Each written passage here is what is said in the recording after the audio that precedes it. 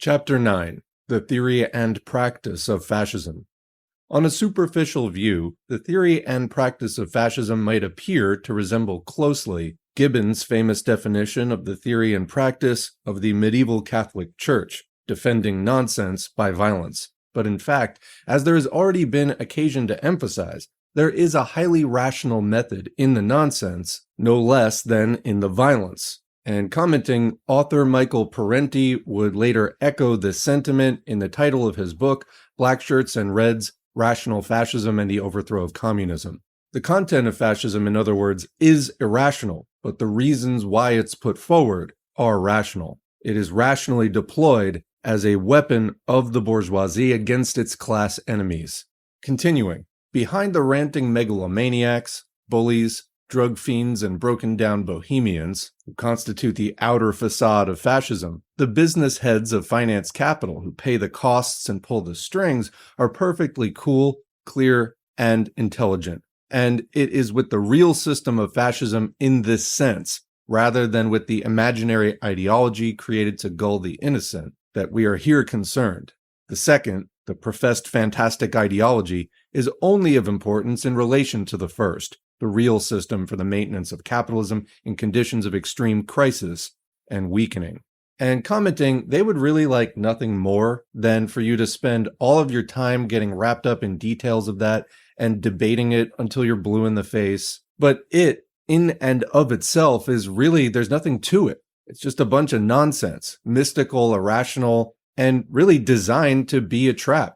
It's designed to confuse, it's designed to demoralize, it's designed to occupy you so that you don't look toward the people who are actually making the decisions, pulling the strings according to a quite different and again rational plan for trying to maintain capitalism as it goes through various breakdown crises.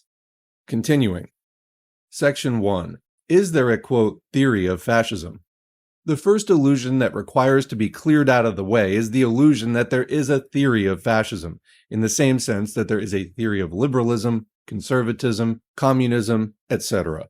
Many intellectuals, while deploring the excesses of fascism, allowed themselves to be fascinated and drawn into elaborate speculative discussion of the, quote, philosophy of fascism. And they are soon lost in the Serbonian bog of alternating, quote, socialism, pseudo-socialism, capitalism, corporatism, strongman worship, high moral adjurations and platitudes, anti-alien agitation, that would be anti-immigrant agitation, appeals to, quote, unity, glorifications of war, torture gloating, deification of primitive man, denunciations of big business, idolization of captains of industry, kicking of the dead corpse of the 19th century, and, quote, liberal democratic humanitarian superstitions, exhumation of the considerably more putrescent corpses of mercantilism, absolutism, inquisitorial methods and caste conceptions, racial theories of the inferiority of all other human beings save the speaker's own tribe, anti-Semitism, Nordicism, and all the rest of it. Comment. Congrats, you just described 2020's YouTube.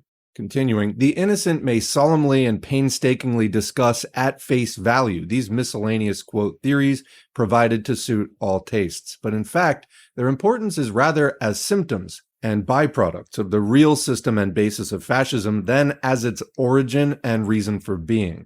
The reality of fascism is the violent attempt of decaying capitalism to defeat the proletarian revolution and forcibly arrest the growing contradictions of its whole development. Let's read that again. The reality of fascism is the violent attempt of decaying capitalism to defeat the proletarian revolution and forcibly arrest the growing contradictions of its, fascism's or advanced monopoly capitalism, imperialism, its whole development. That is fundamentally what it really is, what really is its drive, what really makes it tick. Continuing, all the rest is decoration and stage play, whether conscious or unconscious, to cover and make presentable or attractive this basic reactionary aim, which cannot be openly stated without defeating its purpose. For this reason, the real scientific theory underlying fascism can better be studied in such a document as the Deutsche Führerbriefe, or Confidential Bulletins of the Federation of German Industries, already quoted in the previous chapter, rather than in the propaganda statements for public consumption concerning its professed theories by the fascist leaders themselves. Comment, because again, that stuff is nonsense. It's spewed out for public consumption, to lead people in circles, to lead them away from fighting capitalism, etc. But the real drive is go into those business documents. That's where you're going to find the real plans and policies, not the stuff that is put out, again, to mislead the public by the spokespeople. Continuing, the confidential statement of the heads of finance capital defines plainly and without disguise the objective essence and purpose of fascism as seen by its actual paymasters and controllers, and is therefore of primary scientific and theoretical importance for the real understanding of fascism. Such a statement makes plain that fascism is solely a tactical method of finance capital, in exactly the same way as the support of democratic forms and of social democratic governments was also a tactical method, either being supported with equal readiness according to circumstances, again, to defeat the proletarian revolution, to divide the exploited population, and so to maintain capitalist rule. Comment, at a time when maintaining capitalist rule is becoming more and more difficult. Continuing, all the propaganda quote theories, mythological trimmings, supposed new school of political thought, etc., only constitute a smokescreen to cover this aim. We've already seen, in the course of the inquiry, What is Fascism, in the 4th chapter, how empty and meaningless are all the infinite attempted definitions of fascism by its leading exponents. The more these definitions are examined and analyzed, the more they resolve themselves into a string of commonplaces and platitudes by no means peculiar to fascism. Quote, the common interest before self, which is the basis of the German National Socialist program. Duty, heroism, the conception of the state as an absolute, which was one of Mussolini's lines. An organic and historical conception of society, according to Rocco, a conception which leans neither to the right nor the left. Heard that one before from libertarians today. The cooperation of all classes, coordinated development of all national resources for the common good, according to Villari, a high conception of citizenship, the modern movement, the faith of those who ever since the war, World War I, have realized that the old system was dead and that a new system must be created, the system of the next stage of civilization, the creed and morality of British manhood, according to Mosley, orderly government, national discipline, coordinated progress, a creed of justice and solidarity, social Christianity, according to the Black Shirt, a return to statesmanship, the national observance of duty toward others, less a policy than a state of mind, according to the Fascist, etc., etc. These and the like wind-filled phrases revolve without end through all the propagandist explanations of fascism. There is, it is true, one professedly definite and specific content put forward, namely the much advertised corporate state. But further analysis in a subsequent section will show that this conception is actually as empty and hollow as the rest. This vagueness and ambiguity of conventional commonplaces to describe its basic aims is not accidental in fascism, but inherent and inevitable. This terminology is the standard vague and deceitful terminology of all capitalist parties to cover the realities of class rule and class exploitation under empty phrases of the community, the national welfare, the state above classes, etc. It is the familiar terminology of a MacDonald, a Henderson, or a Fabianism in the labor movement to defeat the aims of socialism and cover servitude to capitalism. It is the familiar terminology of a Baldwin or a Lloyd George, of a Tardieu or a Laval, of a Hindenburg or a Wells. In the use of these threadbare cliches of capitalist politics to describe its aims, fascism differs not a whit from the other capitalist parties, from conservatism, liberalism, or laborism, all of which would readily accept all the formulas quoted above. By this identity, fascism not only reveals its theoretical poverty and emptiness, but also reveals its basic identity of aims with the other capitalist parties. Fascism differs from the other capitalist parties only in its particular methods, in its practice, to realize the same basic aims. Comment, and that's consistent with the earlier statement about how fascism is just a different tactic. It's not fundamentally different.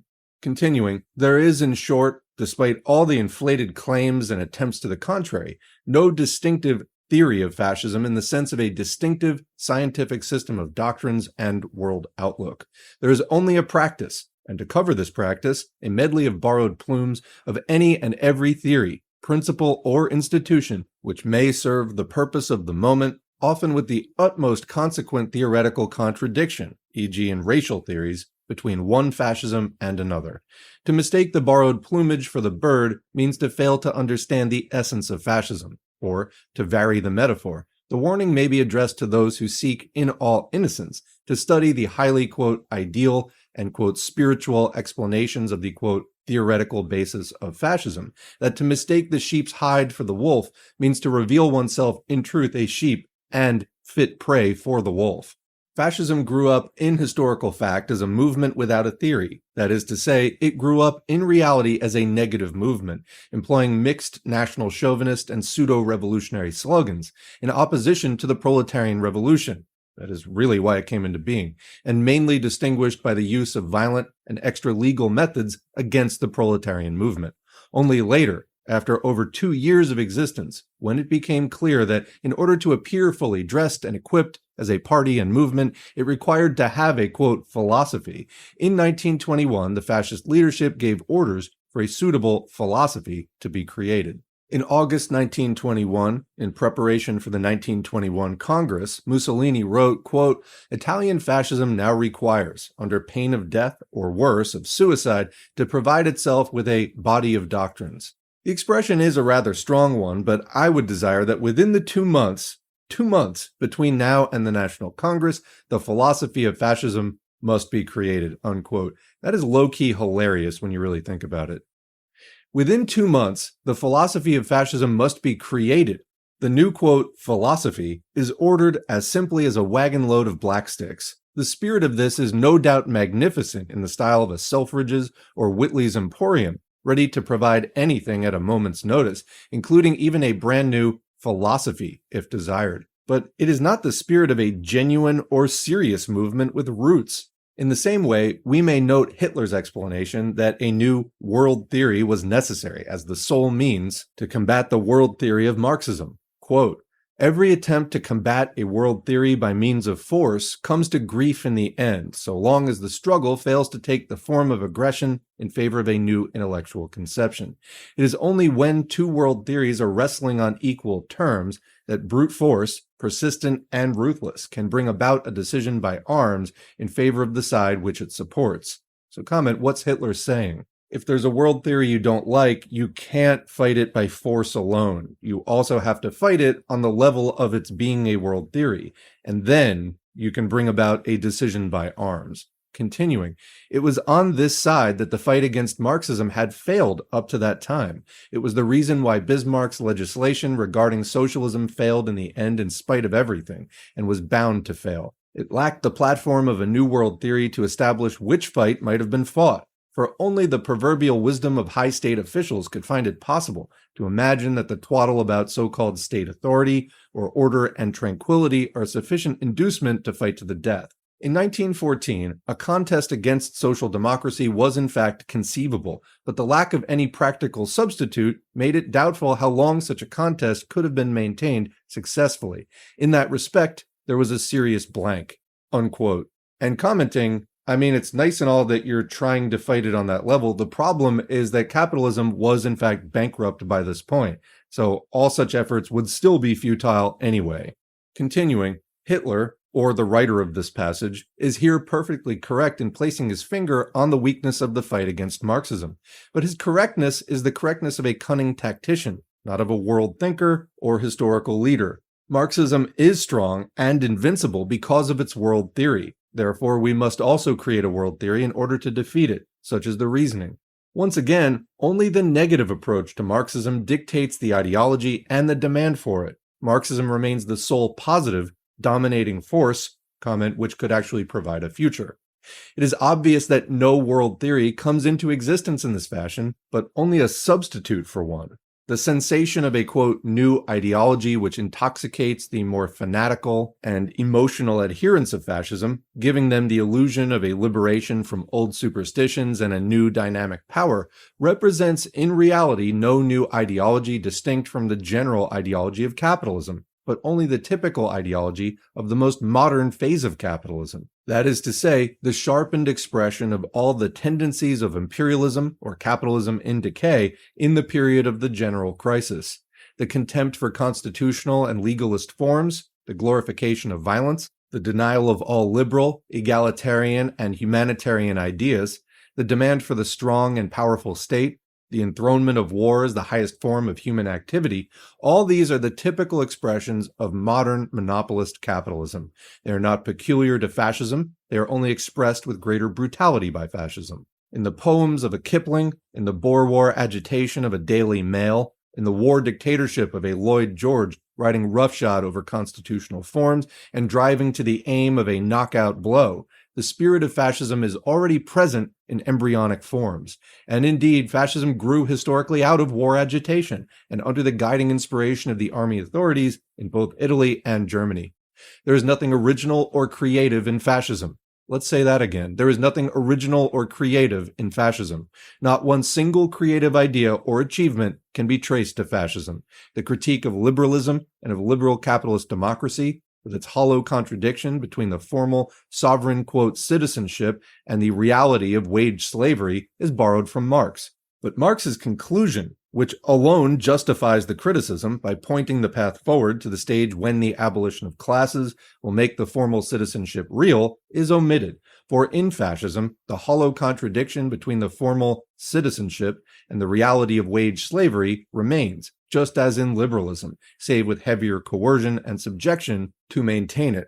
The pseudo-revolutionary trappings, the sham-staged conquest of power, the new form of government based on a single party running throughout the entire population is twisted with servile imitation from a caricature of the Russian Revolution turned upside down. But even the caricature cannot be reproduced in the end, for while the idea of a single party leadership is borrowed, but of an autocratic, not a democratic party, the key of the system, the Soviets, or the drawing of the masses directly into the work of government through their own elected organs from below, cannot be copied even in caricature. On the contrary, even the previously elected municipal councils have to be abolished and replaced by the arbitrary rule of the nominated podesta or prefect, or in Germany by the nominated state commissary imposed from above and overruling even nominal elected forms.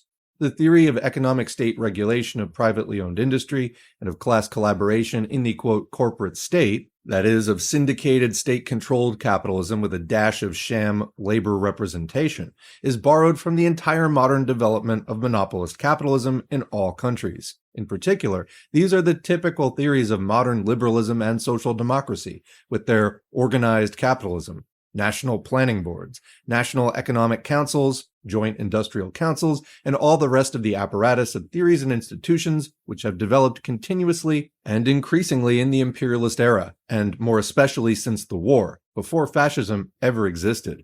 Finally, the national chauvinist ideology, the anti-Semitism, and the racial theories are all borrowed without a single new feature from the stock in trade of the old conservative and reactionary parties, as utilized by a Bismarck or Tsar Nicholas, and made familiar in the propaganda of the Pan-Germans or Pan-Slavists. And there's a footnote here. Modern anti-Semitism developed from Germany and Austria in the 1870s, that is, as capitalism was beginning to pass from the liberal epoch toward the imperialist epoch. In 1873 appeared Mars, Der Sieg des Judentums über das Germantum, or The Victory of Jewry over Germanism. Quote, "It is impossible to doubt," writes Lucian Wolff, former president of the Jewish Historical Society in England, quote, "that the secret springs of the new agitation were more or less directly supplied by Prince Bismarck himself," unquote. It is worth noting that a Christian Social Workingmen's Union, the worthy forerunner of the National Socialist Workers' Party, was founded in this period by Stucker, a court chaplain, which preached a program of so-called Christian socialism, which was in practice anti-Semitism, dished up with denunciations of financial corruption and organized street riots and bloodshed. It was with reference to this movement that the elder Liebknecht spoke of anti-Semitism as the, quote, socialism of fools. The anti-Semite agitation spread from Germany to Russia in the beginning of the 80s, again directly inspired and stimulated from above. Quote, "The modern anti-Semitic element," writes Lucian Wolff, "came from above. It has been freely charged against the Russian government that it promoted the riots in 1881 in order to distract attention from the nihilist propaganda. This seems to be true of General Ignatieff, then Minister of the Interior, and of the secret police," unquote. The conscious anti-revolutionary, anti-socialist, and officially inspired character of the movement thus stands out in every case. In France, Drumont's La France Juive appeared in 1886, and the Anti-Dreyfus scandal, promoted by all the high military and bureaucratic authorities with wholesale forgeries, dragged from 1894 to 1906. Only British capitalism, which in its period of stability could make a conservative Jew prime minister and ennoble Jewish millionaires in abundance, had for long no use for the primitive devices of anti-Semite demagogy. But today the signs begin to spread in Britain in close association with the spread of fascism. Thus, the Black Shirt, 1933, issue number 23, prints on its front page under the heading, Britain for the British. That sounds familiar. The alien menace. Quote, the low type of foreign Jew, together with other aliens who are debasing the life of this nation, will be run out of the country in double quick time under fascism, unquote.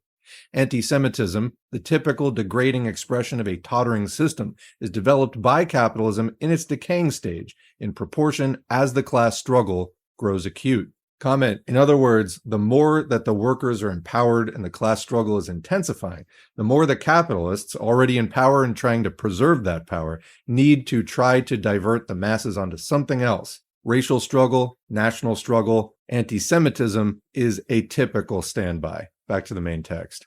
The whole outlook and ideology of fascism is, in short, nothing but a ragbag of borrowings from every other source to cover the realities and practice of modern monopolist capitalism in the period of crisis and of extreme class war. There is not a single creative idea. Capitalism in its time, in its early progressive days, did achieve a great constructive work and carried enormously forward the whole of human culture in every field. The French Revolution spread a new life and a new understanding throughout the world, the outcome of which we can today be proud to inherit, even though we are today able to understand that its bourgeois basis inevitably set a limit to what it could achieve. The Russian Revolution opened a new era on a scale exceeding every previous change in human history, the full extent of which is still only beginning to be realized. But fascism has produced nothing and can produce nothing, for fascism is the expression only of disease and death. Section 2. Demagogy as a Science. Quoting Al Capone, Bolshevism is knocking at our gates. We can't afford to let it in. We have got to organize ourselves against it and put our shoulders together and hold fast. We must keep America whole and safe and unspoiled. We must keep the worker away from red literature and red ruses. We must see that his mind remains healthy. Unquote. Thank you, Al Capone. The above quotation from Al Capone is a suitable introduction to the anti-communist ideology of fascism. The earnestness of this appeal of a thief and gangster to maintain existing society, quote, unspoiled in face of the communist menace, might appear at first blush comic, but in fact it is purely reasonable. None have more sincere concern and zeal than thieves to maintain the institution of private property, without which their profession would come to an end, and they would find themselves faced with the unpleasant alternative of having to work for their living. On the other hand, they cannot publicly proclaim the principles of thievery and gangsterism as the basis of their stand. For public purposes, they have to proclaim the most high moral principles, to maintain existing society, quote, unspoiled, and to keep, quote, the mind of the worker, quote, healthy. Comment, do today's anti-communists and anti-socialists sound any different, and are they any less gangster? Continuing, this high moral tone runs through all fascist propaganda and accompanies their gangster exploits. Nor should this be thought a contradiction. The two characteristics invariably run together in periods of decay. As Plekhanov has remarked in Fundamental Problems of Marxism, quote, Marx said very truly that the greater the development of antagonism between the growing forces of production and the existing or extant social order, the more does the ideology of the ruling class become permeated with hypocrisy. In addition, the more effectively life unveils the mendacious or deceptive character of this ideology, the more does the language used by the dominant class become sublime and virtuous. This shrewd remark is confirmed by what is going on today in Germany. The spread of debauchery disclosed by the Harden Moltke trial proceeds hand in hand with the, quote, revival of idealism in sociology, unquote. The process noted by Plekhanov has gone considerably further in Germany and in all capitalist society today. The fact that many of the principal leaders of German fascism are not only notorious drug fiends and perverts, but express themselves in their writings with highly jocular gusto over their exploits of tortures of women and particularly revolting murders. See, for example, the writings of von Killinger, who was appointed by Hitler Commissar for Saxony and Minister-President. While in their program, they demand the protection of the, quote, morals and sense of decency of the German race. This is no contradiction, but only a further exemplification of the general rule. Footnote here, quoting from Calvin B. Hoover's Germany Enters the Third Reich, 1933, quote, von Killinger was made Commissar for Saxony and later Minister-President, and he consequently was in charge of Gleichschaltung in this state. He had previously written a little book, Ernstes und Heiteres aus dem Putschleben, in which he recounts, among other incidents, how in the campaign against the Soviet government in Munich, he had a soldier whip a young, quote, wench with a horsewhip, quote, until there was not a white spot left on her backside, unquote. He also recounts how, after a communist street agitator had made an impudent reply to a threat, he had a soldier toss a hand grenade at the man. He recounts with gusto the gory details of the man's death, unquote. Leaders of this type have invariably been given especially high positions in German fascism, and I would say American policing. Many similar exploits could be recounted of the notorious Rasses of Mussolini in Italy, of Finnish fascism, of Hungarian fascism, etc. This characteristic is a general characteristic of fascism, and it follows inevitably from the type of work it has to do. Back to the main text. The mystical and openly non-rational character of fascist ideology and propaganda is only the inevitable expression of its class role to maintain the domination of a doomed and decaying class. The present situation of world capitalism is in the highest degree irrational. It is not rational that foodstuffs should be destroyed while millions are undernourished, that building workers should be unemployed while housing becomes more and more overcrowded and inadequate, sounds a little familiar today, that the masses should have to economize and go short because there is too much plenty, or that learned economists should discuss anxiously the, quote, menace of a good harvest or the, quote, hopes of a bad harvest. But all this is inherent in the present stage of capitalism. Therefore, capitalism can no longer defend itself on rational grounds, as it used to do in its early days, when it argued that its system, though cruel, meant the maximum development of natural resources and the maximum material well-being. Today, such arguments are dismissed as low, materialistic, utilitarian, merely rational arguments unworthy of higher human nature, characteristic of the exploded 19th century outlook and long replaced by 20th century, quote, spirituality and the, quote, revival of idealism. Today, capitalism defends itself on mystical grounds: race, the nation, Christianity, spirituality, the mystery of patriotism, faith. This is the language of the modern defenders of capitalism, and in particular, of fascism. Let's read that again. Today, capitalism defends itself on mystical grounds: race, the nation, Christianity, spirituality, the mystery of patriotism, faith. This is the language of the modern defenders of capitalism, and in particular, of fascism. Thus, Mussolini, in defending fascism, speaks with contempt of doctrine and exalts faith. Quoting from Mussolini's The Political and Social Doctrine of Fascism, quote, doctrine, beautifully defined and carefully elucidated, with headlines and paragraphs, not paragraphs, might be lacking, but there was to take its place something more decisive: faith, unquote. Gentile, the philosopher of fascism, defines the fascist state as a, quote, wholly spiritual creation. Hitler defines the state as, quote, nothing to do with any definite economic conception or economic development, just vibing, but, quote, the organization of a community homogeneous in nature and feeling for the better furtherance and maintenance of their type and the fulfillment of the destiny marked out for them by capital P Providence, unquote. The British Union of Fascists, in its short definition of fascism, declares, quote, we believe in the cooperation of all classes, in the solidarity of all units of a nation, and in justice, and in the mystery of patriotism, unquote. Bottomley, in his wartime speeches and articles, had many similar exalted passages.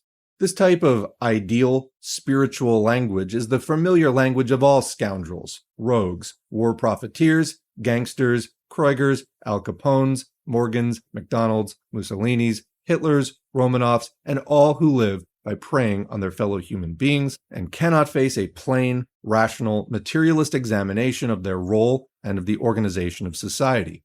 On this exaltation of mystical feeling above reason, whether national feeling, religious feeling, racial feeling, etc., as the ultimate basis, Hegel, himself philosophically an idealist but of a more solid type, and therefore by his system laying the groundwork for the subsequent dialectical materialism, wrote with incisive contempt in Phenomenology of Mind, quote, by referring to his feelings, his inward oracle, he thinks he has a sufficient answer to those who do not agree with him. He must declare that he has nothing more to say to those who do not share the same feelings. In other words, he tramples underfoot the roots of humanity.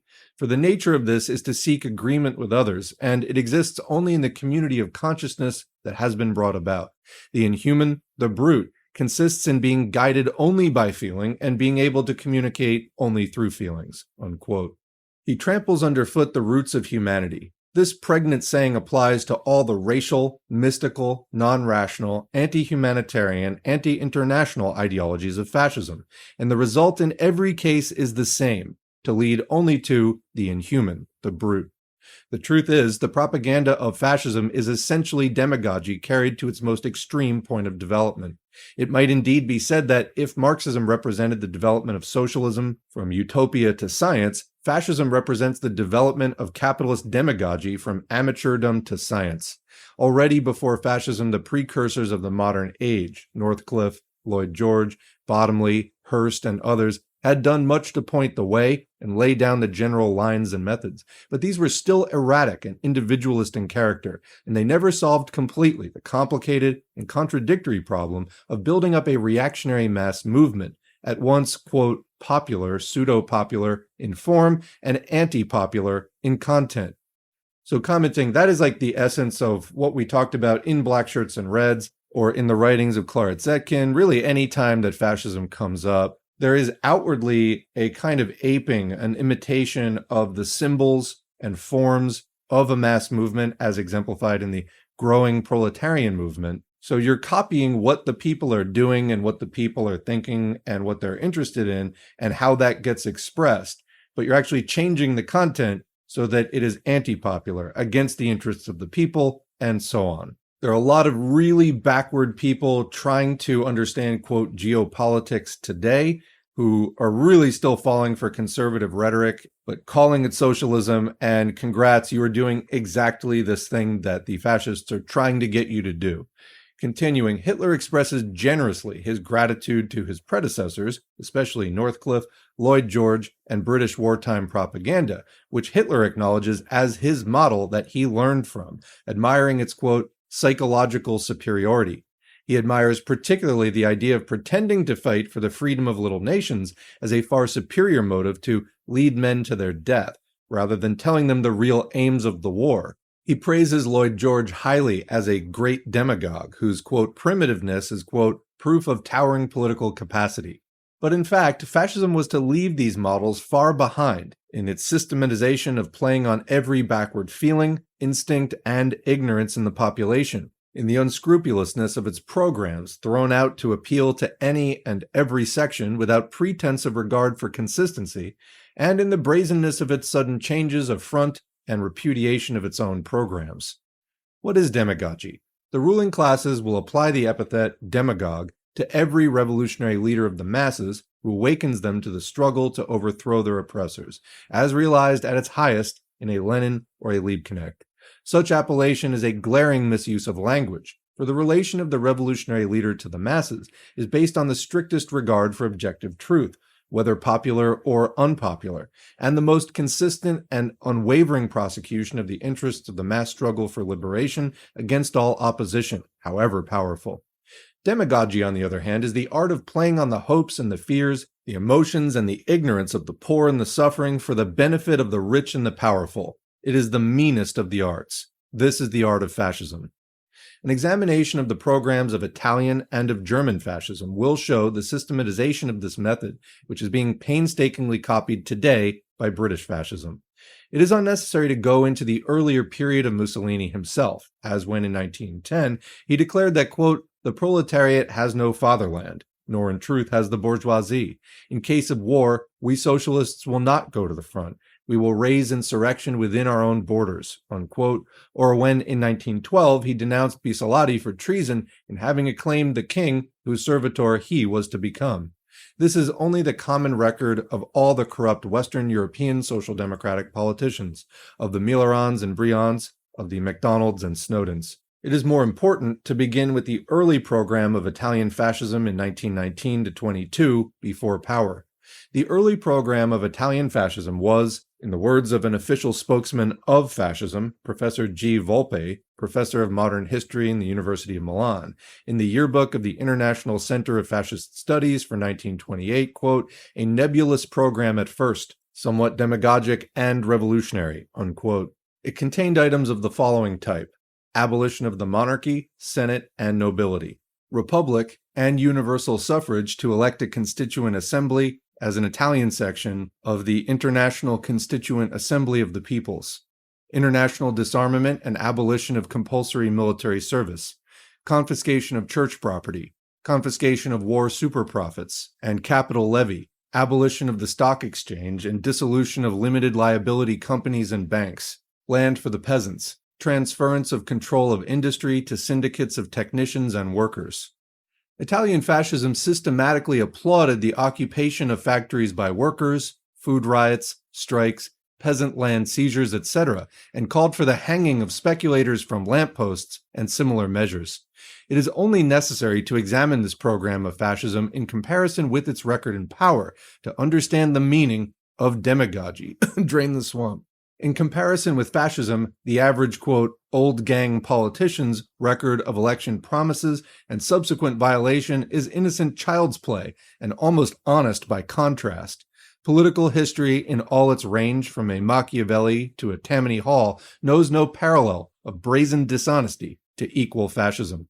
Footnote there, the examples of this record in every field are too abundant and commonplace to be worth detailed review. Thus, on the question of republicanism, Mussolini wrote in the Popolo d'Italia on May 24, 1921, quote, "I shall not allow fascism to be altered and made unrecognizable by changing from republican in tendency, as I founded it, and as it ought to remain, to a monarchical, nay more a dynastic movement. Our symbol is not the scutcheon of the House of Savoy. It is not permissible to preach one thing and practice another," unquote. On the very next day, when the controlling capitalist and landed elements in fascism insisted on the withdrawal of this Republican declaration, Mussolini at once obediently wrote, quote, "Fascism is superior to monarchy and republic. The future is uncertain, and the absolute does not exist. Those who would draw the conclusion that fascism espouses the Republican cause and regards the setting up of the Republic as a prime necessity reveal a lamentable want of understanding," unquote. On the question of religion, Mussolini wrote on April 3, 1921, quote, "Fascism is the strongest of all heresies that strikes at the door of the churches. Away with these temples that are doomed to destruction, for our triumphant heresy is destined to illumine all hearts and brains," unquote. In his encyclopedia article on fascism in 1932, he wrote, quote, "In the fascist state, religion is considered as one of the deepest manifestations of the spirit of man. Thus it is not only respected, but defended and protected," unquote. These examples could be continued indefinitely, and are only of importance as the demonstration that fascism cannot be interpreted in terms of its own alleged political, quote, theories, but only in terms of its service to finance capital. Back to the main text. The program of German National Socialism surpassed that of Italian fascism in unblushing demagogy. Here, in the more advanced stage of development of Germany, it was necessary for fascism to proclaim the aim of, quote, socialism. The Krupps and the Thyssens, the Daterdings and the Hohenzollerns paid out their money to spread the propaganda of, quote, socialism.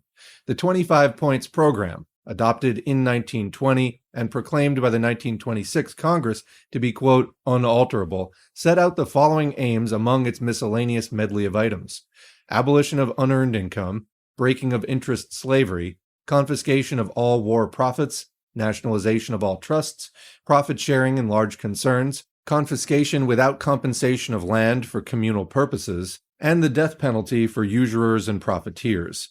The meaning of these high-sounding, quote, revolutionary and, quote, socialistic aims was left deliberately obscure. It is reported that two earnest students and devotees of National Socialism, having approached Goebbels for an explanation how the famous 11th point on the breaking of interest slavery would be accomplished, received the reply that the only breaking likely to take place would be the heads of those who tried to understand it. Interpretation was, however, at a later stage brought into play in reference to one point, the 17th point on the confiscation of land without compensation. This demand had evidently caused alarm to the more stupid large landlords, who required an assurance in writing, while the more wily heads of big business and finance remained wholly unperturbed at the terrible sword of Damocles hanging over their heads in the shape of the nationalization of all trusts, abolition of unearned income, and the death penalty for profiteers. Accordingly, the following explanatory addition was officially inserted in the unalterable program in 1928, quote, "It is necessary to reply to the false interpretation on the part of our opponents on point 17 of the program. Since the National Socialist German Workers' Party admits the principle of private property, it is obvious that the expression confiscation without compensation merely refers to possible legal powers to confiscate, if necessary, land illegally acquired or not administered in accordance with national welfare. It is directed in the first instance at the Jewish companies which speculate in land," unquote. This specimen exercise in official interpretation speaks volumes for the real character of the whole program.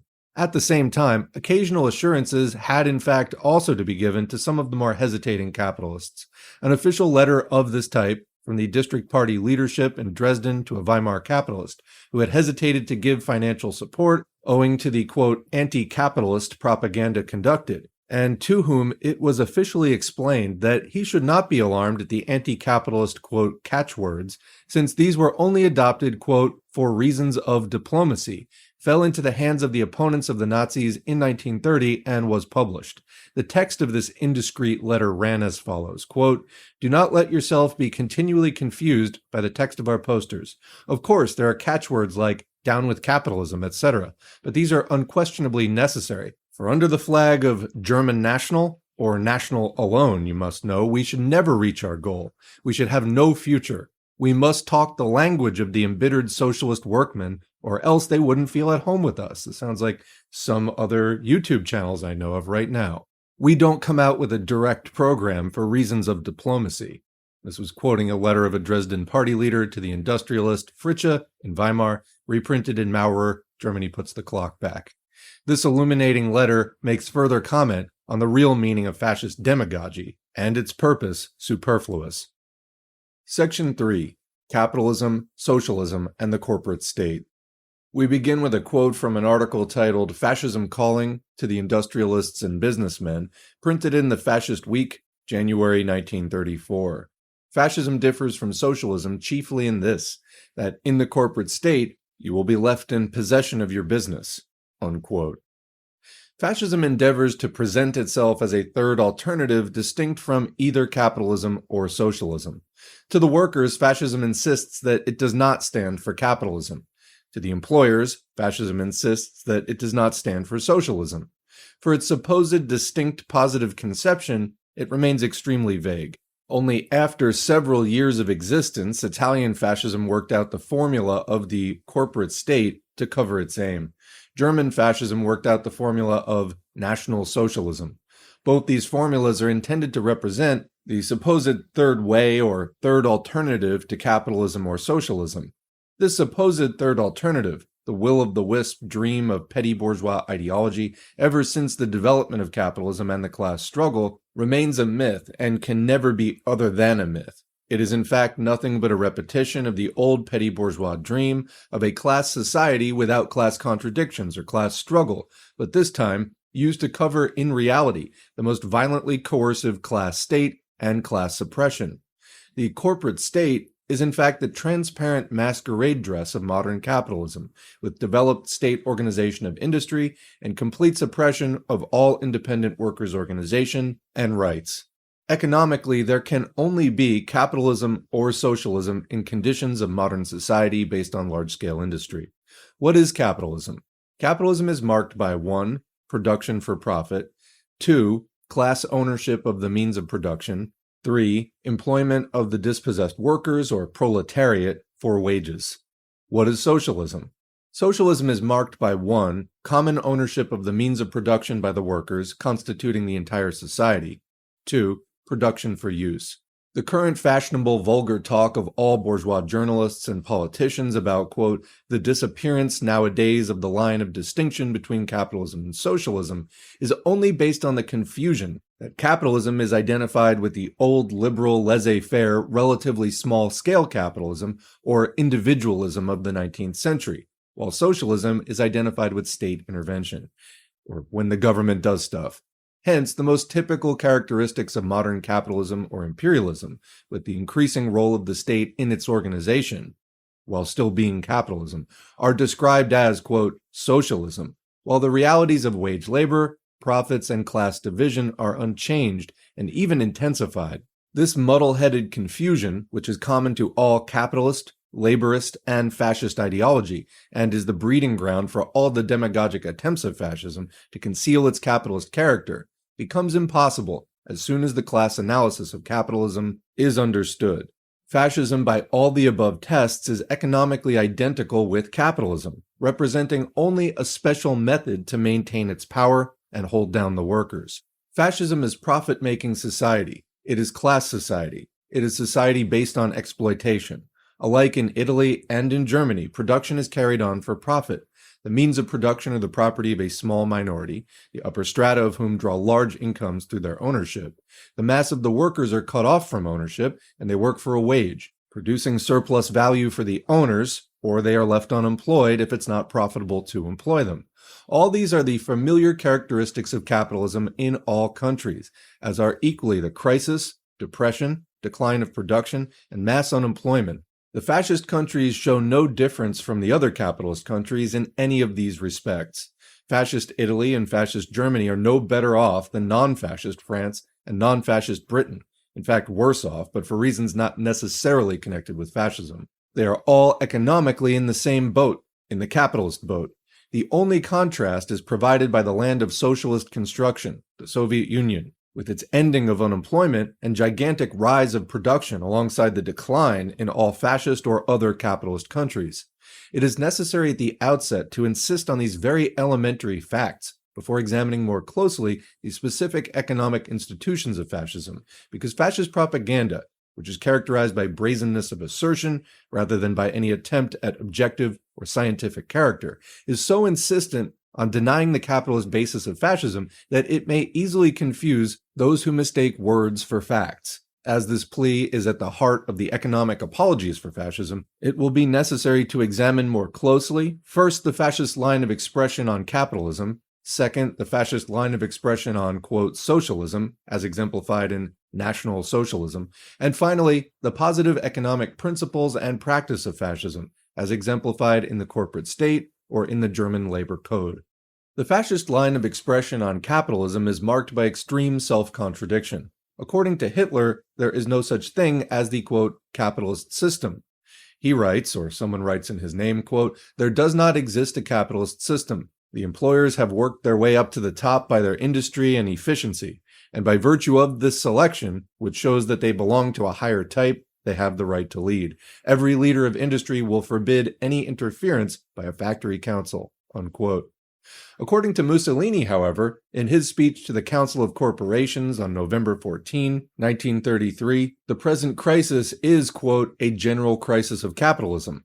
He defines capitalism as follows, quote, capitalism in its most highly developed form is a mass production for mass consumption, financed nationally and internationally by anonymous capital, unquote.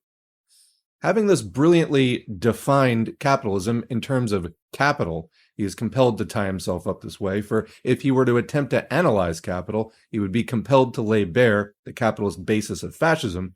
Mussolini proceeds to distinguish three periods of capitalism: the period of free competition from 1830 to 1870, the static or stagnating period of the Great Trusts from 1870 to 1913, and the period of decadence since the war. Here we have only a very confused and mangled borrowing from Lenin's imperialism. He then poses the question, quote, the crisis which has held us in its clutches for 4 years, is it a crisis in the capitalist system or of the capitalist system?" Unquote. And Mussolini reaches the answer that the crisis which has held us, fascist Italy, in its clutches for 4 years is, quote, "a crisis of the capitalist system," which Hitler says does not exist. But having reached this important admission, he then endeavors to argue that Italy is, quote, "not a capitalist country." Upon what does he base this argument? It's on the plea that in Italy there is a majority proportion of agriculture and small industry, as if this made any difference to the dominance of the capitalist class and of capitalist exploitation, which knows very well how to suck the labors, not only of the industrial workers, but also of the peasants and small producers. But if this structure makes Italy not capitalist, this structure applied equally to Italy before fascism, and Italy was then accordingly not capitalist also before fascism. But if Italy was not capitalist before fascism, what was it? Again, he can give no answer which would not undermine his whole attempt to present fascist Italy as any different in its essential capitalist basis from pre-fascist Italy. Finally, he argues that since the corporate system has admittedly failed to save Italy from the crisis of capitalism, quote, "which has held us in its clutches for 4 years, therefore the corporate system may be recommended to other capitalist countries to save them equally." Quote, "We come to the last question. Can the corporative principle be applied in other countries? There's no doubt about it. As there is a general crisis of capitalism, solution by the corporate state seems to be necessary in other countries." Unquote. However, in that case, he would need to show that solution by the corporate state has applied to Italy, which has suffered as heavily from the capitalist crisis as any other capitalist country. But when the crisis broke on Italy in 1929 and 30, what was his line? Did he argue that solution by the corporate state would save Italy? On the contrary, he argued that fascist Italy was helpless to do any more about the crisis than any other capitalist country. In his speech of October 1st, 1930, Mussolini declared, quote, "The situation has grown considerably worse throughout the world, including Italy. The state cannot perform miracles. Not even Mr. Hoover, the most powerful man in the world and the richest country in the world, has succeeded in putting his house in order." Unquote. So, the state, i.e. the fascist state, cannot perform miracles. It cannot hope to do more than other capitalist countries. Quite right, and very honestly said for once. But in that case, what happens to the boasted superiority of fascism and the supposed emancipation of fascism from capitalism and its contradictions? And commenting, I thought that the state was absolute, so why can't it perform miracles? What is the cause of the crisis in Mussolini's understanding such that the state can't fix it, etc.? Continuing. It is evident that we have here a mere tangle of confusions and self-contradictions, which could be endlessly further exemplified from the statements of all the principal fascist leaders in all countries, without attempt at serious thinking. Let us now turn to the fascist line on socialism. According to Mussolini, in his speech on January 13, 1934, quote, "Socialism is condemned outright as, quote, the bureaucratization of economy. According to German fascism, socialism is the ideal, provided that it is, quote, national socialism. But what do they mean by socialism? The definitions given by the leaders of German fascism afford an instructive variety of choice. The 13th point of the official party program calls for the, quote, nationalization of all trusts. However, the official economic theorist of the party, Feder, explains in his manifesto on the suppression of interest slavery, quote, every honest politician knows that general socialization means economic collapse and the absolute bankruptcy of the state. Our watchword must not be socialization, but desocialization, unquote. Goebbels, in his Little ABC of the National Socialists, states, quote, the socialization of all the means of production is absolutely unachievable, unquote. Addressing a group of businessmen at Hamburg on December 15, 1933, Feder won their applause by declaring that, quote, the state must not engage in business itself as a competitor, and then added, don't be afraid that your enterprises will be nationalized. Where then is the, quote, socialism? Explanations are forthcoming in abundance. Gregor Strasser, speaking on the radio on behalf of the party on June 14, 1932, gave the following comprehensive definition, quote, by socialism, we understand governmental measures for the protection of the individual or the group against any sort of exploitation, the taking over of the railways by the state, of the streetcars, power plants, and gasworks by the municipalities, the emancipation of the peasants by Baron von Stein, and the incorporation of the guild system into the state, the Prussian officers' system of selection by achievement, the incorruptibility of the German official, the old walls, the town hall, the cathedral of the free imperial city. These are all expressions of German socialism as we conceive and demand it, unquote. Socialism, then, after passing gently through the stages of gas and water Fabianism and an admixture of guilds, thus comes to rest at last in the solid ground of the old walls, the cathedral, and the Prussian officers' system. Goebbels is still more explicit in his brochure, Prussia Must Become Prussian Again. Quote, Socialism is Prussianism. The conception Prussianism is identical with what we mean by socialism, unquote. And again, in a speech in East Prussia, quote, Our socialism is that which animated the kings of Prussia. This is really reminding me of that infracell, claiming the Ming Dynasty was socialist, etc. Anyway, and which reflected itself in the march step of the Prussian Grenadier regiments, a socialism of duty, unquote. The hell is a socialism of duty? It is impossible not to recall Marx's comments on German socialism, despite all the differences, nearly a century ago. Quote, German socialism recognized its own calling as the bombastic representative of the petty bourgeois Philistine. It proclaimed the German nation to be the model nation, and the German petty bourgeois Philistine to be the typical man. To every typical meanness of this model man, it gave a hidden, higher, socialist interpretation, the exact contrary of its real character.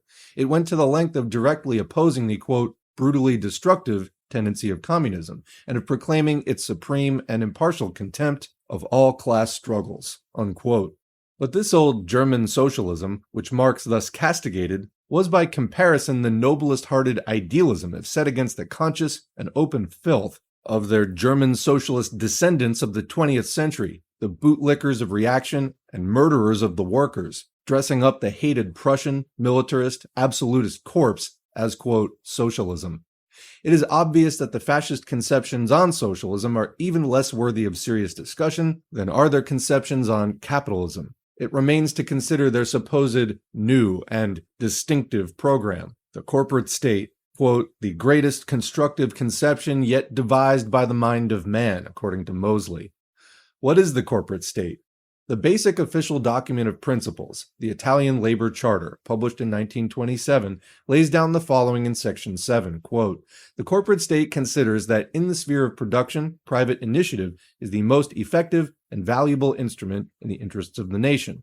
Since private enterprise is a function of national concern, the organizer of the enterprise is responsible to the state for the management of its production. From the fact that the elements of production, labor, and capital are cooperators in a common enterprise, reciprocal rights and duties devolve upon them. The employee, whether laborer, clerk, or skilled workman, is an active collaborator in the economic enterprise, without significant, if any, equity in that enterprise, responsibility for the direction of which rests with the employer, unquote. These principles are tolerably familiar in all capitalist countries. The standard semi-official work on the question, Fausto Piliani's The Italian Corporative State, written in 1933 in, quote, close contact with the Ministry of Corporations, declares, quote, the idea of the sovereignty of the state and of national unity is the primary motive underlying the fascist theory of government. Parallel to this unifying principle, there is to be noted another concept implicit in the state system which fascism desires to build up, namely, the economic collaboration of the various categories engaged in production. This new economic departure may be said to lie somewhere between liberalism and communism. The different categories of producers are represented officially by various occupational associations. These occupational associations, consisting solely of employers, or of workers, or of persons belonging to one or other of the liberal professions, are grouped in corporations for purposes of protection and development of some specific branch of production. These advisory bodies are organs of state, and they embody all the elements involved in a given branch of production, namely capital, labor, and technical direction. It is precisely from the character of these institutions, so distinctive a feature of the new political and economic order in Italy, that the epithet of corporative is derived, which serves to differentiate the fascist state in its particular characteristics from other state types, unquote. Paul Einzig, in his Pro-Fascist Economic Foundations of Fascism, 1933, describes the corporate state as a, quote, new economic system that differs fundamentally from liberal capitalism and communism. Quote, in the corporate state, private property is respected just as in any capitalist country. There is no expropriation without compensation. The state reserves the right, however, to limit and guide the employment of the means of production, and to intervene in the process of distribution in accordance with public interest. It does not aim at owning the means of production any more than in a capitalist country. Private ownership is the rule, and state ownership the exception. Sounds just like any capitalist country. But the government reserves the right to supplement individual initiative whenever this is considered necessary, to prevent it from developing in directions detrimental to the public interest, and to guide it so as to obtain the maximum benefit for the community as a whole. Unquote. Now that is very vague. Mosley, in his Fascism in Britain, describes the corporate state as follows, quote, our policy is the establishment of the corporate state. As the name implies, this means a state organized like the human body. Every member of that body acts in harmony with the purpose of the whole under the guidance and driving brain of the fascist government. This does not mean that industry will be conducted or interfered with from Whitehall, as in socialist organization, but it does mean that limits within which interests may operate will be laid down by government, and that those interests will be the welfare of the nation as a whole. To that interest of the nation as a whole, all lesser interests are subordinate, whether of right or of left, whether they be employers' federation, trade union, banking, or professional interests. All such interests are woven into the permanently functioning machinery of corporate government. Within the corporate structure, interests such as trade unions and employers' federations will no longer be the general staffs of opposing armies, but the joint directors of national enterprise. Oh, interesting. I assume then that they're going to have equal amounts of power and compensation? Class war will give place to national cooperation, as if by magic and not massive violence. All who pursue a sectional and anti-national policy will be opposed by the might of the organized state. There it is. Profit can be made, provided that the activity enriches the nation as well as the individual. Profit may not be made at the expense of the nation and of the working class. This is typical of any dictatorship of the bourgeoisie seeking to preserve its class rule. The corporate state will secure that the nation and the workers who are part of the nation will share fully in the benefits and rewards of industry. Define fully, unquote.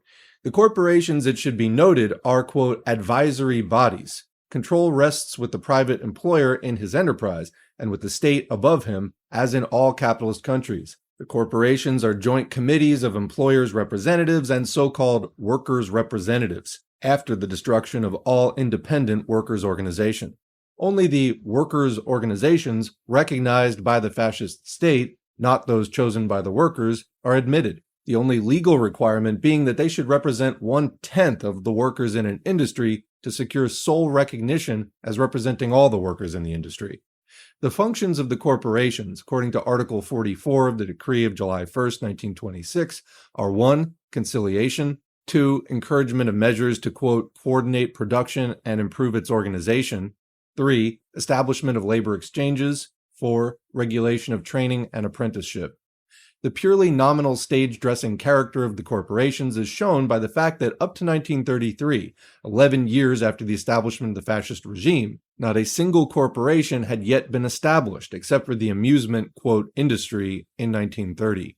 Quoting H.W. Schneider, Making the Fascist State, 1928, the work will be done directly by the Minister of Corporations, and hence these largely nominal bodies will not be merely organs of the state, as the theory demands, but really mere additional powers for present politicians. As a result, not a single corporation has been formally created, unquote. In 1933, Pitigliani, in his semi-official work already quoted, in the 4th chapter on corporative organization, coming to his 3rd section under the grandiose title, The Corporations in Their Actual Working, is compelled to write under that title, like the famous chapter on snakes in Iceland, quote, it is impossible to judge in the light of any practical results how the system is actually working in the corporative field properly so called. Reference has already been made to the fact that only a single corporation, viz. That of the stage, has so far been established in Italy, unquote. Not until February 1934 was the law on the constitution and functions of the corporations passed. On November 10, 1934, the 22 corporations were inaugurated. On this occasion, Mussolini declared, quote, "It is as yet premature to say what developments the corporative system may have in Italy and elsewhere from the point of view of the production and distribution of goods. Ours is a point of departure and not of arrival. Yet, since fascist corporativism represents the social content of the revolution, it categorically obliges all men of the regime, wherever and however they are organized, to guarantee its development and fruitful continuance." Unquote. The vagueness of this language is worthy of a MacDonald. What then does the corporate state, as so far described in the terms of its own advocates, actually represent? Its principles, according to these descriptions, amount in fact to the following. 1. Maintenance of the class structure of society and of class exploitation, under cover of phrases about organic unity, etc. 2. Maintenance of capitalist ownership, private enterprise, profits, etc. 3. Moderate state intervention or regulatory role where necessary. 4. Compulsory conciliation committees or joint industrial councils of capital and labor. But so far, this is identical with the principles of all modern capitalist states. The cool effrontery of attempting to present this as something new is only based on the naive trick of making the comparison with the long-ago defunct, pre-imperialist, laissez-faire capitalist epoch. There's also a footnote regarding the organic unity, etc. The transparent deception, which is at the root of the corporate state, of maintaining class division in fact and denying it in words, is strikingly expressed by Rossoni, writing as president of the National Confederation of Fascist Syndicates on the significance of fascist syndicalism in the Yearbook of Fascist Studies, 1928. Quote, "The conception of fascist syndicalism changes the outlook of all those engaged in industry and takes from socialism all that it has of value. Even the old terminology of masters and men is changing. The word master has an offensive meaning and implies the servitude of labor, a servitude which is in direct contradiction to modern progress." Comment, no argument there, but what makes labor labor is the fact that it doesn't control industry. And so materially, until classes are abolished, you can play whatever word games you like with calling the bourgeoisie or the capitalists some other thing, not master if you find that offensive, but that servitude of labor is a real thing. It's expressed in the property relations of capitalism. Unless you change those, then labor is, in fact, in servitude. Continuing, the Italian scheme of corporations brings about a much-needed cooperation between the directors and the executors of an undertaking, and is the only present-day conception which entails equilibrium and economic justice. Comment, no, that would be socialism, and also there is no lasting equilibrium or economic justice that can be achieved in class society. Continuing, it should be emphasized that it was these very fascist organizers who were the first to insist that the old expressions master and men should be abolished, and this is because master supposes servant. Comment, I mean, you can work at a grocery store where they're going to call you an associate. It doesn't mean you have any power or equity in the company that is worth anything. Continuing, nowadays we are no longer able to concur with the old absurd idea of class distinctions. Okay, but you're literally for upholding class distinctions. So then your own position is absurd if you're calling that idea absurd because you're upholding it. So that's just self-contradictory right off the bat. Anyway, nor do we hold that there is by nature any moral inferiority between men. On the contrary, it is fully recognized that all men have the same right to citizenship in the national life, unquote. Not really the question. It will be seen that the absurd idea of class distinctions is regarded as solely a question of terminology. Hence, while socialism aims at overcoming the class division of society by the abolition of classes, and thus achieving for the first time real social unity, fascism proposes a verbal liquidation of classes, while the reality remains. Employers and wage earners remain. The whole system of profits and exploitation remains, but these are to be covered by the new terms directors and executors of an undertaking, or, in the German labor code, leaders and followers, and therefore it is assumed that the class struggle should end. This is typical of the idealist outlook of fascism, or to speak more frankly, of its humbug. Back to the main text. Ever since the imperialist epoch, all modern capitalism has developed increasing state regulation and control, coordination and cartelization under state guidance, and 100,000 experiments and devices in joint industrial councils and every other possible mechanism for the collaboration of capital and labor.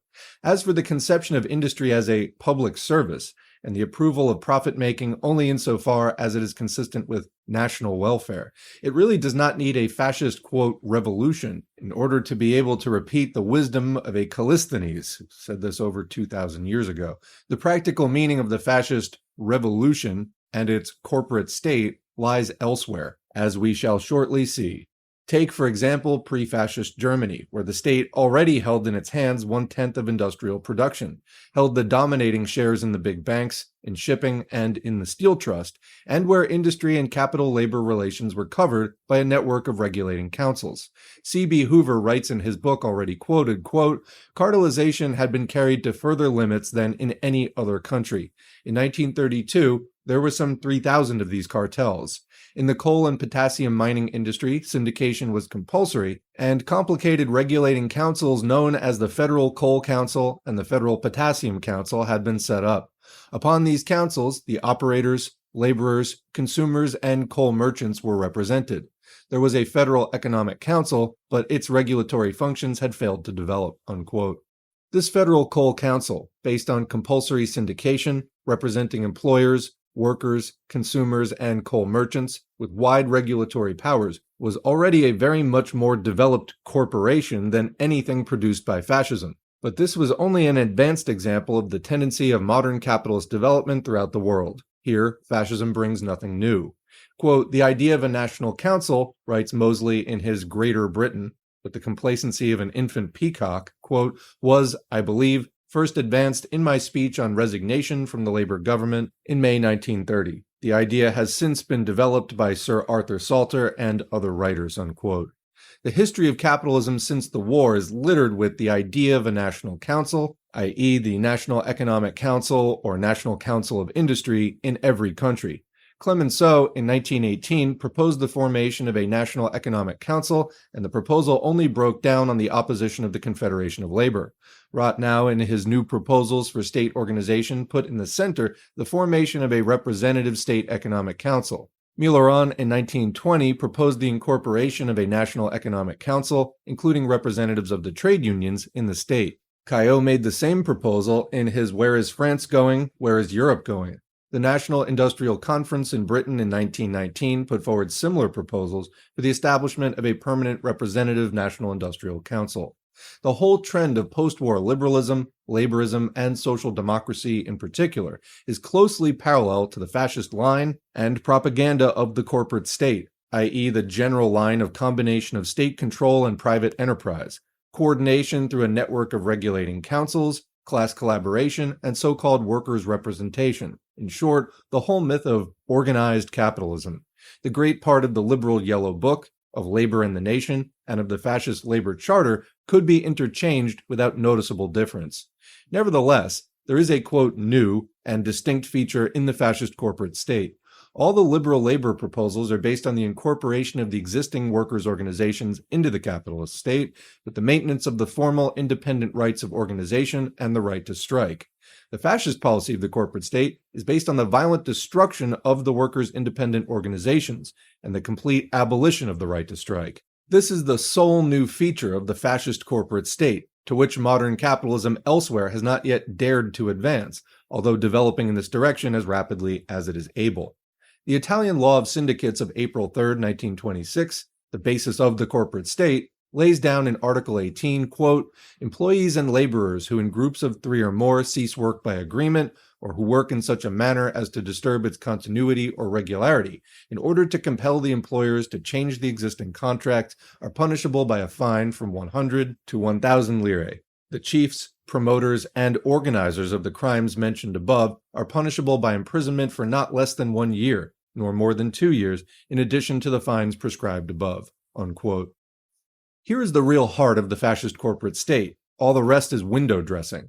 The meaning of this is expressed with simple delight by the financial publicist Einzig in his Economic Foundations of Fascism, a book written for the business public. Quote, "Strikes and lockouts were outlawed from the very outset of the fascist regime. In no country was it so easy as in Italy to obtain the consent of employees to a reduction in wages. Thanks to the establishment of industrial peace, wages in Italy are more elastic than in any other country." Unquote.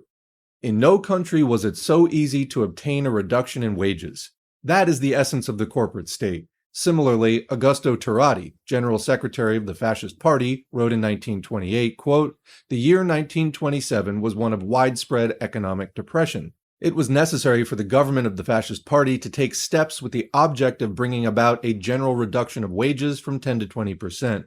It was then that the labor charter showed itself to be the one secure point of reference in the negotiations which followed. In the ungrateful task of reducing wages, not one of the principles, solemnly enunciated in the labor charter, was violated." Unquote. And the prominent fascist trade union official, Olivetti, declared at the Fascist Trades Union Congress in 1928, quote, "It was an illusion to presume that the existence of class war had been finally abolished. It has been abolished for the workers. On the other side, class war is being continued." Unquote. The German Labor Code, brought into force on May 1, 1934, reveals the same picture. Its essence is the wiping out of all the collective contracts which have hitherto regulated German industry, and the establishment of the absolute power of the employer, called the, quote, "leader of the factory," over his workers, called followers. Quote, "In the factory, the employer, as the leader of the factory, and the workers and clerical employees as his followers, work jointly to further the aims of the factory in the joint interests of the people and of the state. The decision of the leader of the factory is binding on his followers in all factory matters." Unquote. In place of the previous elected works councils, the new factory councils are to be appointed by the employer in agreement with the Nazi leader in the factory, and to meet only when called by the employer. All collective agreements for industries or trades as a whole, or even for districts, are annulled. Wages are to be fixed separately by each firm according to the conditions of, quote, "profitableness." The final word rests with the labor trustees, or district dictators, on all questions of wages and labor conditions. These are appointed by the Nazi government. The character of these labor trustees can be judged from the fact that the big industrialist, Krupp, has been appointed labor trustee for the Ruhr area. The destruction of all independent workers' organization, the complete slave subjection of the workers to the employers, the abolition of the right to strike, and intensified exploitation. This is the sole and entire reality of the corporate state for the working class. Section 4. The Outcome of Fascism in the Economic Sphere. Quoting from a 1930 speech by Mussolini, "Fortunately, the Italian people is not yet accustomed to eating several times a day. Its standard of living is so low that it feels scarcity and suffering less." Unquote. Fortunately, he said. The principal reasoned claim put forward by fascism on its own behalf, on the rare occasions when it descends from emotional chauvinist and spiritual verbiage to endeavor to make a reasoned claim, is that fascism provides a solution of the economic crisis of modern capitalist society, and ensures economic harmony, prosperity, and progress. Fascism in its propaganda promises the solution of unemployment, rising production and consumption, higher wages, higher profits, and in general the end of all the contradictions of capitalism without ending capitalism. And comment, you can find a very similar description in the Communist Manifesto under bourgeois socialism. Continuing, the decisive test of this claim is the test of facts, the facts of the economic situation in every country where fascism rules, and above all in Italy, the land of the corporate state, where the fascist regime has had 12 years to show its results. That the world crisis of capitalism has hit Italy as hard as any other capitalist country, with colossal unemployment, falling production and trade, and lowered wages, so that fascism has brought no immunity whatever from the common ills of capitalism. Even the official apologists of fascism are compelled to admit. But in fact, the economic crisis hit Italy before the world crisis, while the rest of the capitalist world was enjoying a boom, and then became further intensified by the world crisis. The pro-fascist Einzig writes in his Economic Foundations of Fascism, quote, Between 1926 and 1930, the depression prevailing in Italy presented a discouraging contrast with the prosperity of most other countries, but that prosperity has since been proved to be fictitious, so that we are now in a position to say that Italy has missed little by failing to share it. Okay. Moreover, during her period of depression, Italy became hardened to face the subsequent crisis, unquote. Now that's funny. Depressions are good for you. They toughen you up.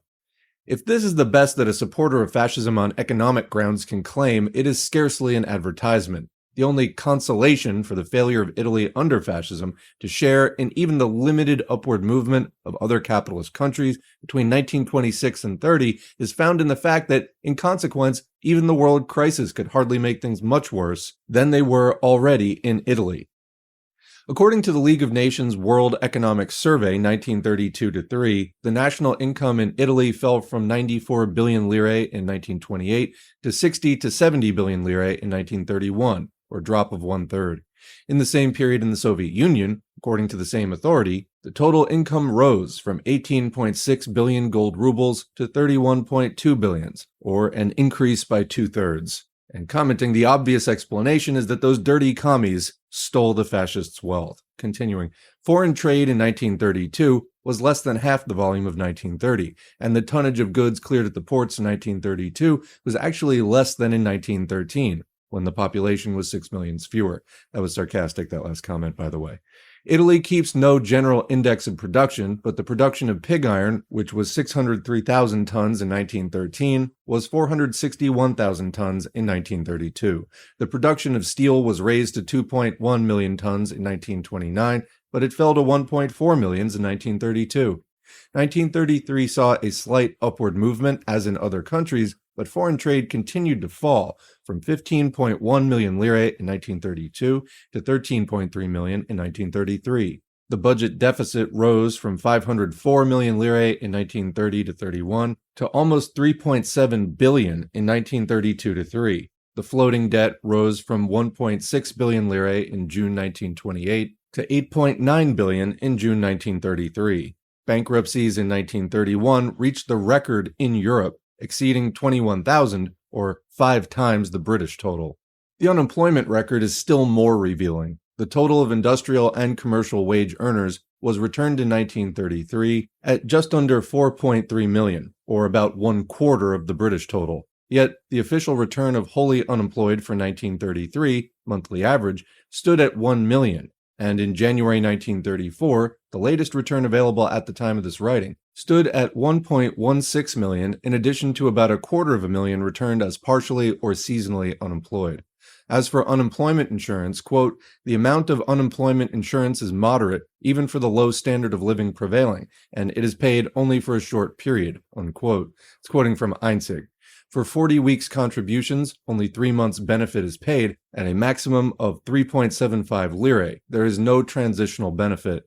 In December 1931, of 982,321 registered unemployed, only 195,454 were receiving benefit. Between 1919 and 1929, the Unemployment Fund received 1.275 million lire in contributions from the employers and workers, the state contributing nothing, and paid out only 413 million in benefits, and the state constantly raiding the fund for its own purposes.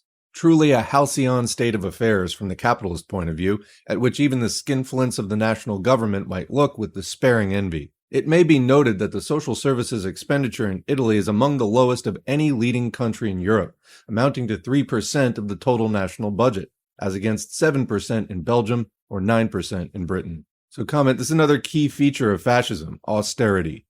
The wage-cutting record gives the final stamp on the realities of fascist economics. Between 1929 and 32, the total payroll of wages and salaries fell from 6 billion lire to 4.1 billion. In the same period, according to a report of the director of the International Labor Office in June 1933, quote, the purchasing power of the wage earners fell by 19%, unquote. Cuts had been heavy already before the world crisis, quote. Between June 1927 and December 1928, wages fell by about 20% as a result of agreements between masters and men in connection with the stabilization of the lira. A further drop of approximately 10% took place in 1929, and in November 1930 there was a general downward movement, in some cases not exceeding 18%, but in particular instances involving as much as 25%. Moreover, we must not overlook the fact that many other adjustments were made in 1931. Unquote. And that's quoting Biaggi, the Secretary of the National Confederation of Fascist Syndicates, 1932.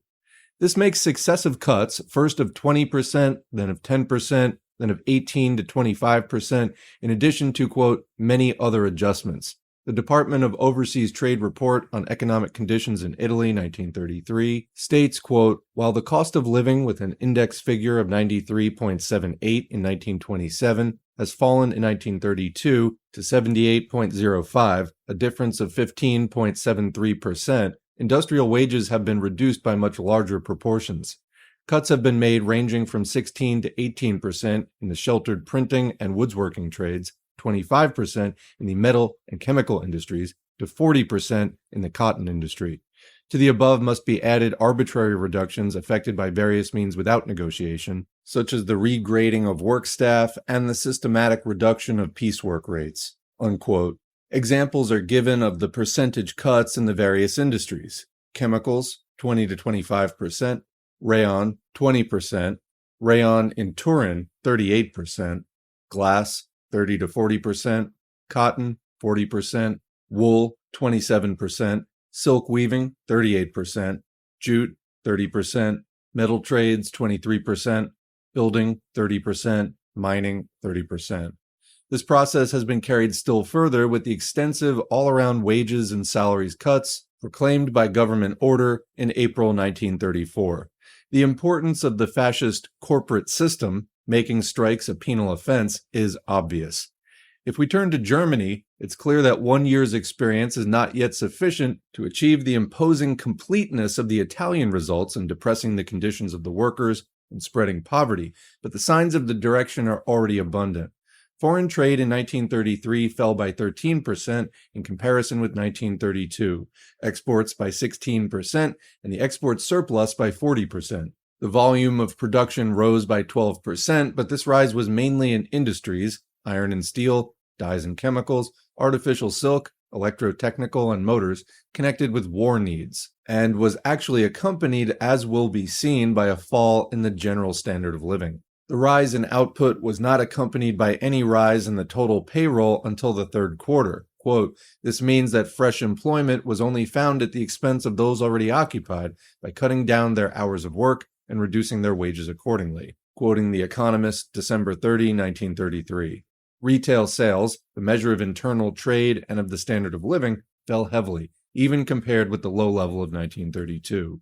Quoting the New York Analyst, January 1934, retail sales of the first 10 months of 1933 were 8% below those of the very depressed corresponding period of 1932. Department store sales declining 20% on a like comparison, and later reports indicate substantial further decline. Unquote. This reflects a lowered standard of life. The German Institute for Economic Research reported a decline of 10% in the consumption of the principal foodstuffs during the first and second quarters of 1933, in some articles of even 30%, and, quote, stabilization at this lower level in the third quarter. For the whole of 1933, it reported a decline of 7% in the turnover of retail commodities compared with 1932. Prices rose steadily, especially of foodstuffs, through special legislation, e.g. the fat monopoly and the raising of the price of margarine by 175%, the raising of the price of wheat to 182 marks per ton, or 4 times the world price, etc. Nazi propaganda tries to make much of the rise in the volume of production by 12% during 1933, and of the decline in the official figure of registered unemployed by 2 millions on the previous 6 millions, actually 1.7 millions, from 5.8 million in December 1932 to 4.1 million in December 1933. Both claims are misleading. The rise in production was, as explained, in great part connected with the war industries. It was not a rise peculiar to Germany, but was part of a world movement during the same period. Between January and December 1933, the German Index of Industrial Production, on the basis of 1928 as 100, rose from 62.9 to 72.8, the United States index from 58.6 to 67.6, the French from 78.7 to 83.5, the Japanese from 117.2 to 139.4 November, the Canadian from 52.8 to 72.2, the Swedish from 83.7 to 97.1, that is according to the League of Nations Monthly Bulletin of Statistics, March 1934. The figures in the alleged decline in unemployment are still more misleading. The official figure is given of a decline in the registered unemployed from 6 million in January 1933 to 3.7 million in November 1933 and to 2.8 million in March 1934. But the total of employed workers in November 1933, according to the health insurance statistics, was 14 million, making with the 3.8 million registered unemployed a combined total of 17.7 million workers. In August 1929, that is before the crisis, the same combined total of employed and unemployed workers numbered 20.4 million. Thus, since 1929, 2.3 million workers have dropped clean out of the German official statistics, being neither entered as employed nor as unemployed, alongside an increase in overall population. Quote, the actual number of unemployed is admitted to be considerably larger than the number registered. The invisible unemployed are now reckoned at about 1.5 million. This is quoting the Manchester Guardian Weekly, January 1934. Quote, most signs tend to show that the volume of unrecorded unemployment has increased, quoting The Economist, March 1934. This contradiction was strikingly brought out when, in March 1934, the official figure for unemployment was returned at 2.8 million, and in the very same month, Hitler, momentarily forgetful of the official figure, in his speech at Munich on March 21st, spoke of the necessity during the coming year to endeavor to bring into employment 5 million of those at present unemployed. The official decline in registered unemployed, in fact, reflects a series of factors. Married women have been driven out of industry without being registered as unemployed, consequent on the Nazi law forbidding the employment of married women where their husbands are employed, and thus they disappear from the official records. The same applies to the prisoners in concentration camps and to the Jewish and political refugees. Several hundreds of thousands of workers, estimated at 680,000, according to Basel Rundschau, November 18, 1933, have been drafted into the militarized labor camps, agricultural service, and other work schemes, and are thus counted as employed, but in fact they receive no normal wage, but either only food and a few marks a week, or a very low subsistence allowance, equivalent to unemployment relief.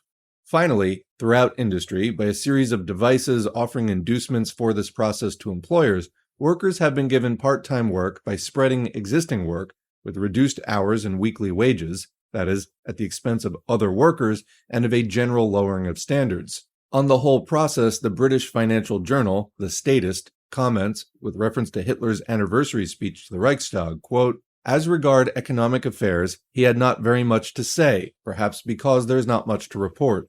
He claimed, as the figures show, a reduction in unemployment of 2.5 millions to about 3.7 millions. But this is obviously not a reliable guide to the trend of industrial conditions, since, apart from labor immobilization in labor camps and concentration camps, the effect of the tax certificate system has been to spread employment out over the work available rather than to succeed in creating new work.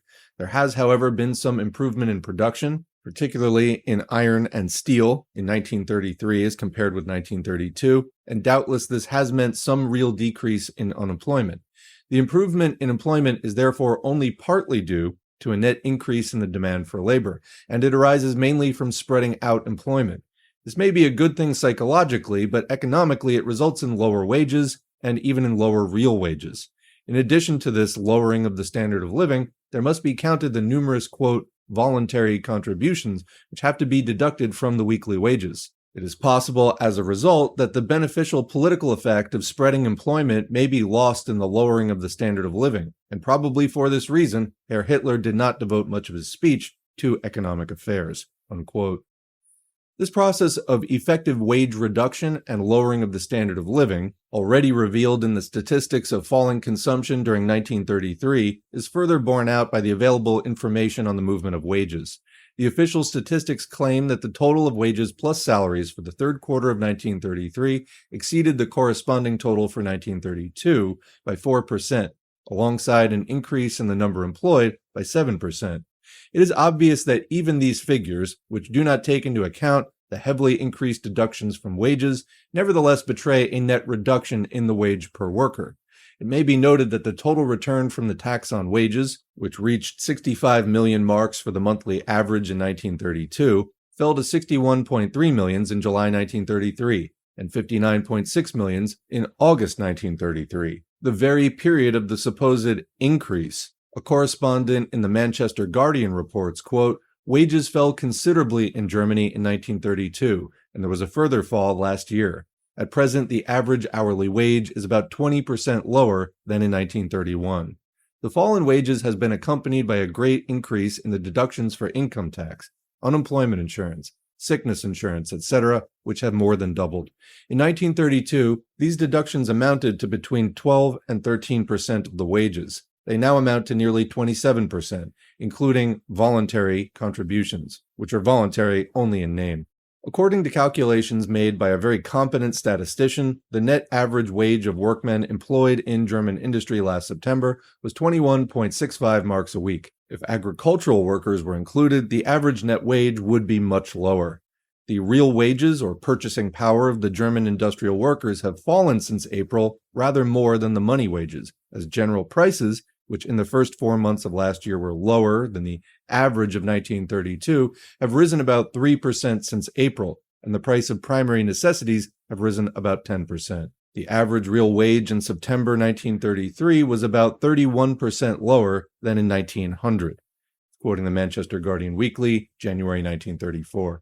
Quoting the Times, April 10, 1934, on April 9, Dr. Ley, head of the Labor Front, declared in a speech at Cologne that the German worker, quote, to some extent was being paid starvation wages in the interest of the reconstruction of the nation, unquote, but that he must, while the state was, quote, finding bread and work for 7 million unemployed, renounce wage increases and such like things, unquote.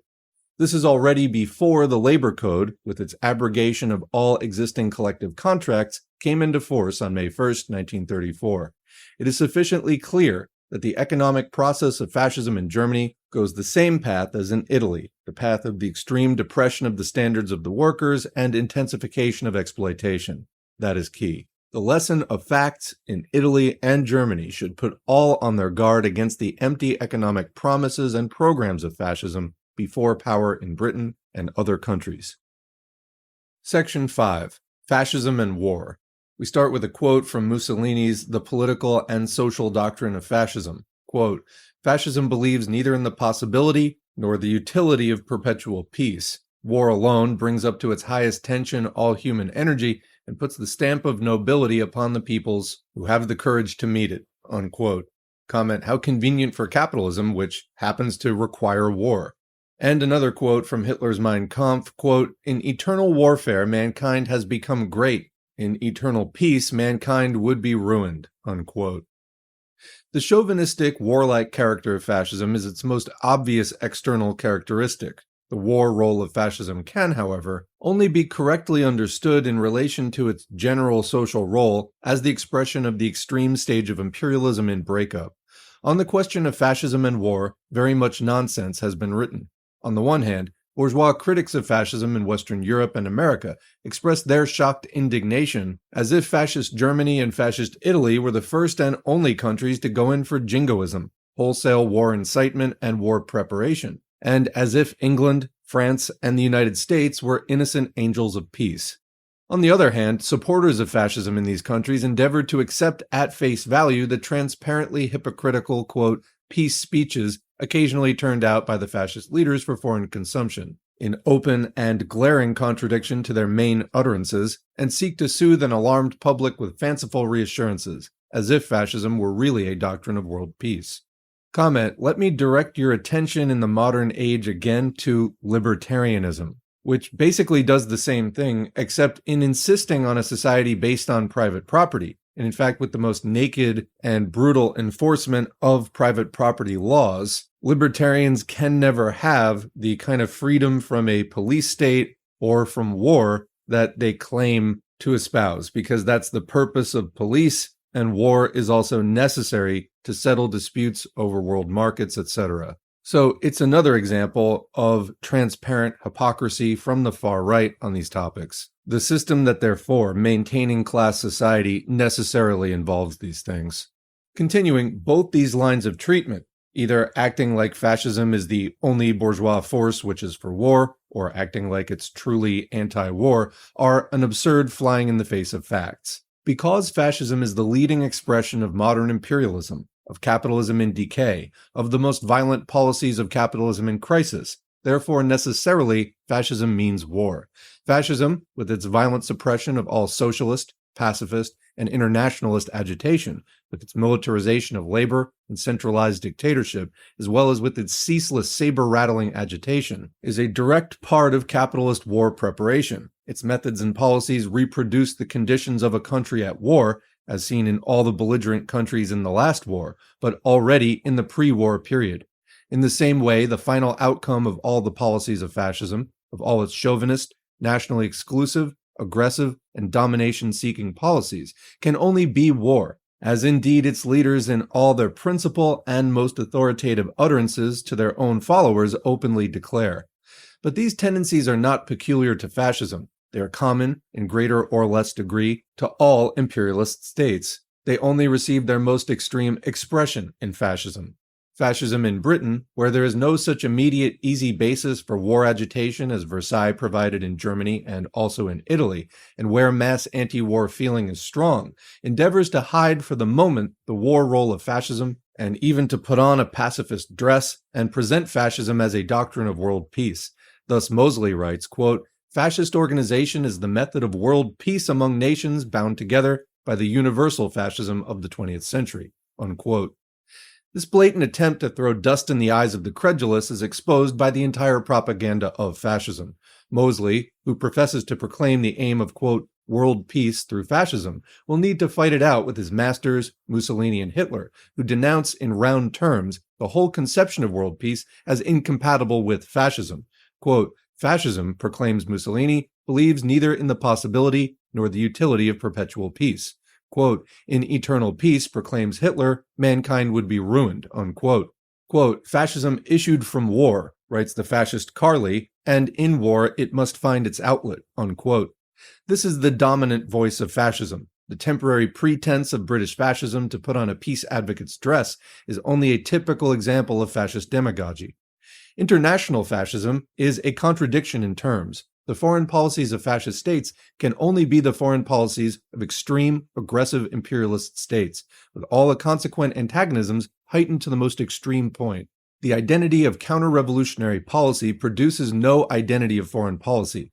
This is strikingly illustrated as soon as the first three fully completed fascist states, Germany, Italy, and Austria, have come into existence, by the extreme tension immediately following, even to the point of veiled war threats, between fascist Germany and fascist Italy over the body of fascist Austria. The conception of a bloc of fascist states on the basis of a common policy of fascism is a myth.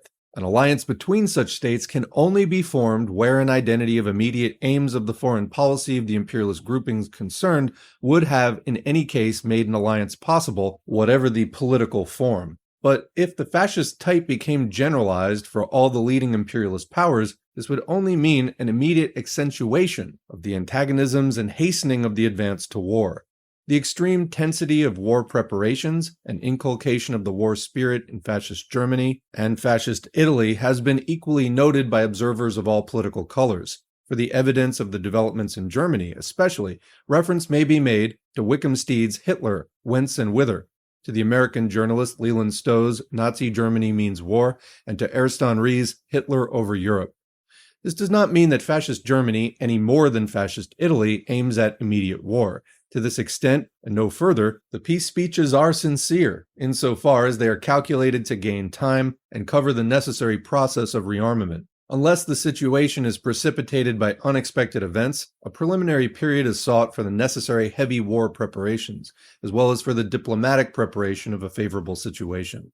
The present balance of power is unfavorable to Germany, and the position of Italy is also weak, but there is no question of the goal to which policy is being directed. As Hitler's Mein Kampf and Mussolini's speeches make abundantly clear, the full aims of the fascist program of territorial and colonial expansion can only be finally achieved by war.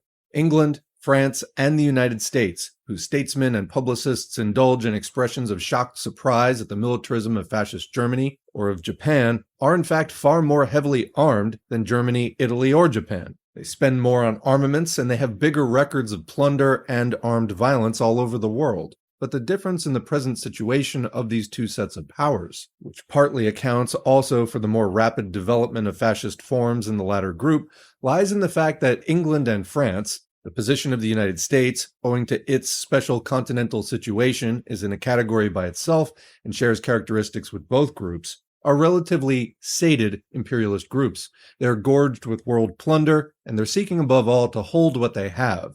Therefore, they're strongly interested in questions of security, while Germany, Italy, and Japan are hungrier imperialist powers, without an equivalent share in the partition of the world proportionate to their strength or potential strength, and therefore they are intent on an aggressive policy of expansion. So comment here, this is kind of like today. You have NATO, which is more sated and more interested in a status quo that preserves their, quote, security, or the security of their dominance. And then you have the emerging imperialist powers of the BRICS nations, which are developing as advanced monopoly capitalists, and they're seeking more of that equivalent share in the partition of the world. And in imperialism, nothing is equal, so everything has to be fought out according to strength in what is basically a might makes right type of situation in the end. Continuing, this is the working of the law of unequal capitalist development, which underlays the last war and drives to the next.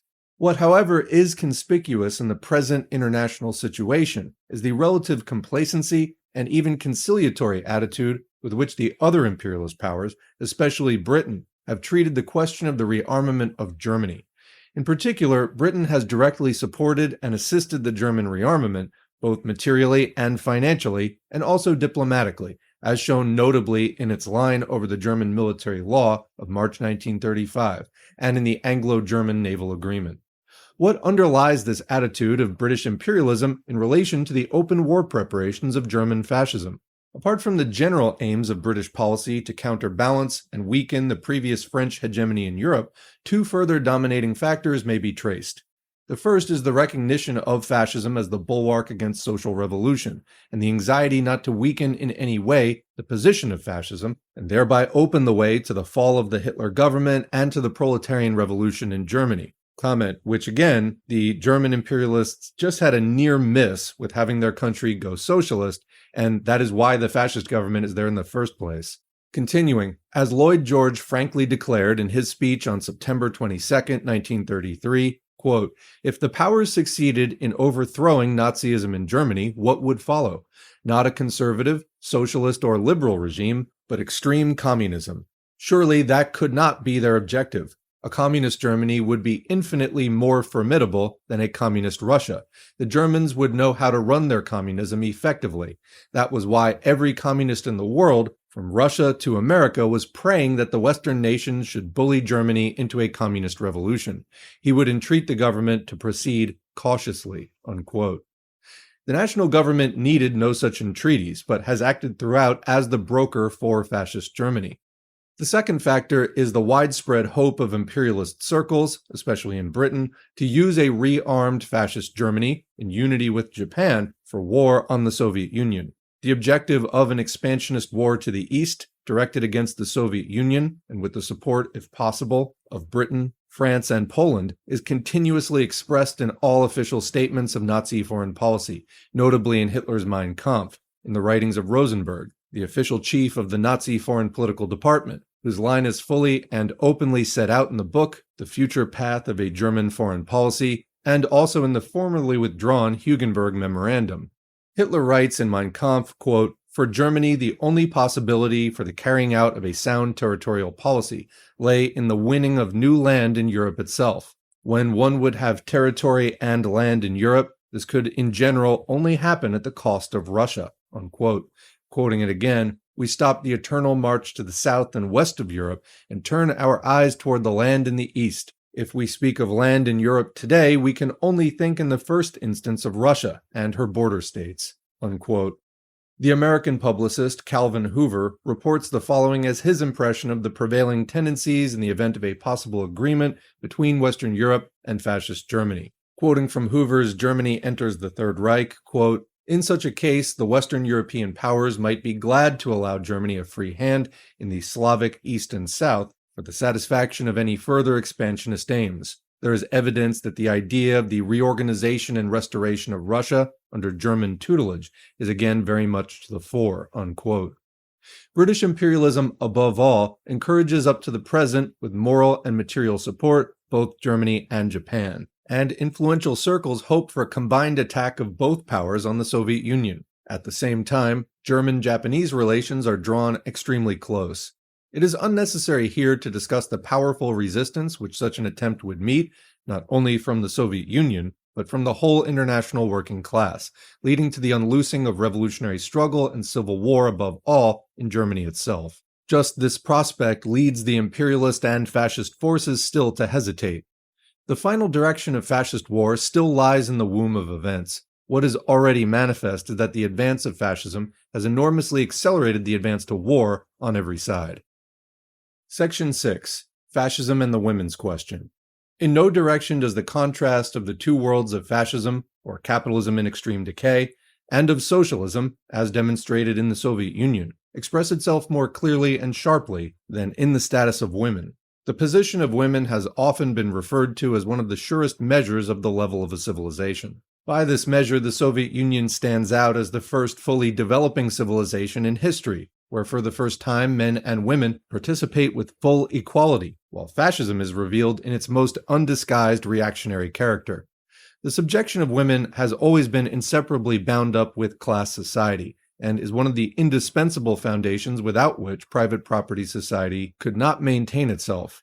Capitalism has taken over from the preceding period and adapted to its own purposes the social institutions built on the subjection of women. While revolutionizing and organizing production and trade on a gigantic scale throughout the world, it maintained, preserved, and even intensified in a still more limited and narrow form the primitive and anarchic basis of the small-scale individual household, of the family and its ties, and sought to make of this pre-capitalist institution its most powerful conservative pillar of support.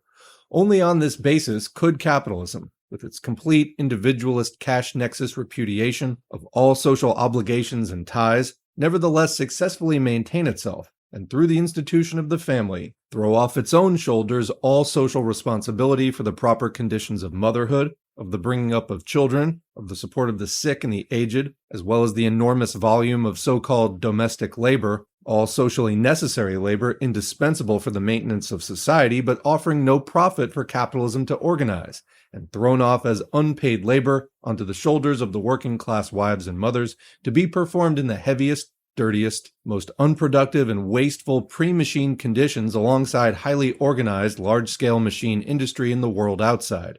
The consequent economic and social institutions involving the subjection of women and the forcible compulsion of the majority of the women to economic dependence on marriage as their sole means of livelihood are bound up with the existence of private property society and can only be ended with communist social organization.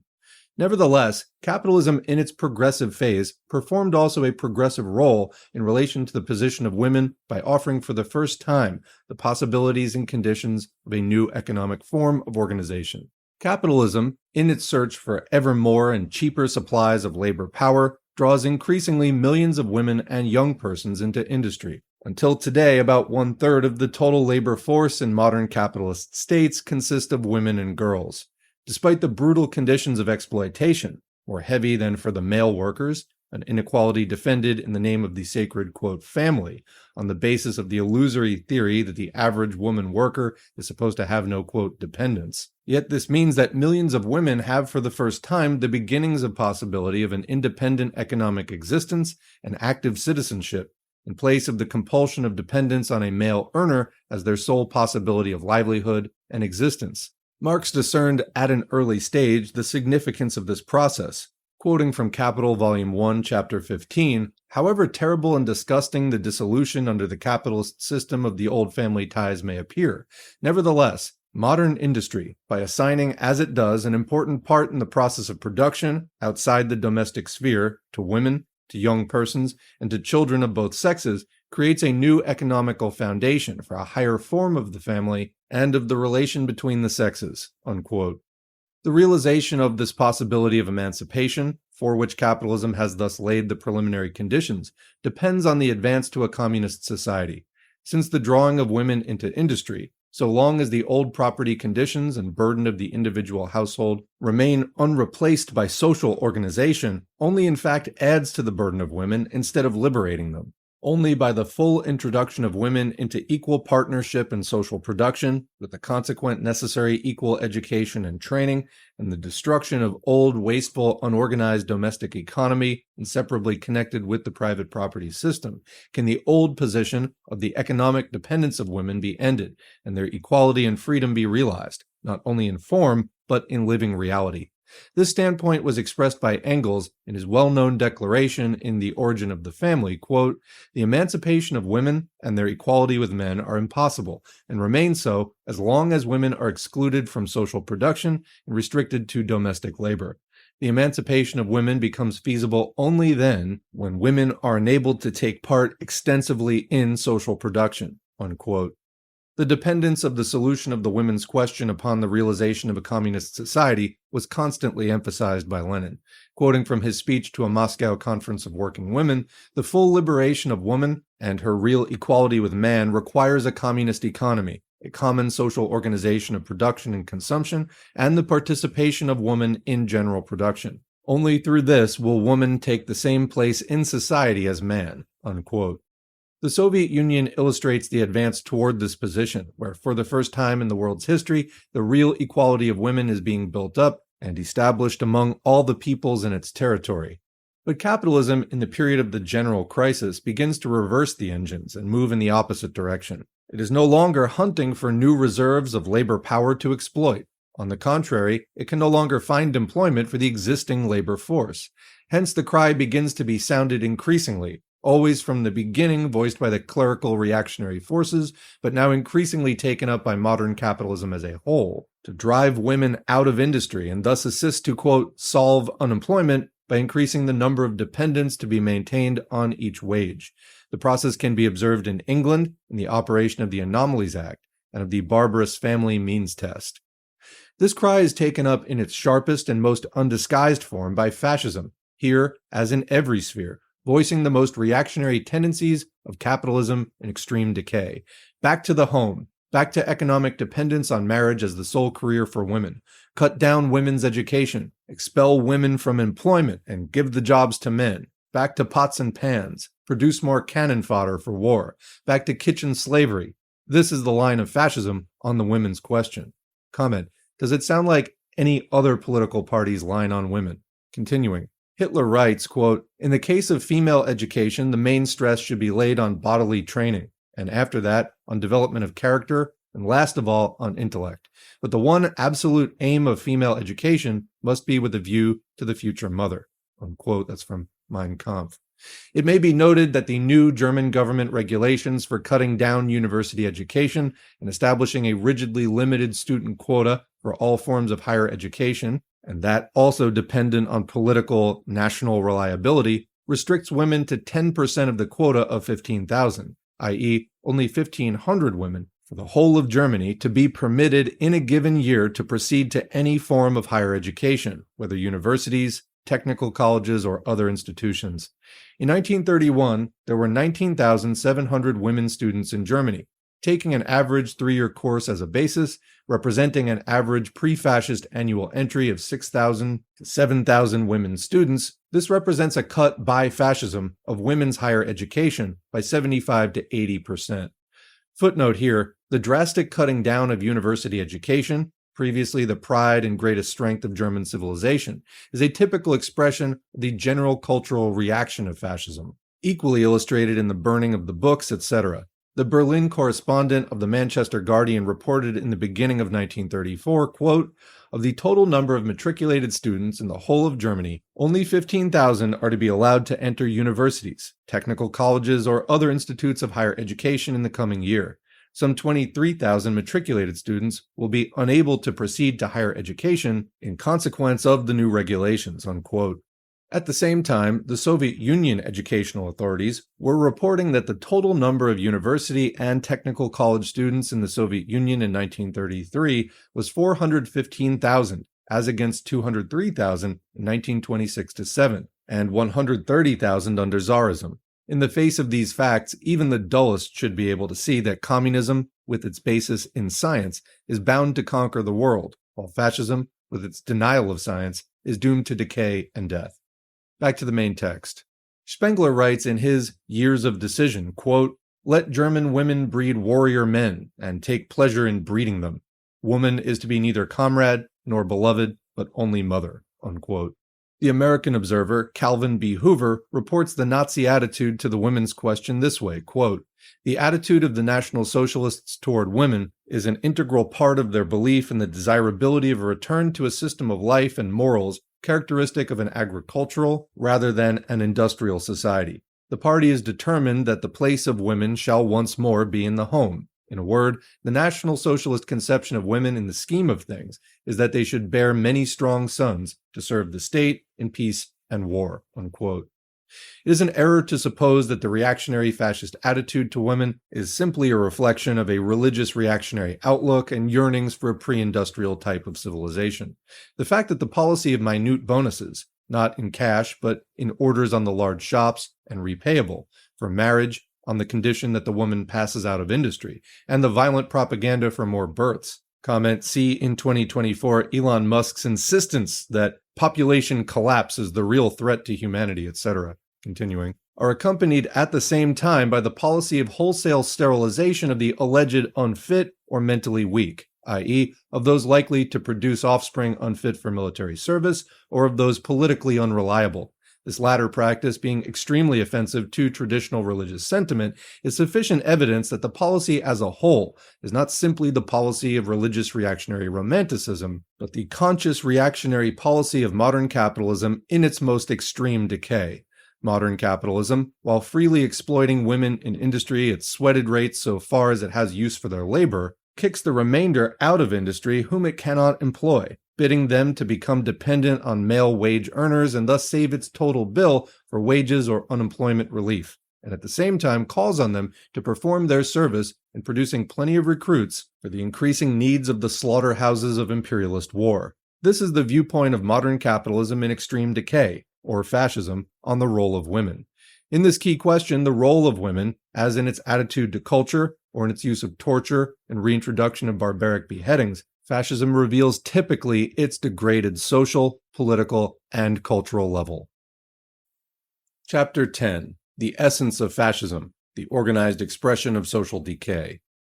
Fascism, developing since little over a decade, has no long past behind it, and in all probability, from the very nature of its reactionary role, from its violent inner contradictions, and from the whole character of its desperate attempt to throw up a dam against the advancing social revolution, is likely to have no long future before it.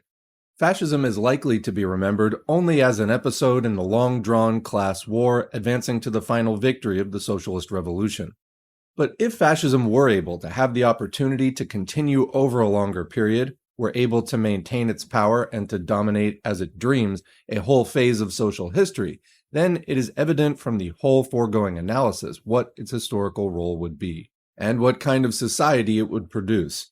Fascism claims to bring rejuvenation to the existing declining society, to represent the principle of new birth and new life in place of the existing decay, to represent the principle of organization and order in place of the existing capitalist anarchy.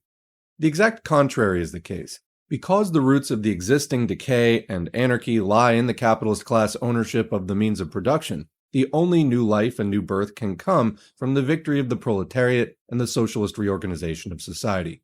This has been demonstrated on a world historic scale by the Soviet Union, where alone, triumphant advance in every sphere of human activity and culture confronts the increasing decay and barbarism of the fascist world, equally in the fascist and in the non-fascist countries. What fascism organizes and carries forward is in reality nothing other than the process of increasing decay and barbarism of the capitalist world in the culminating stage of the open terrorist dictatorship of the most reactionary and chauvinist elements of finance capital. Fascism endeavors violently to suppress and overcome the ever-growing contradictions of capitalist society. As Goering stated in a speech to the Pomeranian Landbund on March 17, 1933, quote, "The regime of national concentration will with iron fist bring the opposing interests of the different strata of society into that harmony which is so essential for the prosperity of the German people," unquote. Forcible or iron fist suppression of the opposing interests of the different strata of society into harmony. That is to say, in short, iron fist harmony. That is the essence of fascism. Comment: violent peace or unjust peace, a stagnant peace predicated on a police state, trying to achieve the unachievable or using extra force to jam that square peg into that round hole. Continuing, but what does this involve? For in fact, just the contradictions and consequent conflicts are the mainspring and driving force of social development in class society. That is to say, until society becomes a true collective by the liquidation of classes. Until then, the path of class conflict is the path of social development. To attempt on the one hand to maintain the contradictions unresolved, and on the other to suppress forcibly their expression, would mean, even if it could be imagined as successful, that society would cease to develop and would pass, on the most favorable hypothesis, to a Byzantine or Old Chinese hieratic ossification. But such a society requires, in fact, an entirely different economy from capitalism. In reality, the driving force of the laws of finance capital, which govern fascism, leads necessarily to an entirely different outcome, to an intensification of all contradictions, both internal and external, to the point of explosion. Just by its attempt to suppress forcibly, in place of resolving the contradictions of modern society, fascism reveals most profoundly its reactionary role. First, fascism seeks to suppress the class struggle, not by the abolition of classes, but by the violent, permanent subjection of the exploited class to the exploiters, and the crushing of all resistance. This means, even if it could be for a period successful, a condition of permanent inner war within society, with consequent extreme waste of social forces and increasing destruction of all possibility of collective achievement. Its stabilization would mean the replacement of liberal capitalism by a caste or statutory servile system. As the 19th century liberal capitalist system of formal, free contract increasingly disappears under modern conditions of large-scale industry, its breakdown raises ever more sharply the two immediate alternatives: either socialism, that is, the common ownership of the means of production and common obligation of all citizens to labor and sharing of the fruits, or the servile state, state capitalism. That is, the statutory compulsion and regulation of the labor of the wage-earning class for the profit of the property-owning class under a general framework of state control with the abolition of the right to strike. The fascist state represents the second alternative, that is, the servile state. Second, fascism seeks to suppress and overcome the contradictions of capitalist economy brought about by the advance of technique and the development of mass production and productive power. As before, it seeks not to resolve the contradictions in the higher form of socialization of the already social forms of production, but to overcome them within the limits of the fettering capitalist relations. This can only mean in practice, however, either to endeavor to restrict artificially the productive forces, throttling down production to fixed limits suitable to monopolist capital, checking new development, and clamping on state bureaucratic control for the purposes of this limitation, or in the final analysis, since such limitation is finally incompatible with the requirements of the expansion of capital, to move to the only alternative and endeavor to blast by violence a way out from the impasse, that is, to endeavor by war to secure a new division of the world and an enlarged outlet for the one particular finance capitalist bloc at the expense of its rivals. Comment: we talked in the previous chapter about how libertarianism today, very much a crypto-fascist movement, it will take anti-war stands publicly and also anti-police state stands publicly. However, the private property basis of the system in an advanced capitalist world cannot but have a police state and war for the reasons just explained above. Continuing, third, and in consequence of the above, fascism necessarily leads to war on an extending scale. Fascism already enormously carries forward the process of shattering the basis of international economy and of the international division of labor built up in the previous period, and moves instead to the line of organization of closed-in, isolationist economic blocs, the line of so-called national self-sufficiency or autarky, which is in fact only the preparation for intensified war for the world market. Comment, what is going on today with the retreat of all of these right-wing governments into national isolationism? And this is exactly what's happening. Continuing, this openly retrograde line means the cutting down of international trade and communications, the raising of the costs of production, the lowering of the standard of living, and the increasing balkanization of the capitalist world. In its final working out, the intensified economic war necessarily leads to open armed struggle. War becomes the open, avowed, and glorified aim of every fascist society. Fascism reveals itself more and more in every aspect of its policy as organization and mobilization of the entire economy, political structure, and population as a whole for war. This sharply expresses the profoundly reactionary role of fascism, which in this way directs its main organization, even where it appears to carry forward the highest organization and technical development for destruction, objectively hastening forward the decline and decay of capitalism. Just this demonstrates the significance of the role of fascism as the typical system of organization of capitalism in extreme decay, seeking to overcome the decay and contradictions by intensified organization and strengthening of the capitalist dictatorship, but in fact only able to lead by its very organization to intensified contradictions, war, and the acceleration of capitalist decay. Thus, fascism, so far from representing a counterforce to the process of decay of existing capitalist society, is in reality the sharpest expression and an accelerating factor of the whole process of capitalist decay, of increasing destruction and the drive to barbarism. This is the reality of the, quote, alternative which fascism offers to socialism. The sense of the decline of civilization, the overpowering atmosphere of pessimism, even though accompanied by formal expressions of hope of revival through fascism, overwhelmingly dominates all fascist expression and betrays its innermost essence. Quoting Mussolini, January 1922, "We have no belief in programs or plans, in saints or apostles. Above all, we have no belief in happiness, in salvation, or in the promised land," unquote. If you have no belief in happiness, literally what is the point of living? Quoting Mussolini again in The Political and Social Doctrine of Fascism, "Fascism denies the materialist conception of happiness as a possibility," unquote. Quoting the Popolo d'Italia, 1920, "In the gloom of today and the darkness of tomorrow, the only faith that remains to us individualists destined to die is the at present absurd but ever consoling religion of anarchy," unquote. Sounds like you could have taken that from today's Black Pillars. And quoting Black Shirt magazine, 1933, "Hopeless we may be, yet we have the hope of doomed men," unquote. Quoting Fascist Week, an actual magazine, 1934, "Fully aware of the declines of cultures and civilizations before us, we still demand the right of every proud warrior to fight for a cause, though that cause seems lost," unquote. But it is not a lost cause. Such is the hasty addition appended, without attempt at grounds other than a mystic faith, to the last quotation, to save appearances and justify the fascist fight.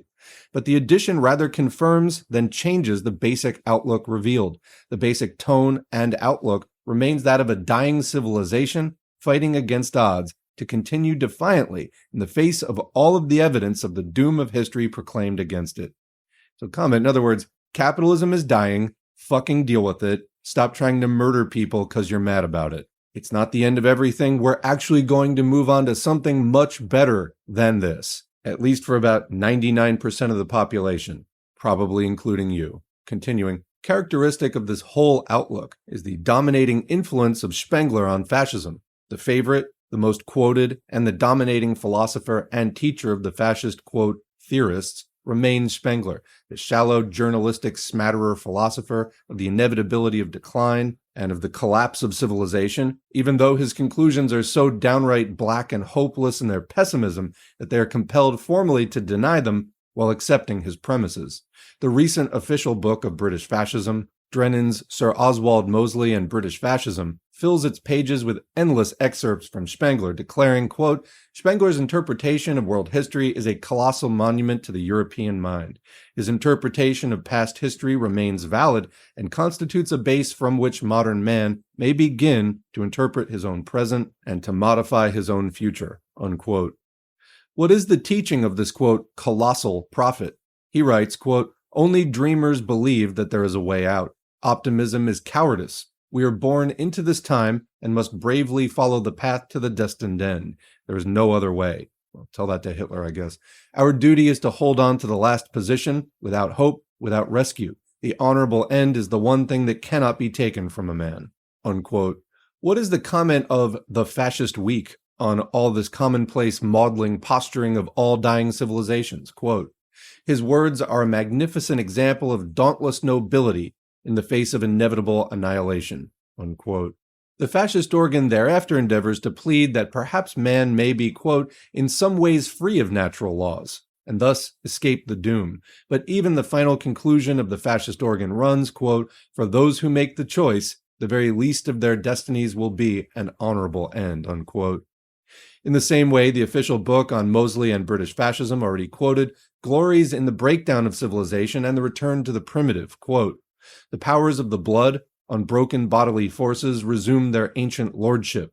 Out of the night of history," this is like so ridiculous, "old shadows are appearing which menace their complacency. Sir Herbert Samuel, a liberal of singular perspicacity, believes that Europe is returning to the conditions of the 12th century. Professor Lasky wails against these new men who have, quote, no inhibitions.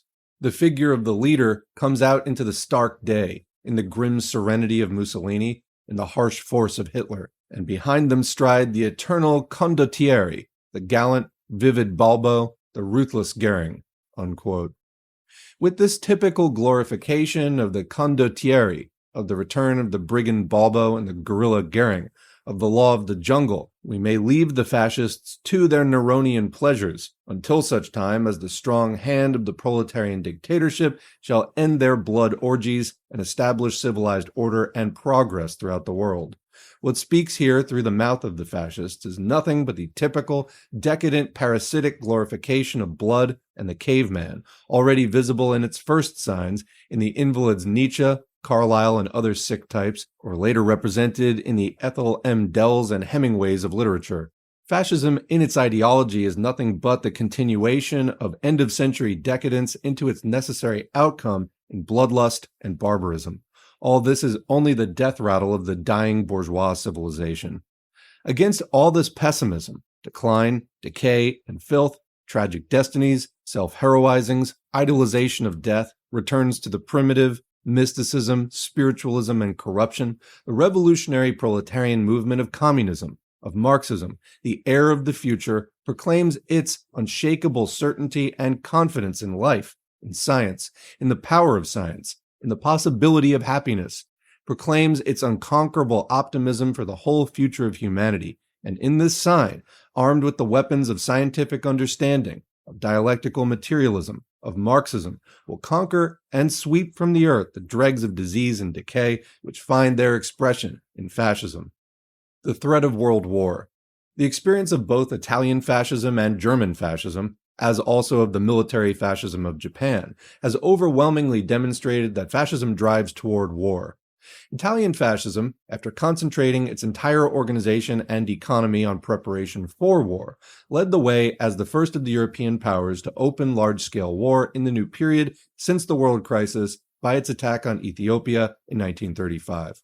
The open and cynical character of this aggression on a people technically backward and deprived of arms by the action of the imperialist powers, and the no less contemptuous disregard of all the professions of the Kellogg Pact and of the League of Nations Covenant, aroused universal awakening to the true character of fascism as the instigator of war. The Ethiopian adventure of the Italian fascists was declared by their friend and admirer, Churchill, to be a, quote, deadly trap. But in fact, this whole policy, the growing crisis of their economy, as well as the inner weakening of the regime, could find no other outcome. The advance of Italian fascism to war was continuously predicted by Mussolini, and even dated by him for 1935, in his speeches as far back as 1927. In this respect, and in this respect alone, the event has fully borne out the proposals of fascism. Nice, a little dig at the hypocrisy of fascism. That's the one thing they actually delivered on. The experience of German fascism, though shorter, is of even more far-reaching significance.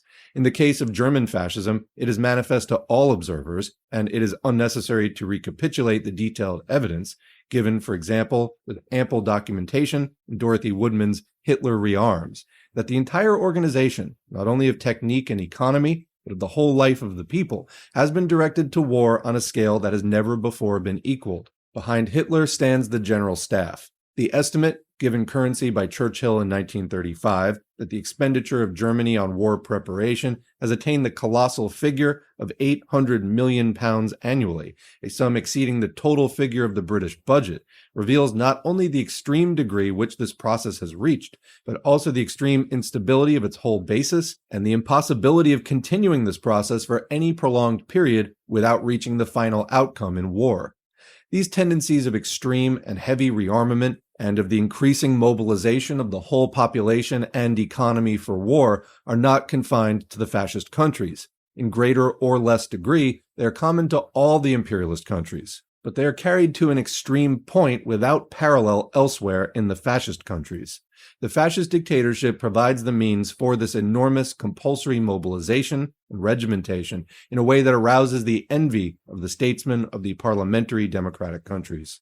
Where, however, does this process lead? It is manifest that there can be here no question of stability. On the contrary, the artificial stimulus to economic life through this process of rearmament, which leads to the illusory picture of a short-term revival through fascism, compels a constant acceleration and a continually greater economic instability.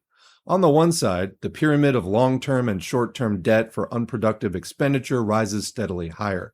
On the other side, the sacrifices and privations imposed on the population, both through the myriad forms of heavy taxation to meet the rising demands of state expenditure, and through the restrictions and cutting off of normal foreign sources of supply, as well as the limitation of home sources of supply for the purpose of war needs and war stocks, lead to a situation in which the population is reduced to the level of extreme wartime conditions and virtual blockade already before the outbreak of war.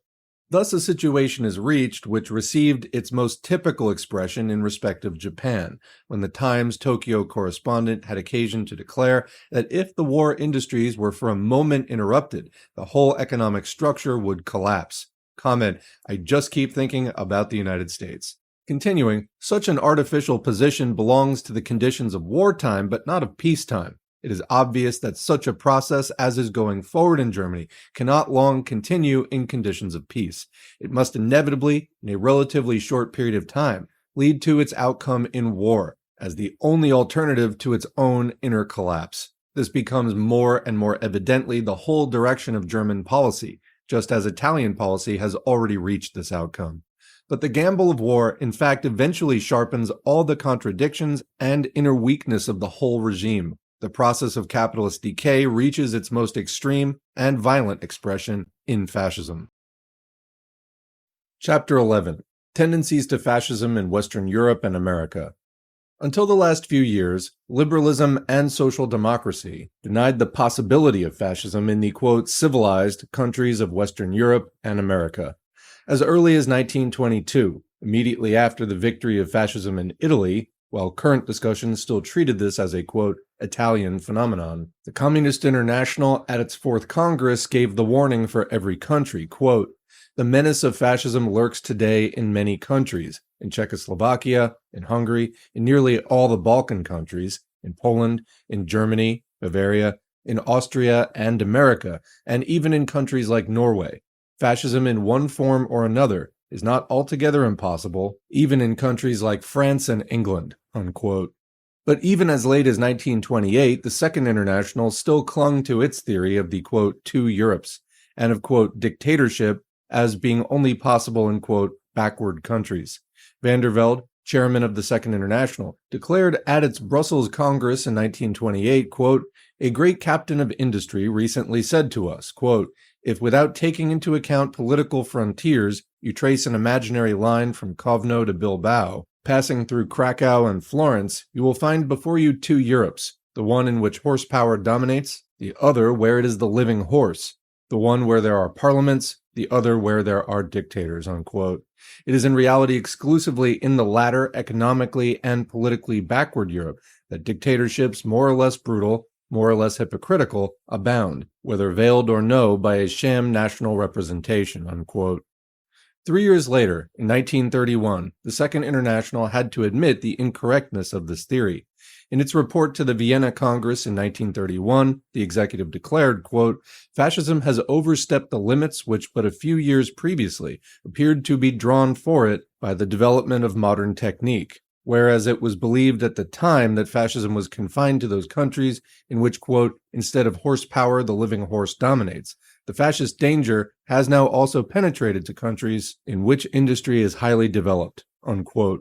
And commenting, look back to an earlier chapter about fascism and advanced technique. Chapter 1 of this book is actually called Technique and Revolution, and the section titles are The Growth of the Productive Forces, The Conflict of the Productive Forces Against Existing Society, Productivity and Unemployment, and The Alternative, Social Revolution or Destruction.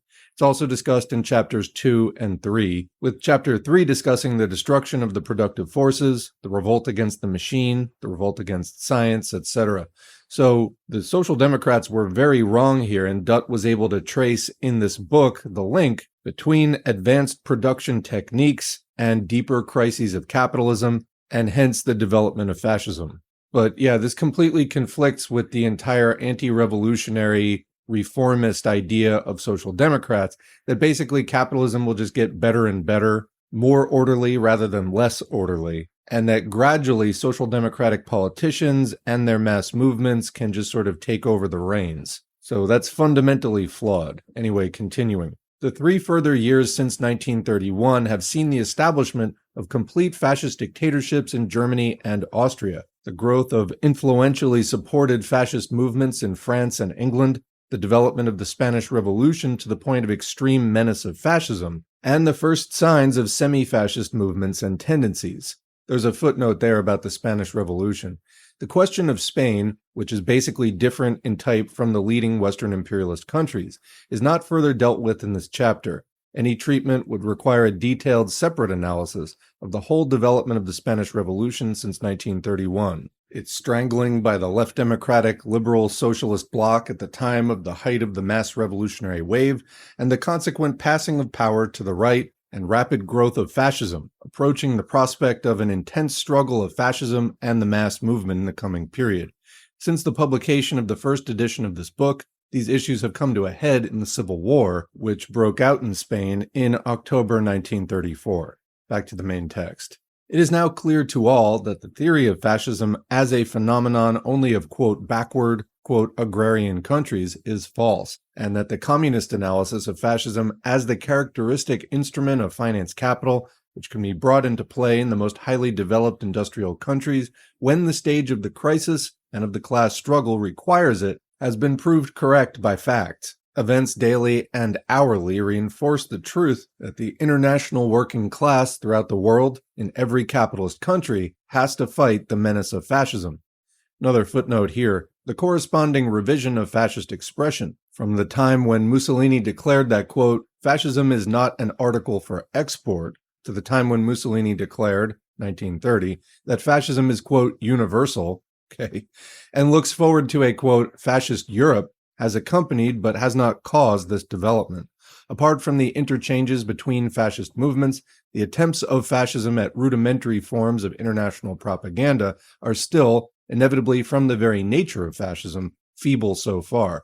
Comment, why feeble so far? Because by its nature, fascism is hyper-nationalist. We still see this expressed today in the, quote, anti-globalist movement, and in the next line, continuing, a journal, Anti-Europa, is issued from Rome with the subtitle Review of Fascist Expansion Throughout the World, and while mainly Italian, has printed contributions from Hitler, Mosley, and others. There is also the similar journal Ottobre. The wording of the official announcement of Anti-Europa from the issue of September 30, 1933, containing an article by Mosley on modern dictatorship and British history, is worth reproducing as a curiosity. Quote, our organ is really the world centrum of fascist intelligence, contradiction in terms, furthers extension, illustrates relationship, and controls the fascist intelligence development in the world. The means of propaganda is the Anti-Europa Monthly Review, and Ottobre, the paper of the Universal Fascism, capital U, documentate yourselves by means of Nuova Europa, unquote. The striking English of this effusion is sufficiently revealing of the very weak, quote, international basis of this attempt of Italian fascism to figure as a, quote, world centrum. Back to the main text. Section 1. The basis for fascism in Britain, the United States, and France. In 1890, William Morris, in his penetrating imaginative anticipation of the process of the social revolution in Britain, given in his News from Nowhere, Chapter 17, How the Change Came, wrote, quote, "Whatever the government might do, a great part of the upper and middle classes were determined to set on foot a counter-revolution, for the communism which now loomed ahead seemed quite unendurable to them. Bands of young men, like the marauders in the Great Strike of whom I told you just now, armed themselves and drilled, and began on any opportunity or pretense to skirmish with the people in the streets. The government neither helped them nor put them down, but stood by, hoping that something might come of it.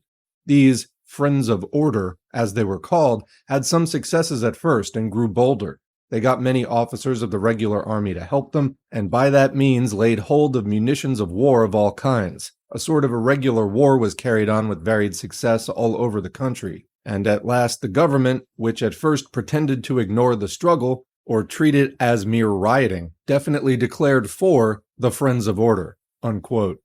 And commenting, we see a similar thing today with the various neo-fascist vigilante groups like the Proud Boys and others, also the far-right paramilitary groups, many of whom got their training from the U.S. military doing anti-communist and colonial wars. Now their services extend to periods of crisis for capitalism, such as the sustained post-2008 social upheavals, which are likely to continue and increase in intensity. Continuing, the poet of late 19th century Britain, whose insight was strengthened above his contemporaries of literature by his acceptance of the standpoint of revolutionary Marxism and direct participation in the mass struggle, here comes remarkably close to a forecast of fascism.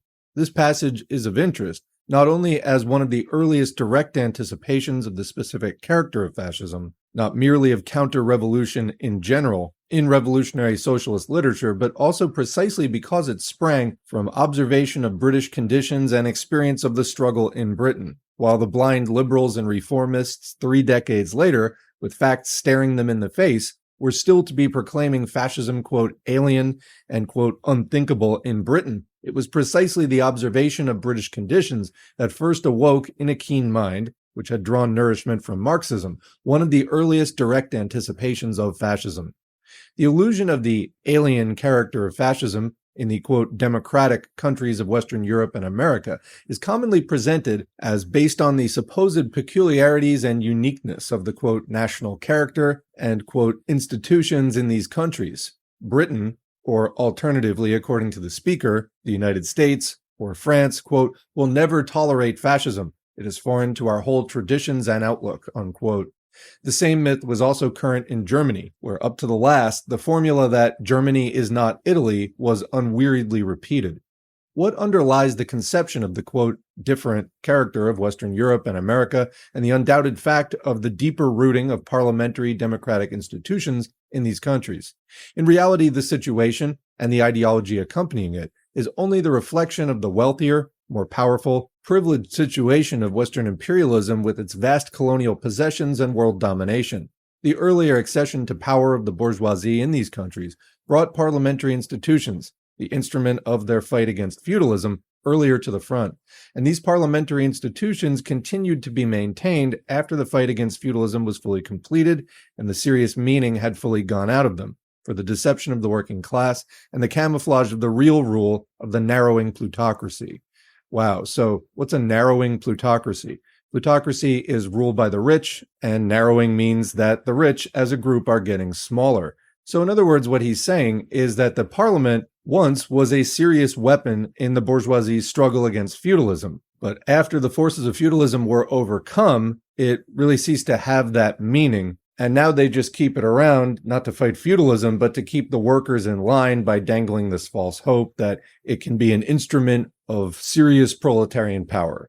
Continuing, the strength and resources of capitalism in these metropolitan countries made it possible to pursue a liberal policy of concessions to the workers, and thus to draw the working class in the wake of capitalism and hinder the growth of independent class consciousness. Hence the long domination of liberal and social reformist politics in the working class in Britain, France, and the United States right into the 20th century and 21st century, and the slow growth of class-conscious socialism in contrast to Central and Eastern Europe, and hence the solid basis for the longer, successful maintenance of parliamentary institutions of deception in these countries, when these same institutions, transferred to other countries, could find little root.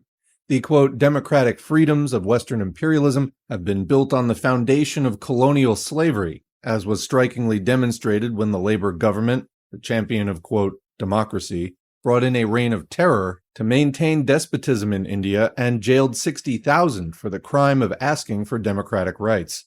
But just this basis of parliamentary democratic institutions in the Western imperialist countries is increasingly undermined by the crisis of capitalism. The monopoly of the world market breaks down, the colonies revolt, the world tribute diminishes, the bourgeoisie in the metropolitan countries is compelled, in place of concessions and reforms, to withdraw those already granted and launch ever-increasing attacks on the workers. But this inevitably brings a new intensity of the class struggle in these countries, and a widening revolutionary awakening of the working class. Comment, for example, witnessed the last few decades of neoliberal austerity regimes which have been tearing apart the social safety net, those concessions that were part of the golden age of social democracy, particularly since the global financial crisis of 2008, and then the subsequent resurgence of the left, albeit still embryonic. Continuing, for a period, the apparatus of laborism still serves to canalize the discontent of the workers and keep them attached to capitalism. But laborism is compelled by the crisis increasingly to expose itself and assist the capitalist offensive against the workers, and disillusionment grows. As the situation develops, the bourgeoisie is compelled to look to new forms to maintain its rule. The movement of bourgeois policy begins to turn away from the exhausted and discredited parliamentarism toward open dictatorship, toward fascism. This movement, after developing first in the more poverty-stricken and backward countries, reaches its first major imperialist state in Germany, the power which has been stripped of its colonies and weakened in its world imperialist position, and only finally begins to develop in the dominant imperialist powers, Britain, France, and the United States, and their satellites, Scandinavia, Belgium, Holland, Switzerland. But as soon as this situation develops, it becomes clear that fascism, so far from being alien to the Western imperialist states, has an extremely strong potential basis in their whole social, economic, and political structure. What are the general conditions favoring the growth of fascism? They may be briefly enumerated. 1. Intensification of the economic crisis and of the class struggle. 2. Widespread disillusionment with parliamentarism. 3. The existence of a wide petty bourgeoisie, intermediate strata, slum proletariat, and sections of the workers under capitalist influence. 4. The absence of an independent class-conscious leadership of the main body of the working class. Are these conditions present in Britain, France, and the United States? The answer must be given that they are all strongly present. If we take Britain first, and ask the question whether there is a basis for fascism in Britain, the consideration of the social forces and structure in the country will show that there is every basis. In the first place, there is a very large proportion of intermediate strata of the population, of petty bourgeois elements with very narrow and easily controlled political interests, and of a parasitic proletariat closely allied to their masters and virtually unorganizable to the working class movement. Well, that sounds familiar. This proportion is larger in Britain than in other countries. The 1921 census showed 10 millions of the population engaged in direct productive industries and transport, and 7 millions in, quote, services of very varying degrees of productive value, often of no productive value, but parasitic in character and tied up with the processes of exploitation. Of these 7 millions, over 4 millions are classified under commerce, finance, and personal service. This classification, however, is to some extent misleading without further analysis. More important is the proportion of salaried workers to wage workers. In 1924, according to Bowley and Stamp, in the National Income 1924, published in 1927. The number of salaried workers was 2.8 million against 15.4 million wage earners, or 15% of the employed population. Footnote there, it is noticeable that the proportions of the salariate have considerably increased in the period of the imperialist decline. The 1907 Census of Production estimated the salaried at 7% and the wage earners at 93%. For 1911, Boley and Stamp estimated the numbers at 1.6 million and 15.6 million respectively, or over 9% for the salariate. The 1924 figure gives over 15%. The increase between 1911 and 1924 is by more than 1.1 million, or 68%. In the same period, according to this estimate, the number of wage earners decreased by 250,000. Back to the main text. Further, of the wage workers, some 2/3 are unorganized, and these 2/3 are not an outside margin in all industries, but mainly represent the workers outside the big productive industries. At the same time, the Labor Party and trade union leadership, by their denial of the class struggle and preaching of the, quote, community above classes, by their alliance with the employers, Mondism, and capitalism, and by their ban on the United Front, disorganized the independent class action of the workers and paved the way for fascism. An indication of the potential fascist forces is provided by the monster circulations, approaching 2 millions, of journals of the type of the Daily Mail, circulating mainly among petty bourgeois elements, and, in its whole character since its inception, a real forerunner of fascism more than 20 years before the name existed, since 1934, openly fascist. If we turn to the policies and tactics of the bourgeoisie in Britain, it is obvious that these not only do not exclude fascism, but are, on the contrary, most closely prepared and adapted for fascism by all the developments of the imperialist period. On the one hand, the state machine, with the famous, quote, unwritten constitution, which can be turned in any direction desired at a moment's notice to suit the emergency needs of the bourgeois dictatorship, is far more exactly fitted than in any democratic republic for all the purposes of intensified dictatorship and fascism.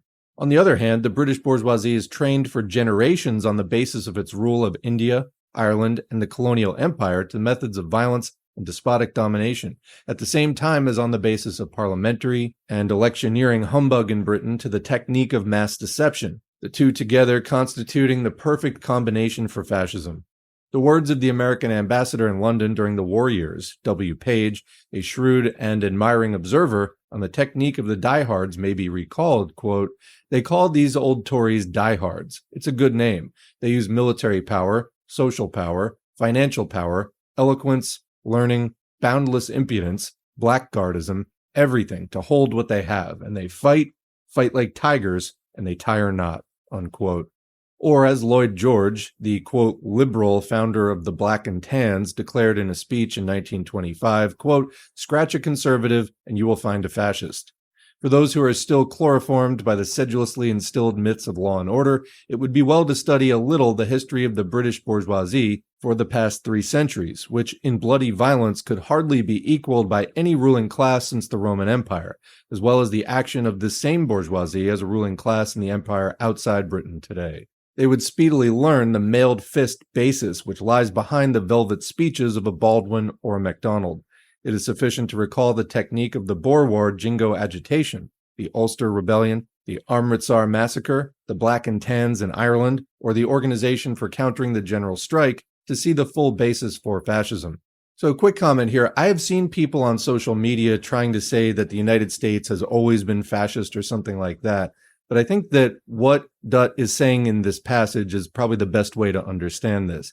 Fascism is a product of the era of imperialism, so it's necessarily tied to the 20th century and that specific stage of capitalism. But yes, the training for it goes back to all of the colonial subjugation and genocide and all of the other violent kinds of domination that have been used to build that system, but which up until this point were not used so much on the major strata of the home population. Capitalism has always been exploitative and oppressive and violent. There's always been social murder and so on, which is to say bad conditions which result in loss of life or shortening of life, etc. But that is not fascism alone. Anyway, continuing, the Ulster movement, with its open defiance of Parliament, organization of private armies, and direct support by the army chiefs, the court, and high society, and ignominious capitulation of the liberal government, is of a special interest as an embryonic precursor of fascism. Lenin wrote of it at the time, quote, "The significance of this revolt of the landlords against the, quote, all-powerful, as the liberal blockheads, especially the liberal scholars, think and have said a million times, English Parliament is extraordinarily great. March 21, 1914 will mark a world historical turning point, when the noble landlords of England, smashing the English Constitution and English law to atoms, gave an excellent lesson in class struggle. These aristocrats behaved like revolutionaries from the right, and by that tore up all conventions, tore down all the veils that prevented the people from seeing the unpleasant, but undoubtedly real, class struggle. That was revealed to all which was formerly concealed by the bourgeoisie and the liberals. The liberals are hypocritical everywhere, but it is doubtful whether their hypocrisy goes to such lengths and to such refinement as in England. Everybody realized that the conspiracy to break the will of Parliament had been long prepared. Real class rule has always been and still lies outside of Parliament. And the petty bourgeois liberals of England and their speeches about reforms and about the power of Parliament, with which they lull the workers, proved to be in fact frauds, straw men put up in order to fool the people, who were quickly torn down by the aristocracy with power in their hands. That's quoting Lenin, The Constitutional Crisis in England, 1914. Indeed, the fascists in Britain today directly look to the Ulster movement as their predecessor. Quote, "Just before the war, the widespread movement directed against Parliament, in sympathy with the Ulster Loyalists, assumed formidable proportions within 2 years of its initiation. That movement, psychologically limited as it was, and directed only to the safeguarding of certain limited objectives, would, had not the war intervened, have developed into a formidable revolt against the whole theory and system of democracy in Britain. The Ulster movement was in fact the first fascist movement in Europe." That's quoting W.E.D. Allen, Fascism in Relation to British History and Character. British Union of Fascists, 1933. If we turn to the United States, an examination of the social composition of the population would also show the basis for fascism. Of the 49 million occupied persons returned in the census of 1930, 19 millions were classified under manufacturing industry, mining and transport, 10 million under agriculture, 6 million under trade, 3 million under the professions, 4 million under clerical occupations, and 5 million under domestic and personal service. In addition to the urban petty bourgeoisie and very wide expansion of the salariat, salesmen, etc., the farming population, with some 6 million separate farms, constitutes roughly 1/4 of the total population. Extreme economic pressure has powerfully radicalized all the poorer farmers, but until a strong proletarian leadership succeeds to establish the alliance, all-powerful once it is achieved, of the industrial workers and small farmers, there is every danger of demagogic fascist movements winning their hold here. At the same time, the organization of the industrial workers is weak. Trade union organization, even after the increases accompanying the present crisis and the Roosevelt codes, which have mainly in fact encouraged company unions, the initial basis for fascist organization in industry, only reaches about 1/5 of the workers. It is mainly confined to the privileged, skilled workers on a craft basis, leaving out the unskilled workers, and, apart from railroads and to some extent mining, has won little hold yet in the basic productive industries. The class collaboration policy of the American Federation of Labor leadership is more open and extreme than in Europe, and still so far opposes any form of political party of the workers, although the development of the crisis may compel a change in this respect. Comment, it's 2024, has it? Continuing, the reformist labor leaders have taken the role of direct allies and lieutenants of the Roosevelt emergency regime. Here again, therefore, a strong social basis exists for the development of full fascism, if this should become necessary to the bourgeoisie. The traditional tactics and methods of domination of the American bourgeoisie are equally adapted to fascism in proportion as occasion arises. If they have not had the same experience as the British bourgeoisie in the domination of colonial peoples, save more recently and on a smaller scale, they have had plenty of experience in their own domain in the suppression of 12 million Negroes within the United States and of the heavily exploited immigrant populations. The combination of violence, lawlessness, and corruption for the maintenance of capitalist domination has reached classic heights in the United States. It is only necessary to recall the Chicago hangings, Homestead or Dearborn, Sacco Vanzetti or Scottsboro, the exploits of the Pinkerton gangs, the methods in the coal mining and steel areas, the private armies of the employers, the judicial murders, the lynchings and gangsters, the anti-red drive of the Department of Justice after the war, or the waves of sudden expansion of the Ku Klux Klan and similar organizations, to see the plentiful basis for fascism in American bourgeois traditions. If Britain and the United States are both classic lands of semi-fascist methods of bourgeois domination long before fascism, France has long been considered the classic land of, quote, pure democracy. Yet in fact, just the overwhelming petty bourgeois social basis, preponderant small industry and peasantry with a layer of finance capital at the top, but relatively less developed large industry or foreign trade, which underlay the, quote, pure democracy of formal social radical republicanism and actual unlimited corruption and rule of the financial cliques, today, when the new stage develops, becomes equally the basis for fascism.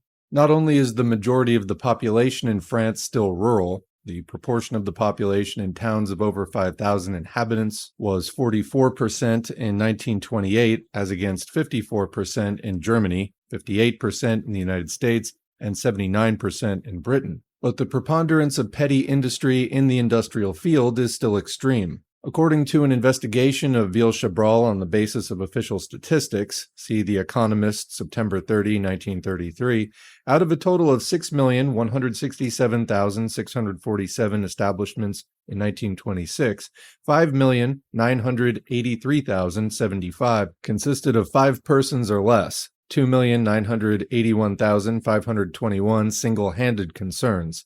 Out of 17.8 million occupied persons, 11.8 million were occupied in concerns of 5 persons or less, and only 1.5 million workers were employed in concerns of over 500 workers, that is, in large-scale industry.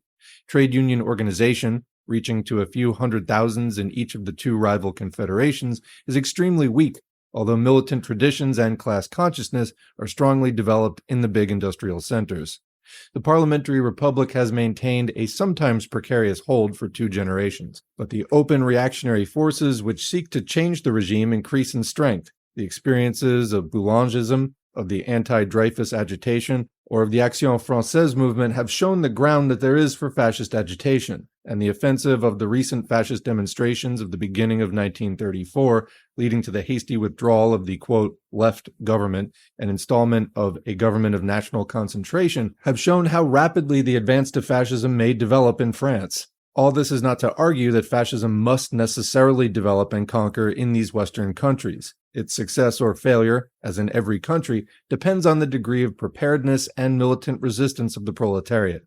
But it is folly to be blind to the reality of the danger, or to the many favoring factors that fascism can marshal to its side in precisely these countries. Above all, it is worse than folly to place a blind confidence, as the liberal and reformist leaders preach, in the, quote, democratic institutions of these countries. The bourgeoisie will use any and every instrument of struggle as occasion arises. It is for the working class and its allies to be prepared for the fight in front.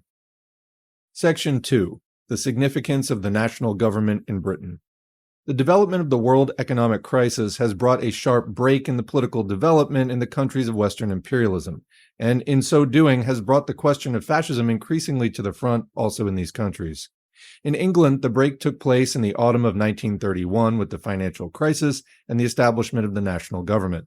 In the United States, the break took place in the spring of 1933 with the inauguration of the Roosevelt regime amid extreme financial crisis and the establishment of emergency powers. In France, where the effects of the economic crisis have operated more slowly, the break came with the Paris revolutionary and counter-revolutionary demonstrations of February 1934 and the formation of the government of national concentration under Doumergue. All these reveal a common process of concentration of the bourgeois forces in the crisis, the establishment of intensified forms of dictatorship and emergency powers, the diminution of the role of parliamentarism, and in general, the advance to types of the pre-fascist stage which characterized the Brüning regime in Germany. What was the significance of the formation of the national government in Britain and of the stage of the crisis which gave rise to it? In the first place, it marked the heavy discrediting of the Labour Party. The Labour government, which had been placed in office by 8 million votes on a program of promises of socialism and of the solution of unemployment, had looked on impotently while unemployment rose under its rule from 1.1 millions to 2.7 millions, and had proved itself only the ally of capitalist rationalization against the workers. The hopes which had been preached throughout the post-war period of the peaceful democratic labor path to socialism as the alternative to revolution and which had won a steadily rising labor vote from 2 millions in 1918 to 8 millions in 1929, received a heavy blow. Disillusionment in the masses was rising, but the Labor Party had in reality represented the safety mechanism of bourgeois rule in the post-war period. Like social democracy in Germany, the social conservative force which, while seeming to voice the socialist aspirations of the masses, had served to attach them through parliamentarism to the bourgeois regime. This was now in danger of collapsing and giving place to the rising process of revolutionization. The bourgeoisie was quick to sense the danger. Already in the spring of 1930, Lloyd George voiced the menace to the traditional bourgeois institutions through the discrediting of the Labor Party. Describing how the workers had originally put their hopes in the Liberal Party and lost faith in it, he continued, quote, "Millions consequently threw in their lot with a new party. To them, this party was the party of the last hope. It is now rapidly becoming the party of lost hope. Speakers and agents of all parties returning from the last by-election in a great industrial constituency had the same tale to tell. It was one of the gloom and despair which had fallen on this working-class district owing to the failure of the government they had helped the last general election to put into power to bring any amelioration into their conditions and prospects. If labor fails this time, confidence in parliamentary institutions will for a period disappear in myriads of loyal British homes and hearts." That was quoting Lloyd George's article in the Daily Express, March 18, 1930. The bourgeoisie maneuvered to meet this critical situation. The step, previously only attempted in wartime, was taken of creating a coalition government from all the parties, the national government, under the nominal leadership of MacDonald and Snowden, and under the actual control of conservatism, to win anew the confidence of the masses under this new cover. The maneuver succeeded for the moment by playing on the very intensity of the disgust of the masses with the Labor government.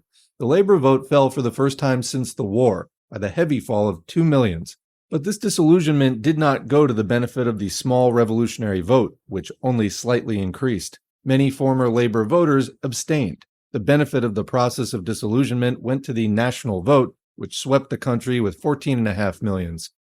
It is clear that we have here a special form of the same process which was demonstrated in Germany. The betrayal by social democracy thrusts millions of workers and former petty bourgeois supporters into the reactionary camp, which is skillful to put forward a new flag in order to win them. This is the heart of the process of fascism. It is revealed in its first rudimentary form in the, quote, national maneuver in Britain. The national vote of 1931 was the warning signal of the danger of fascism. Second, the national government marks the process of bourgeois concentration and intensified dictatorship for the carrying through of measures of an increasingly fascist character.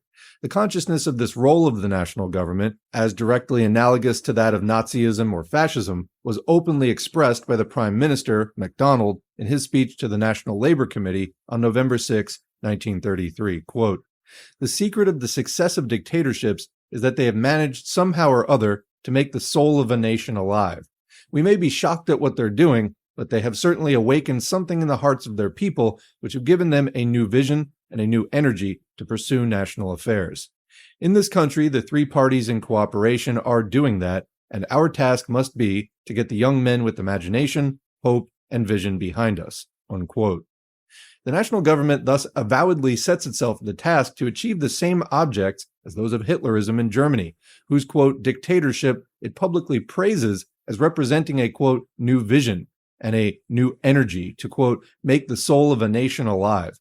This direct praise of fascism comes from the man who was, until 1931, the accepted leader of the Labor Party, and who indeed gave similar praise to Italian fascism while still leader of the Labor Party. A still more complete and conscious expression of the new policy has been provided in the more recent declarations of the cabinet minister, Elliott, Secretary for Agriculture, a former Fabian.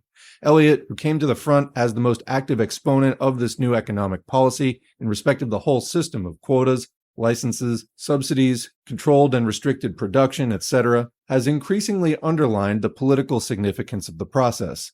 In his broadcast speech under the title, Whither Britain, on March 27, 1934, he spoke of the transition to the, quote, new state, of the necessity to, quote, give up a certain amount of liberty, of the need of, quote, economic self-discipline, quote, psychological self-discipline, etc., and directly compared the role of the national government to that of the Hitler government in Germany. Today, Eliot stands out as the principal governmental representative of the new fascist tendency. The development of fascism does not necessarily take the same form in every country. The general tendencies of the new economic and political policies, which receive their most complete expression in fascism, are common in greater or less degree, as has been already pointed out, to all modern capitalism. But the first steps toward fascism commonly develop in and through the decaying forms of the old bourgeois democracy. This is above all the significance of the national government, which itself carries forward tendencies already visible in the whole post-war capitalist development. On the one hand, the national government carries forward the new lines of economic policy, increasing state regulation of production, tariffs, quotas, import boards, the striving toward empire economic unity, and the active increase of war preparations. On the other hand, the national government carries forward the process of the transformation of bourgeois democracy from within, the development of new forms of intensified capitalist dictatorship, and increasing restriction of democratic rights. This process is already visible in the whole post-war period, notably in such measures as the Emergency Powers Act and in the Trade Union Act of 1927. It is carried very markedly forward under the national government. This is shown in such measures as 1. The increasing separation of governmental action from parliamentary forms, an extension of government by administrative order or by orders in council. The economy cuts and means test were put through by orders in council and only referred to Parliament after they were already in operation. 2. The reorganization of the police under increasingly centralized and military forms and rapid increase of police expenditure. 3. Increasing restriction of the rights of free speech and assembly, prohibition of meetings, e.g., bannings of meetings of unemployed at labor exchanges, imprisonment without charge of any offense committed, like the Tom Mann case, etc. 4. Active political repression against the workers. In the 2.5 years of the national government up to the spring of 1934, over 1,900 arrests for political offenses have taken place, over 600 sentences for a total of 1,613 months imprisonment, and some 850 fines for a total of £2,540, police interference with strikes, etc. 5. Increasing police violence against the workers, baton charges, etc. 6. The unemployment bill, bringing the unemployed, who have outrun the short period of regular benefit, under the control of a centralized autocratic board, not responsible to Parliament, with power to establish camps and, quote, training centers, or, quote, concentration camps in the Home Secretary's phrase, subjecting them to a semi-military regime and forced labor without pay or for purely nominal rates of pay, any worker who resists this slavery and smashing of trade union rates and conditions being liable to be sent to prison. Comment, that's a new one on me, they don't teach you that in school. 7. The incitement to disaffection bill, nominally directed against anti-militarist propaganda, but in fact very much wider and so worded in its original form as presented as to make the mere possession of any revolutionary socialist or anti-war literature an offense punishable with 2 years imprisonment, and giving to the police unlimited powers of search and confiscation. All this may be described as the process of encroaching fascism within the old forms, which precedes and prepares the full fascist attack. An examination of the experience of the Brüning regime in Germany, or of the successive earlier stages of Dollfuss in Austria, when he was still loudly hailed as the, quote, champion of democracy by all the liberal and social democratic forces of the West, will abundantly show the significance of this process, which has definitely begun its first stages in Britain. Section 3. The Roosevelt Emergency Regime. The Roosevelt emergency regime in the United States offers a still clearer demonstration of the whole process. From the moment of his inauguration, the new president demands and is granted emergency powers, quote, as in wartime. Quoting President Roosevelt's inaugural, March 1932, I shall ask the Congress for the one remaining instrument to meet the crisis, broad executive power to wage war on the emergency, as great as the power that would be given to me if we were in fact invaded by a foreign foe, unquote. Quoting General H.S. Johnson, speech at Chicago, quote, we do not expect to have to resort to the drastic steps taken during the war, but we have the same kind of a situation, unquote. What is the essence of the New Deal, if we strip from it the sentimental philanthropic ballyhoo?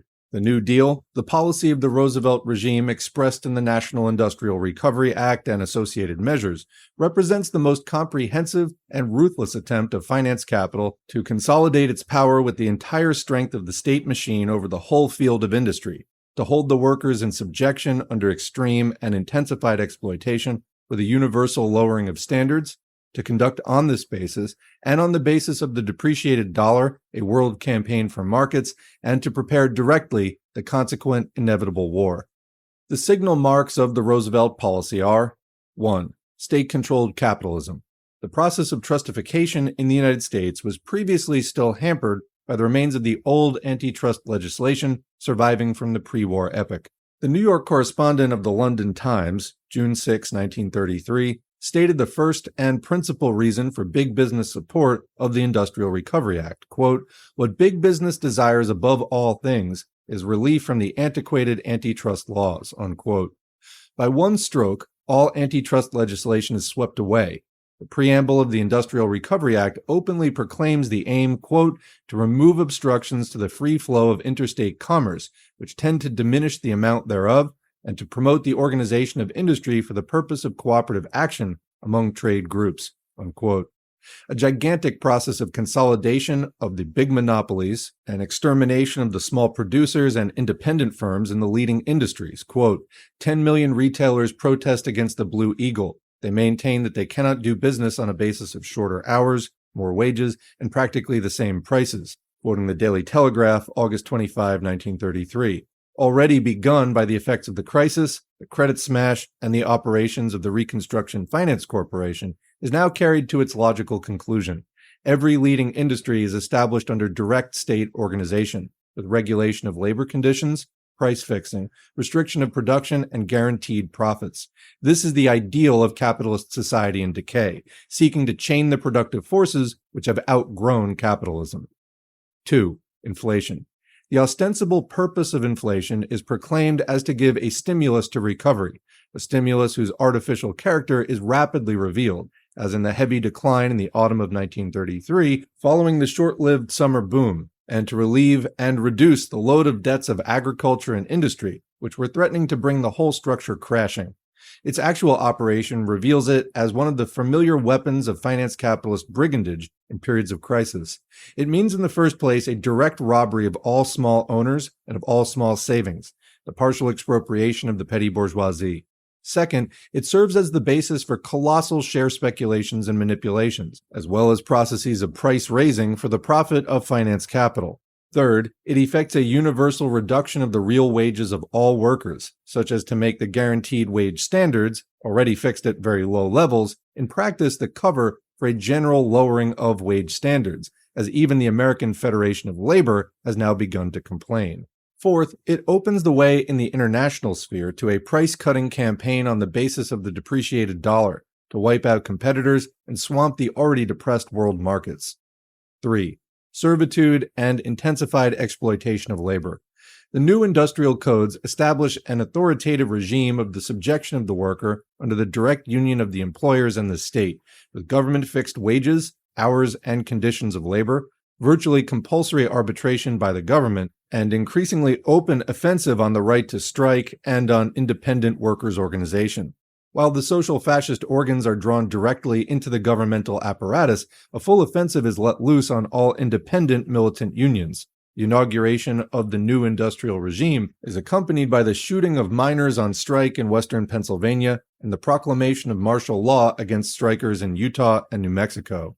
Quote, "The AFL has voluminous evidence," declared its president, William Green, on January 15, 1934, at a hearing on the Lumber Code, that drastic reduction has taken place in the wages of skilled workers since the adoption of the code, and that the minimum wages tended to become the maximum wages paid, unquote. In the name of the NRA, the employers endeavored to proclaim all strikes and picketing illegal.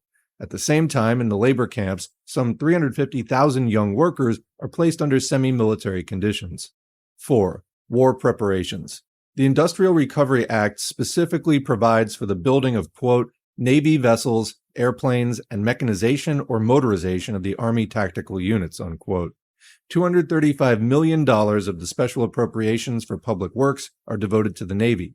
The Secretary for the Navy, Swanson, states, quote, "I know of no more effective and praiseworthy way of giving our industrial life that countrywide stimulus which it so sorely needs than by devoting a portion of the money and energy which is to be used for public construction to this vital arm of our national defense." It's quoted from the New York Times, June 16, 1933. The war character of the whole system of state organization, mobilization of industry, and semi-conscription of labor is obvious. To what outcome does the new American system lead? The economic outcome can be no more successful in solving the crisis than the similar methods of fascism elsewhere. The emptiness of all the promises of renewed prosperity, of the solution of unemployment, and of the achievement of higher standards all around has already been demonstrated. The speculative production boom of the summer of 1933 only led to a small increase in employment, and yet was followed by a rapid collapse, showing the impossibility of absorbing the present increased productive power under existing conditions, save through the final, quote, "solution of war."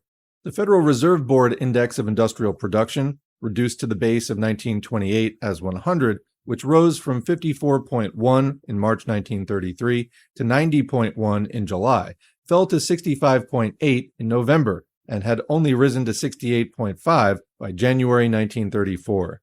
The stagger system of reducing the nominal figure of unemployment, as in Germany, by spreading the existing employment, means no real increase in the volume of employment. The civil works schemes, while pouring out colossal sums of money to give temporary employment and thus assisting the process of inflation, only intensify the problem when, owing to the enormous rising volume of debt, they have to be diminished and come to an end, throwing millions again into the unemployed, while no permanent channels of employment have been found. The level of real wages has been lowered owing to the rapid rise in prices. The American Federation of Labor is compelled to report in its official organ in January 1934, quote, "Since the bank crisis, the average worker's weekly income has risen 7.4% to October. But prices the worker has to pay for his living expenses have risen much more than this." Comment, we're just covering a very similar thing about the last 3 years in live stream number 117. Continuing, food prices are up 18% to November 21st. Prices of clothing and furnishings are up 26.3% to November. Thus, the worker who had a job right along is worse off than he was when the year began. His pay envelope may be larger, but it buys less. His real wage is smaller. Unquote. In January 1934, the president of the American Federation of Labor, William Green, complained that there were still nearly 12 million workers not absorbed into normal employment, and that, quote, "workers are steadily losing by price increases," unquote, or inflation. Continuing the quote, "Our estimate shows that there are 11,690,000 persons wanting work but unable to find employment in our normal industrial production services. Unemployment is still above the 1932 level by 1.5 million. Workers are steadily losing by price increases, and we must expect their living standards to be further reduced as prices go on upward," unquote. But while all the social reformist, quote, "progressive camouflage" of the Roosevelt New Deal thus rapidly fades away, the reality of the new fascist type of system of concentrated state capitalism and industrial servitude remains. As Roosevelt declared in his message to Congress in January 1934, quote, "We have created a permanent feature of our modernized industrial structure, and it will continue under the supervision, but not the arbitrary dictation, of the government itself," unquote. Roosevelt's Secretary for Agriculture, Wallace, still further brought out the implications of this process in his pamphlet entitled America Must Choose, issued in the spring of 1934. In this pamphlet, in the course of which he advocates that America must, quote, "annually and permanently retract of our good agricultural land some 25 million acres," unquote, he states, quote, "The new types of social control that we have now in operation are here to stay and to grow on a world or national scale. As yet, we have applied in this country only the barest beginnings of the sort of social discipline which a completely determined nationalism requires. We must be ready to make sacrifices to a known end," unquote. The significance of the Roosevelt regime is above all the significance of the transition to fascist forms, especially in the economic and industrial field. As the associate editor of the Current History magazine of the New York Times, E.F. Brown writes, quote, "The new America will not be capitalist in the old sense, nor will it be socialist. If at the moment the trend is toward fascism, it will be an American fascism, embodying the experience, the traditions, and the hopes of a great middle-class nation." unquote. But in fact, this stage is still a transition, as the failure of the plans of economic recovery becomes manifest and gives place to new forms of crisis and widespread mass discontent, and above all, as the advance to war implicit in the whole Roosevelt policy develops, the demand for corresponding political forms of fascism will come to the front in the United States. Section 4. The February Days and the National Concentration Government in France. In France, the developments of the effects of the economic crisis appeared at first more slowly, but in the latest period, the situation has gone forward with extreme rapidity, and the question of fascism has become a burning issue. The events of February 6 through 12, 1934, and the fall of the Daladier government, leading to the formation of the transitional Doumergue government of national concentration, have brought to the front the whole question of fascism and the increasing signs of advance to a direct armed struggle. These events are of vital importance for the Western, quote, democratic countries, because in these events are set out with crystal clearness the two alternative paths, the path of the, quote, left bloc, or bourgeois liberal democracy, leading in fact to fascism, or the path of the united working class front of struggle, which alone can defeat fascism. What was the situation on the eve of events of February 6 through 12? The national chauvinist, fascist, and royalist forces in France, at all times active beneath the democratic republican exterior, developed extreme activity in the gathering crisis, and especially since the advent of Hitlerism, with the open alliance and assistance of the police authorities in Paris and of the big press, that is, of the state and finance capital. At the same time, the governmental forms were showing the same increase of executive powers and repression of the workers common to all capitalist governments in the present period. Even the Times on February 5, that is, before the decisive events, was compelled to note, quote, a contrast has been drawn between the severe repression of communist manifestations and the comparative immunity from punishment of royalist demonstrators and the royalist newspaper which directly incites its readers to riot in the streets, unquote. This was under a, quote, left bourgeois government, maintained in office and practice by the support of the Socialist Party. The majority in Parliament was a, quote, left cartel majority, consisting of the Socialist Party and of the, quote, left bourgeois groupings.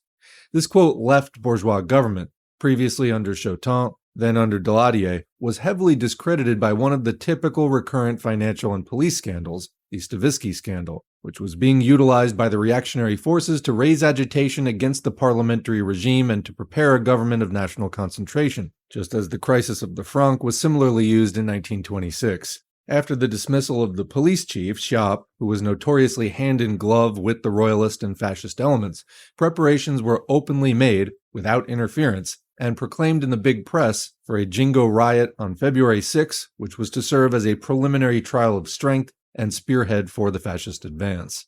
What was the line of the Daladier government and of, quote, left democracy in the face of this challenge? The Socialist Party voted its confidence in the Daladier government, in the, quote, left bourgeois government, as the defender of, quote, democracy against fascism.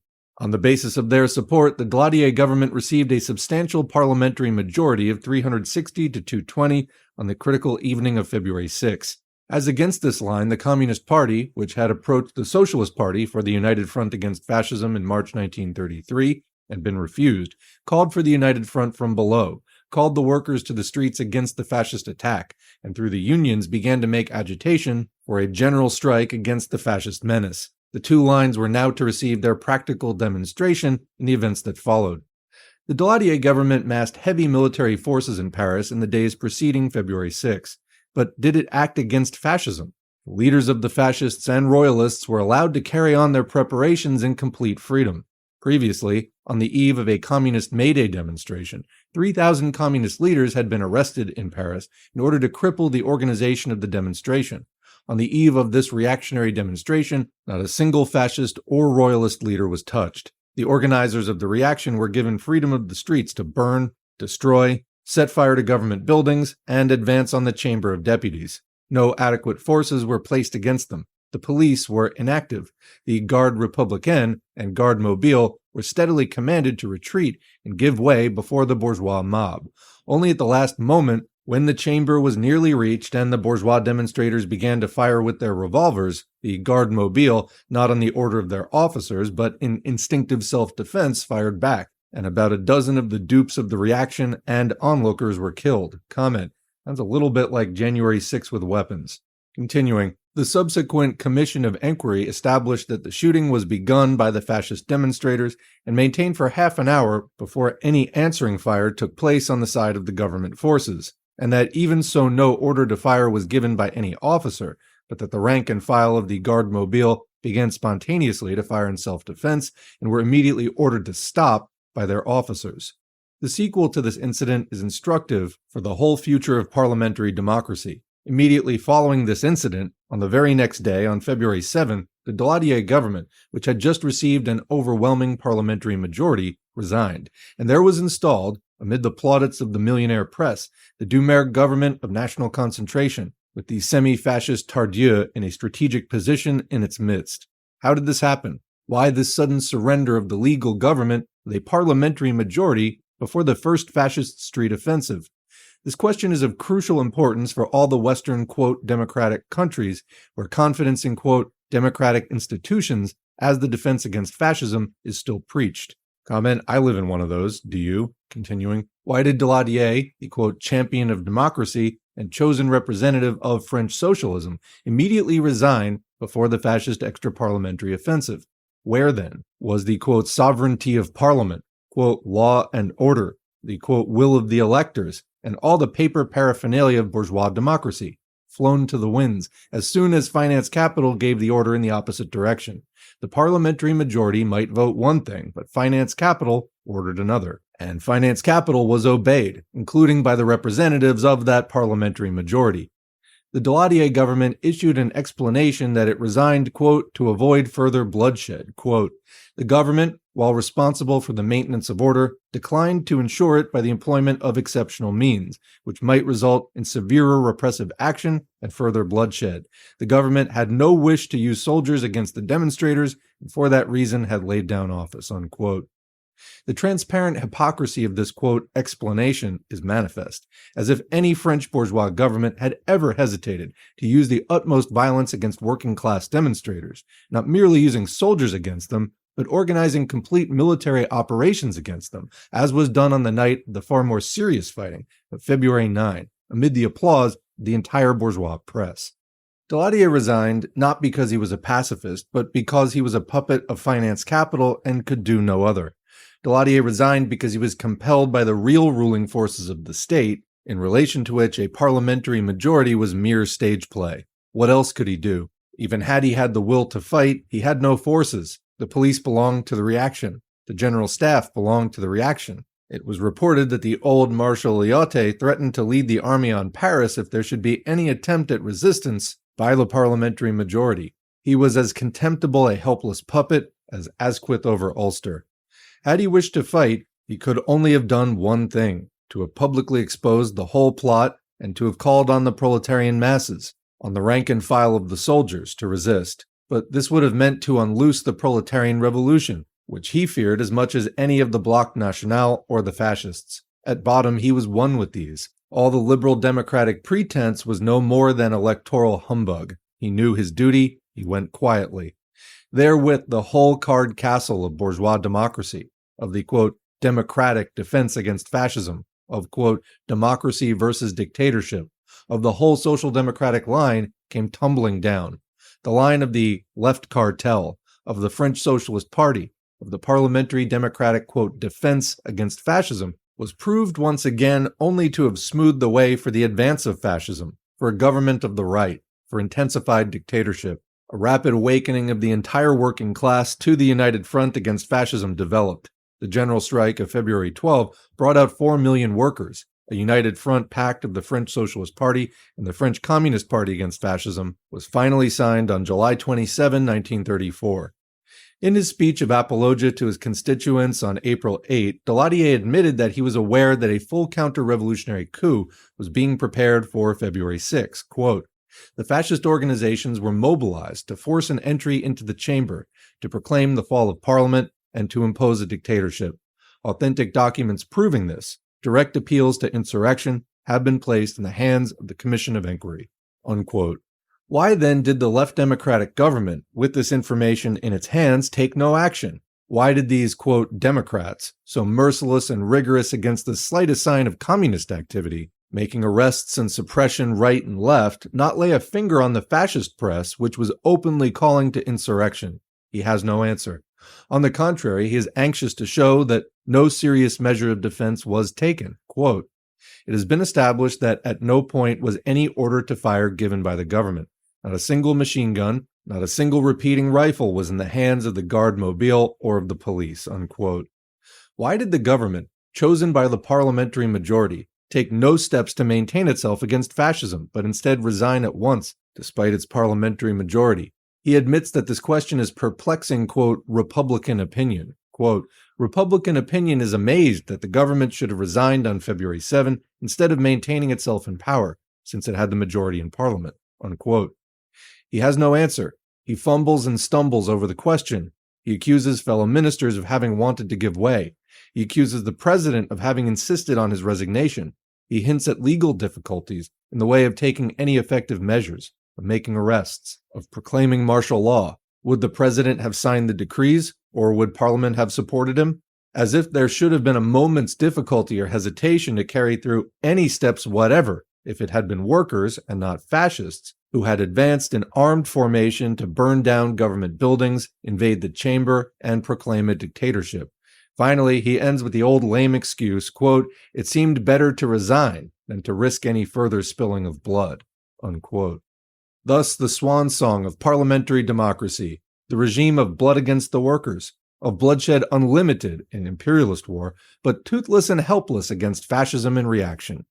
The fascist royalist demonstrations of February 6 were in reality only the preliminary offensive of the reaction to conceal and defeat the real rising movement of mass discontent, the rising movement of the working class, against which a government of intensified dictatorship was required. Hence the peculiar character of the maneuver which installed the government of national concentration.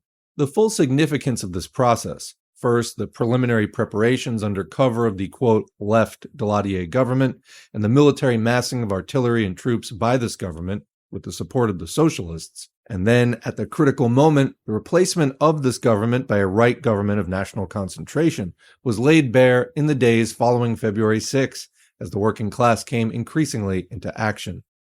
The battles of Friday, February 9, when the communist demonstration had been banned by the government and the workers fought for possession of the streets, enormously exceeded in their range February 6 and were turned into a full military operation by the government. 23,000 troops and 14,000 police were called into action against the workers.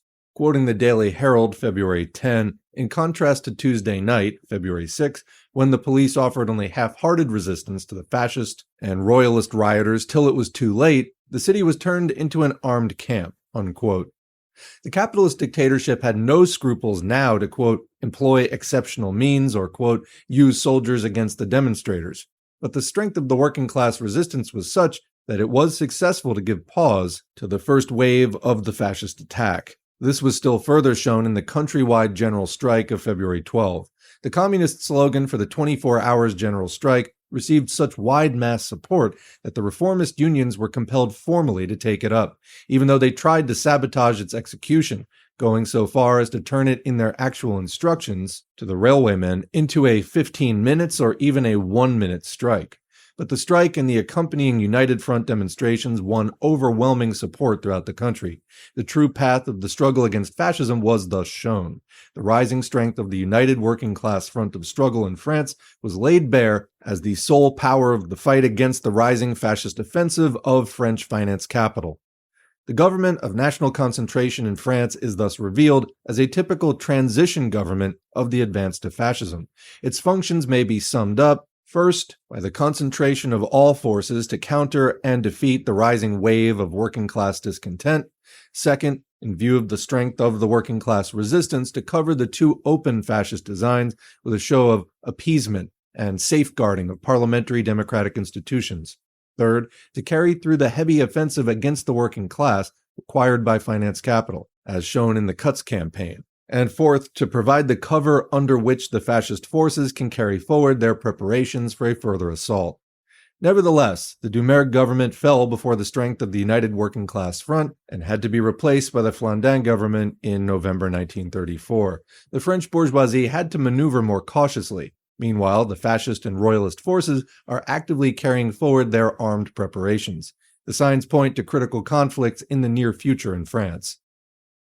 Section 5. The beginnings of fascist movements.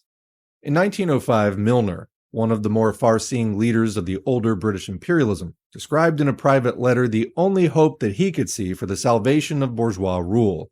Quoting the Milner Papers, Volume 2, perhaps a great charlatan, political scallywag, buffoon, liar, stump orator, and in other respects popular favorite, may someday arise who is nevertheless a statesman, the combination is not impossible, and who, having attained power by popular acts, may use it for national ends.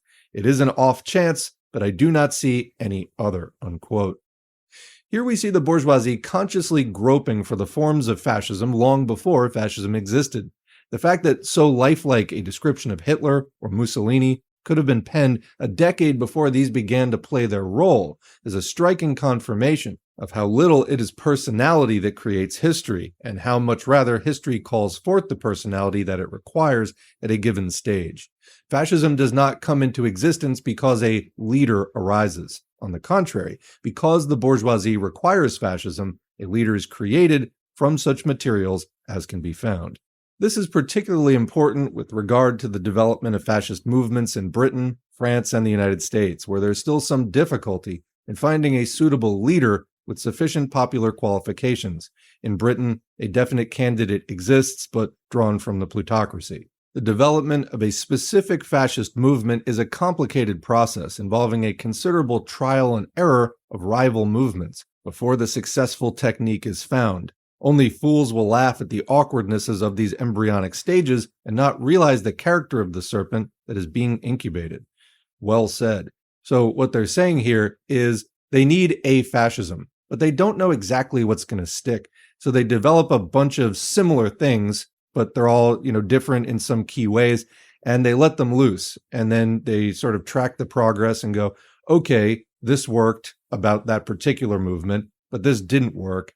And so they let them sort of compete it out, and then they tinker with it, and eventually they get something that hits on enough points that it goes viral, becomes popular, is actually adopted, and finds its place in the society. So yeah, the early stages of that sometimes don't really work, and they're cringeworthy and awkward in retrospect, but they're all just early generations of this finally competent monster that they're trying to build. Anyway, continuing, the crystallization of fascism into a single main movement has taken over 10 years in Britain and may not have reached its final form.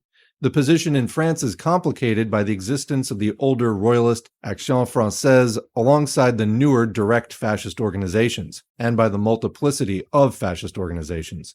In the United States, the situation is still that of the early stages of confusion. More important in this initial stage than the specific fascist movements are the direct tendencies within leading circles of the bourgeoisie toward open fascism, and therefore toward the creation of a fascist movement, or toward the support of the most effective fascist movement already existing. These direct expressions of support for fascism are to be found in abundance among the leaders of the bourgeoisie in Britain, France, and the United States. The close connections of leading British bourgeois circles with Italian fascism and with Hitlerism are notorious.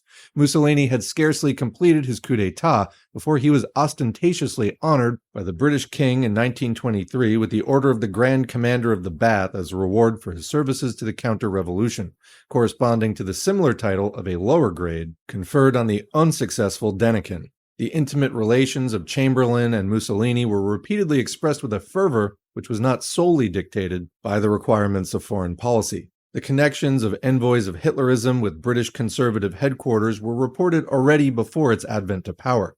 Churchill openly declared, speaking in the Mecca of Rome in 1927, his support for fascism. Quoting Churchill's address to the Roman fascists in January 1927, "If I had been an Italian, I am sure I should have been entirely with you, from the beginning to the end of your victorious struggle against the bestial appetites and passions of Leninism." Unquote. Mond, the patron saint of the Trade Unions Congress and joint author of the Mond-Turner Reports for Class Cooperation, was no less open in his recognition of fascism and explicit avowal that his purpose in the industrial peace negotiations with the Trades Union Congress was directed toward the same aim as fascism. His avowal, also made in Rome, the shrine where the hearts of British conservative statesmen are today opened, in 1928, was indeed so explicit, as reported in the British press, that he subsequently endeavored to disavow it and allege a, quote, abridged and, quote, incorrect version of his remarks. Quote, my references to fascism, he wrote, were entirely restricted to its application in Italy, unquote.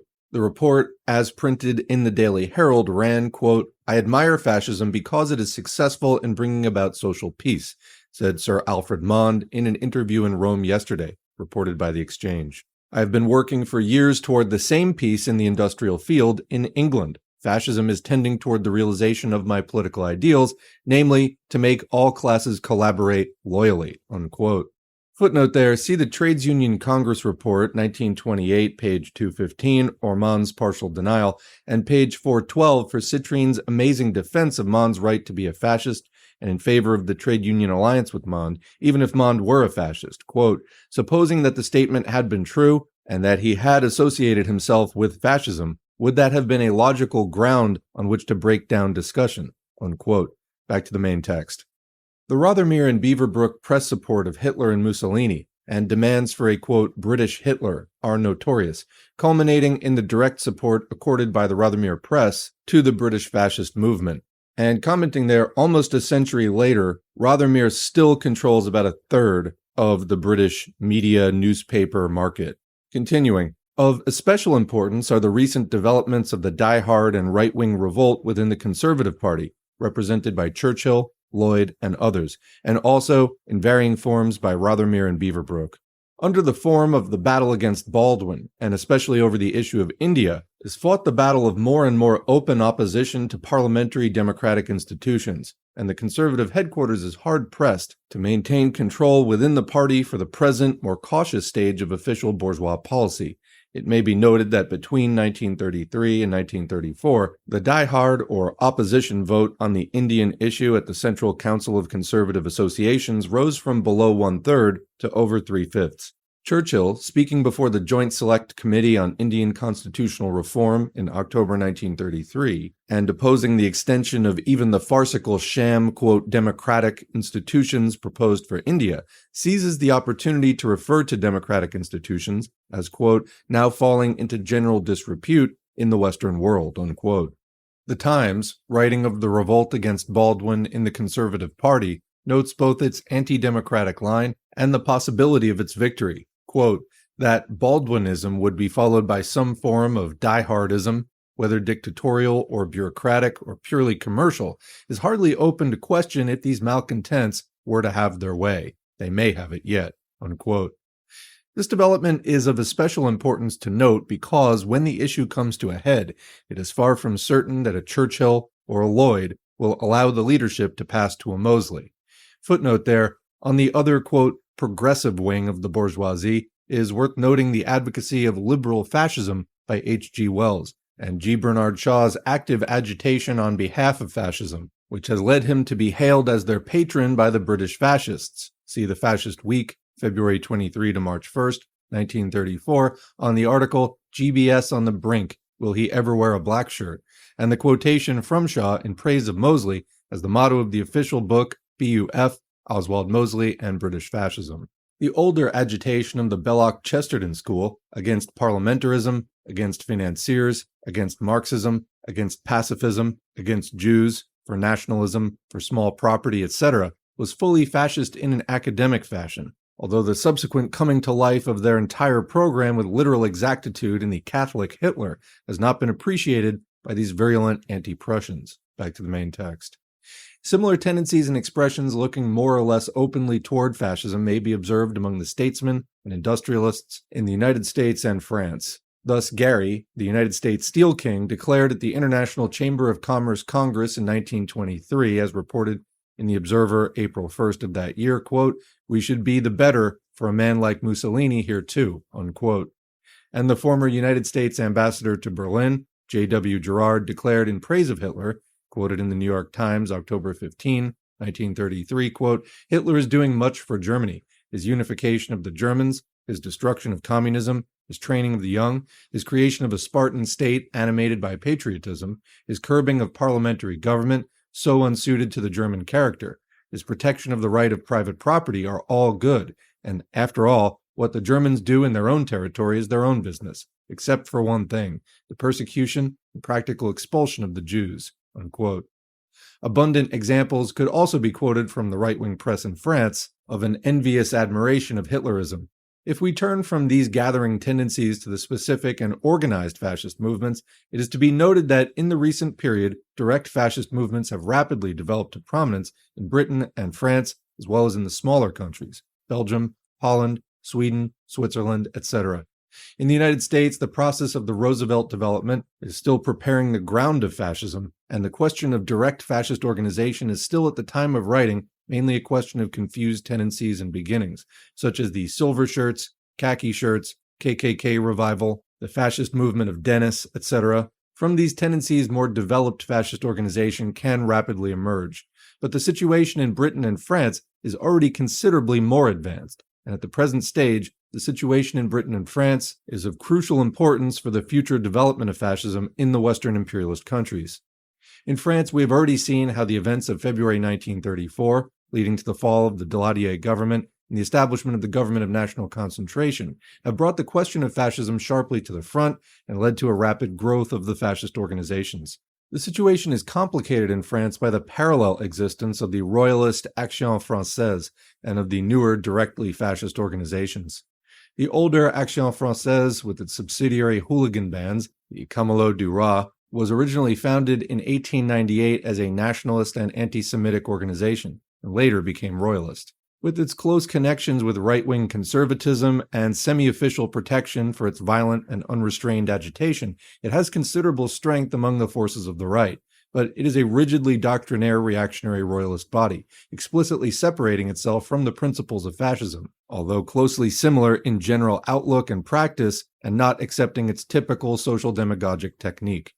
The numerous directly fascist organizations have not yet coalesced into a single party. The previous attempt to found such a party, the FAISO, established by Georges Valois in 1925, was not successful. Today, the principal more or less explicitly fascist organizations are the Jeunesse Patriote, founded by Tétanger in 1924, and the semi-military Croix de Feu, nominally an ex-servicemen's organization, but in fact recruited from all sources, under Colonel de la Roque, founded in 1927 with subsidies from Coty, in its early years numbering only a few thousands, but since the February days claiming 150,000 members. There are also a number of minor organizations and groups, such as the Mouvement National Populaire around the Action Nouvelle. Of the fighting strength of these organizations, the Paris correspondent of the Manchester Guardian reports, quote, "The Croix de Feu, the Jeunesse Patriote, the Action Française, and other reactionary organizations have probably not more than 25,000 to 30,000 fighting members in Paris. Nevertheless, if this force were armed, it would be sufficiently impressive, though even then it could do little if it had the police and army against it. But there is just a danger that at the critical moment, both the police and the army might be on their side, or at any rate neutral." Unquote. At the same time, from the, quote, socialist side, has developed an organization, the Neo-Socialists, or, as they have termed themselves, the Socialist Party of France, led by Marquet.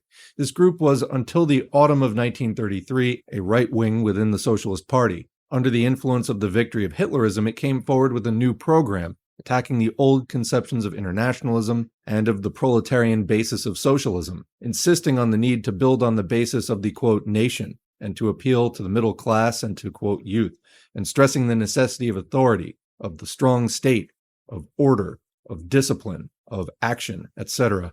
Its outlook was thus, although in fact only developing and stating more explicitly the basic social democratic outlook, marked by strong fascist influence, and the development of this tendency was universally recognized as a development toward fascism. In the autumn of 1933, this group broke away from the French Socialist Party to found the Socialist Party of France. Its leader, Marquet, joined the government of national concentration on its formation. In Britain, the situation has not yet reached the same degree of intensity as in France, but a fully formed fascist party and organization, even though not yet strong, has been constituted since 1932 in the British Union of Fascists under Mosley. The rival smaller organizations are today of minor importance. Note may be taken of the markedly anti-Semitic Imperial Fascist League and of the Green Shirts, originally a currency movement of more or less fascist character, though denying fascism. The British Union of Fascists, although not yet necessarily the final form, has today established its position for two reasons. Firstly and mainly because of its overwhelming financial support from influential sources, support by the million-tentacled Rothermere Press, and secondly, because of its historical origin from the heart of the Labour Party, an independent Labour Party, whereas the previous attempts had remained movements purely of retired generals and suburban reactionaries. The earlier movement of the British Fascisti originated in 1923 from the circles around the Duke of Northumberland's journal The Patriot, and received its legal recognition from the first Labour government. Quote, "The legality of their organization was officially recognized by the late Labour government by the granting to them of their Articles of Association as the British Fascisti Limited." Unquote. Brigadier General R.B.D. Blakeney, its president, had been general manager of the Egyptian State Railways. Its commander for the London area was Brigadier General Sir Ormond Winter, KBE, and its vice president was Rear Admiral J.C. Armstrong. The subsequently attempted United Empire Party, launched with the support of the Rothermere and Beaverbrook Press in 1930, was equally overweighted with generals. Quote, "The council is almost entirely composed of military officers, and their experience of political matters or organization is, with two exceptions, negligible." Quoting the Morning Post, September 13, 1930. These earlier would-be fascist organizations had no understanding of the necessary labor connections and social demagogic technique of fascism. The British Fascisti proclaimed in all simplicity the objective, quote, "to render practical and, if necessary, militant defense of His Majesty the King and the Empire," unquote. A further circular explaining the role of its two branches, men's units and women's units, stated, quote, "In times of peace, both branches carry on propaganda, recruiting, and counter-revolutionary organization. Should revolution or a general strike be threatened, men's units would form the active force and women's units the auxiliary force," unquote. It is obvious that on this basis of ingenuous counter-revolutionary honesty, no mass fascist movement could be built up. The movement won a certain degree of attention in the period preceding the general strike, mainly owing to its semi-official police recognition, its members being accepted in certain areas for recruitment into the special constabulary in a body under their own officers. It achieved no political influence, and after the general strike fell into obscurity. The first significance of the Mosley movement was its direct origin from within the Labour Party. Mosley, after having been a Conservative Member of Parliament, entered the Labour Party in 1924. On the basis of his great wealth and influential connections, he advanced with an extreme rapidity unattainable to ordinary working-class members of the Labour Party to a commanding position in that party, which is always notoriously open to the power of money and of bourgeois connections, and where seats are often offered as at an auction to the highest bidder. No fewer than 50 seats were offered to Mosley in the same year that he joined. Within 3 years, he was elected to the Labour Party executive in 1927 with a higher vote than Herbert Morrison, and in 1928 was re-elected, polling 2,153,000 votes.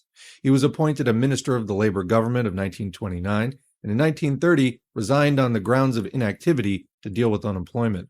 As a minister, he had produced the Mosley Memorandum, which was the first outline toward a fascist policy, that is, an active, openly non-socialist, far-reaching policy of capitalist reconstruction. This policy, not because of its non-socialist character, but because of its active character, was unwelcome to the conservative do-nothing line of the Labour government, which accordingly sat on it and endeavored to bury it. Mosley appealed to the Labour Party conference in 1930 and won 1,046,000 votes against 1,251,000 for the executive. He was re-elected to the Labour Party executive, and thus, in fact, passed straight from the Labour Party executive to the organization of his new party, or fascist party, in 1931. For the original wider political basis and influence of Mosley, in contrast to the unsuccessful generals of the previous fascist attempts, and his launching into the front ranks of politics, it is thus necessary to thank the Labour Party and Independent Labour Party, which in this way characteristically performed the role of social fascism. While the Communist Party alone from the outset correctly gave warning of the fascist tendencies implicit in Mosley, which he at first endeavored to deny, the left Labour politicians rallied to his support and assisted his campaign. The new leader, the organ of the Independent Labour Party, wrote of the Mosley Memorandum, quote, "In the main, as is known, his scheme followed ILP lines," unquote. That was from 1930. Brockway wrote, quote, In the ideas of the ILP, Independent Labor Party group, and the smaller Mosley group, there's a good deal in common. Before long, we may expect to see a revolt by the younger members of all three parties against the methods and spirit of the older generation." Unquote. The Mosley Manifesto of December 1930, which already formally disclaimed socialism, quote, "The immediate question is not a question of the ownership, but of the survival of British industry," unquote. Although if the workers owned it, wouldn't it survive anyway? And demanded a dictatorship of 5 to carry out an aggressive capitalist program, assigned by 17 Labour MPs, including 5 ILP MPs, together with A.J. Cook. Footnote there, the names of the 17 Labour MPs signatory of the Mosley Manifesto, which became the starting point of British fascism, were, in addition to Mosley and his wife, Oliver Baldwin, Aneurin Bevan, W.J. Brown, Dr. R. Forgan, J.F. Horrobin, M. Phillips Price, E.J. Strachey, J. Beatty, W.G. Cove, J. Lovat Fraser, S.F. Markham, J. McGovern, J.J. McShane, H.T. Muggeridge, and C.J. Simmons. Back to the main text. When the new party, the first definite step toward the formation of a fascist party, was formed in the spring of 1931, it was formed of 6 Labour MPs and 1 Conservative MP, and made its appeal to the, quote, "mass of patriotic men and women who were determined upon action," unquote. The final evolution from the womb of social fascism to open fascism developed in 1931. After the unsuccessful Ashton by-election fight of the new party in April 1931, writes Strachey in The Menace of Fascism, quote, "Mosley began more and more to use the word fascism in private. In May 1931, according to the Daily Express, May 18, 1931, Mosley, at a meeting at the headquarters of the new party, quote, spoke of the need for discipline. It was generally agreed that there were many lessons to be learned by the new party from Hitlerism," unquote. Major Baker, the political secretary of Mosley, in an interview to the same journal declared, quote, "It is true that the young men who are gathering around us are Oxford students and graduates. They're mostly athletes. The men around us are in many instances the owners of motor cars. They will form themselves into flying squads to descend suddenly on a place," unquote. So 1930s flash mobs. According to the Daily Herald, June 6, 1931, a mission consisting of Major Thompson, DSO, and L.J. Cumming, formerly the propaganda secretary of the West London Federation of the ILP, was sent to Germany to study the methods of the Nazis. Mosley, the Times reported, quote, "has, it is understood, collected a considerable fund, not, of course, from socialists," unquote. The details of this development are only important as showing in a classically clear form the close connection of social fascism and fascism. The last step in the process took place in 1932, when the fascist name was openly adopted, and the new party, as the communists had prophesied from the outset, was transformed into the British Union of Fascists, BUF. The Statement of Policy, Mosley's Greater Britain, was issued, which repeats in very summary form the familiar features of fascist economics and politics discussed in previous chapters, with the main stress on the economic policy, quote, "corporate state, compulsory arbitration, quote, scientific protection, regulation of production, trade, wages, prices, and investments, the old illusions of, quote, planned capitalism, and with the necessarily unpopular political features of repression smoothed over under vague phrases or even omitted from mention." Footnote there, the penal suppression of strikes under the corporate state is not mentioned. The violent suppression and dissolution of any form of socialist working class movement is not mentioned. On the electoral system, it is blandly stated that, quote, "such electoral principles, i.e. of the corporate state, are designed not to limit the powers of electors, but rather to increase their real power by enabling them to give a well-informed vote," unquote, without stating that, in fact, in fascist Italy and Germany, the electors are presented with a single ready-made list to give their assent to, with no permission of any alternative candidates. But the whole book is marked by the glaring disingenuousness customary to fascist propaganda before power. Comment, in other words, before they take power, as discussed in previous chapters, they say all kinds of things. Once they get into power, their only real policy is whatever finance capital their real bosses dictate to them. That is why there's no real theory of fascism. It's just a bunch of nonsense that they put out to confuse people. Back to the main text. In the autumn of 1932, the Fascist Defense Force was established, and in 1933, fascist barracks headquarters of the type of the Brown houses in Germany began to be set up. The growth of violence in 1933, in connection with the, quote, wearing of political uniforms, i.e. of the fascists, as no workers' defense force as yet exists, was reported as follows by the Home Secretary in Parliament on February 20, 1934. Quote, the growing danger of public disturbances which the police attribute to the wearing of what may be conveniently called political uniforms is shown by the fact that the Commissioner of Police for the metropolis reports that for the first 6 months of 1933, there were, in the Metropolitan Police District, 11 disturbances of a political character attributed to this cause, while in the last 6 months of the year, there have been no less than 22 such disturbances. Unquote. In the beginning of 1934, fascism was endowed with a large-scale press organization by the resources of the millionaire Rothermere Press being placed at the service of the British Union of Fascists in order that it might represent, quote, a well-organized party of the right, ready to take over responsibility for national affairs with the same directness of purpose and energy of method as Hitler and Mussolini have displayed, unquote. The policy of the government in relation to the growth of fascism was stated in Lord Feversham's reply on behalf of the government in the House of Lords on February 28, 1934. He declared that the British Union of Fascists was gaining ground, but that the policy of the government was not to interfere to restrict its growth. As long as a majority were able, with the assistance or lack of assistance of a government, to maintain peace and order in this country, it was unnecessary for any great action to be taken to restrict such parties. In the second half of 1934, the question of fascism came increasingly to the forefront, but the anti-fascist forces at the same time markedly increased in strength. The fascist demonstration at Olympia on June 7, 1934, with its systematically brutal manhandling of the anti-fascists and even of non-partisan spectators who protested, and with the connivance and assistance of the police in this brutality, produced widespread awakening to the fascist menace. This was further shown at the fascist demonstration at Hyde Park on September 9, 1934, when the fascist demonstration, numbering 2,500, was protected by 7,000 police, while the anti-fascist demonstration numbered, according to the hostile press reports, from 100,000 to 150,000. From this heavy exposure, the illusion began to develop that fascism had already passed its climax and was bound to decline.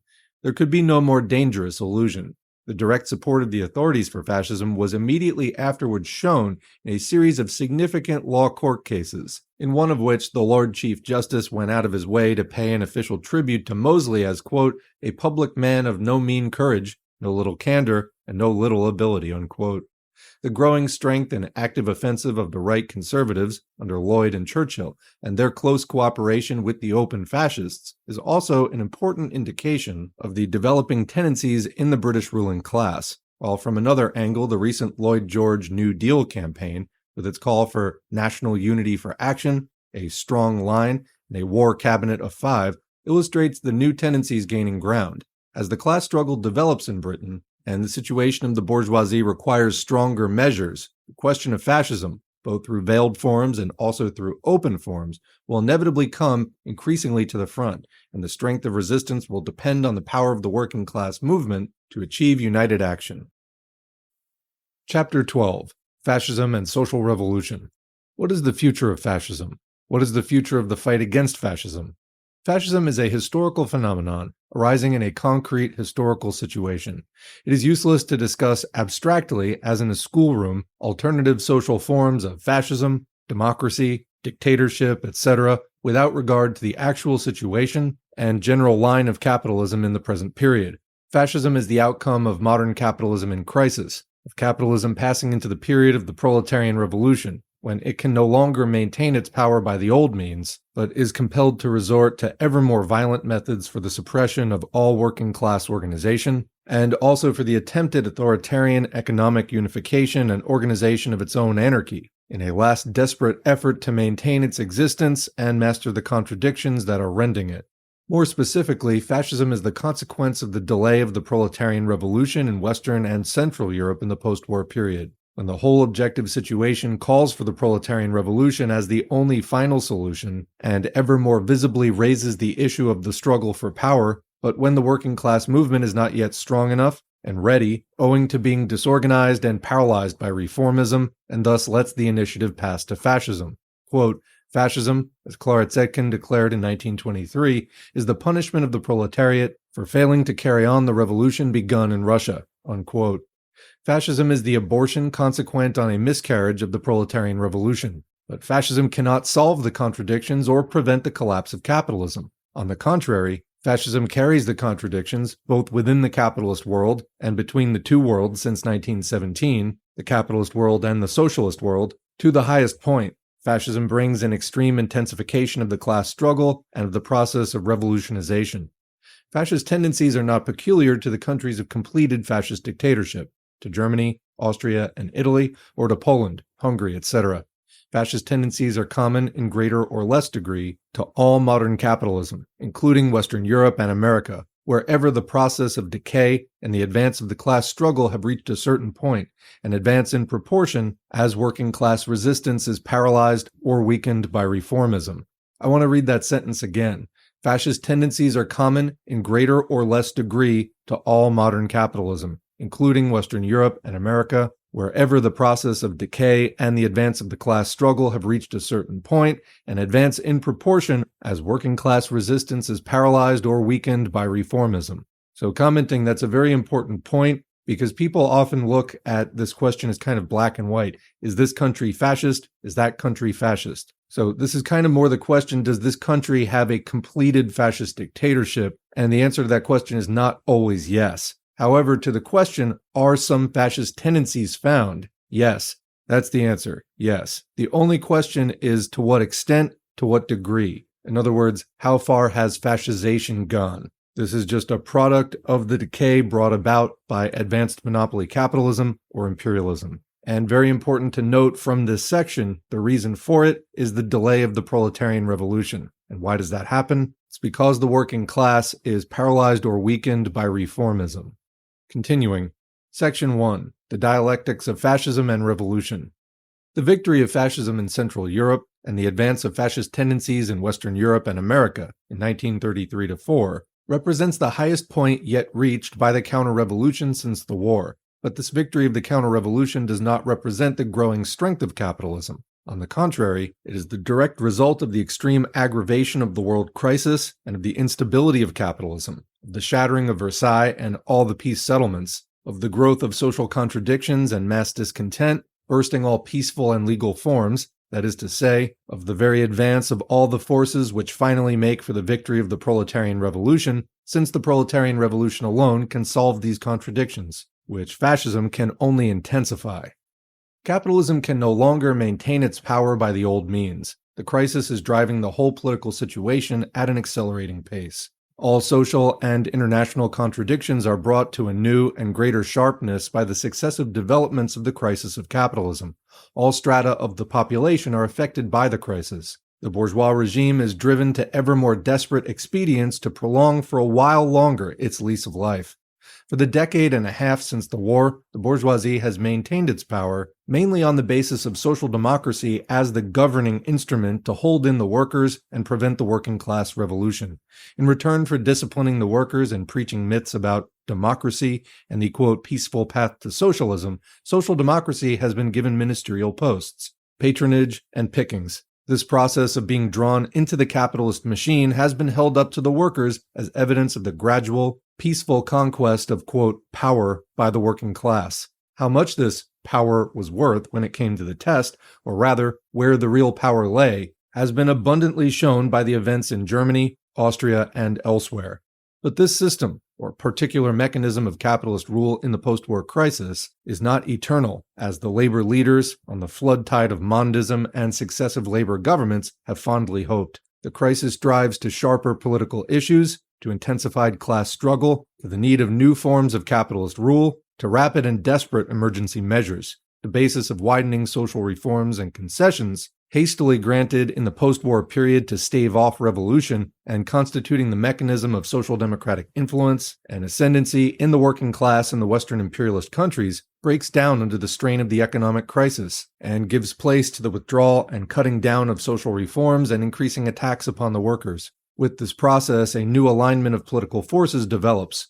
On the one hand, the hold of social democracy upon the workers begins to weaken, as shown in its declining numbers, its increasing use of social fascist disciplinary measures and violence, and in the growth of communist influence. In the face of this growing revolutionization of the workers, the bourgeoisie hastens to act, while there is yet time, before communism has yet won its visibly approaching majority position in the working class, while the disorganization of the workers by social democracy can still prevent successful resistance and brings into play the dangerous hazard of fascism to smash the advance of the working class.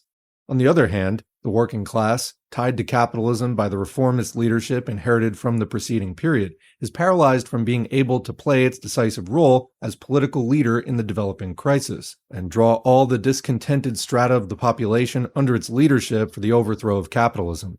On the contrary, since there is no standing still, the exact reverse process takes place in the early stages. As the crisis develops, the working class, under reformist leadership, appears to grow not stronger but weaker.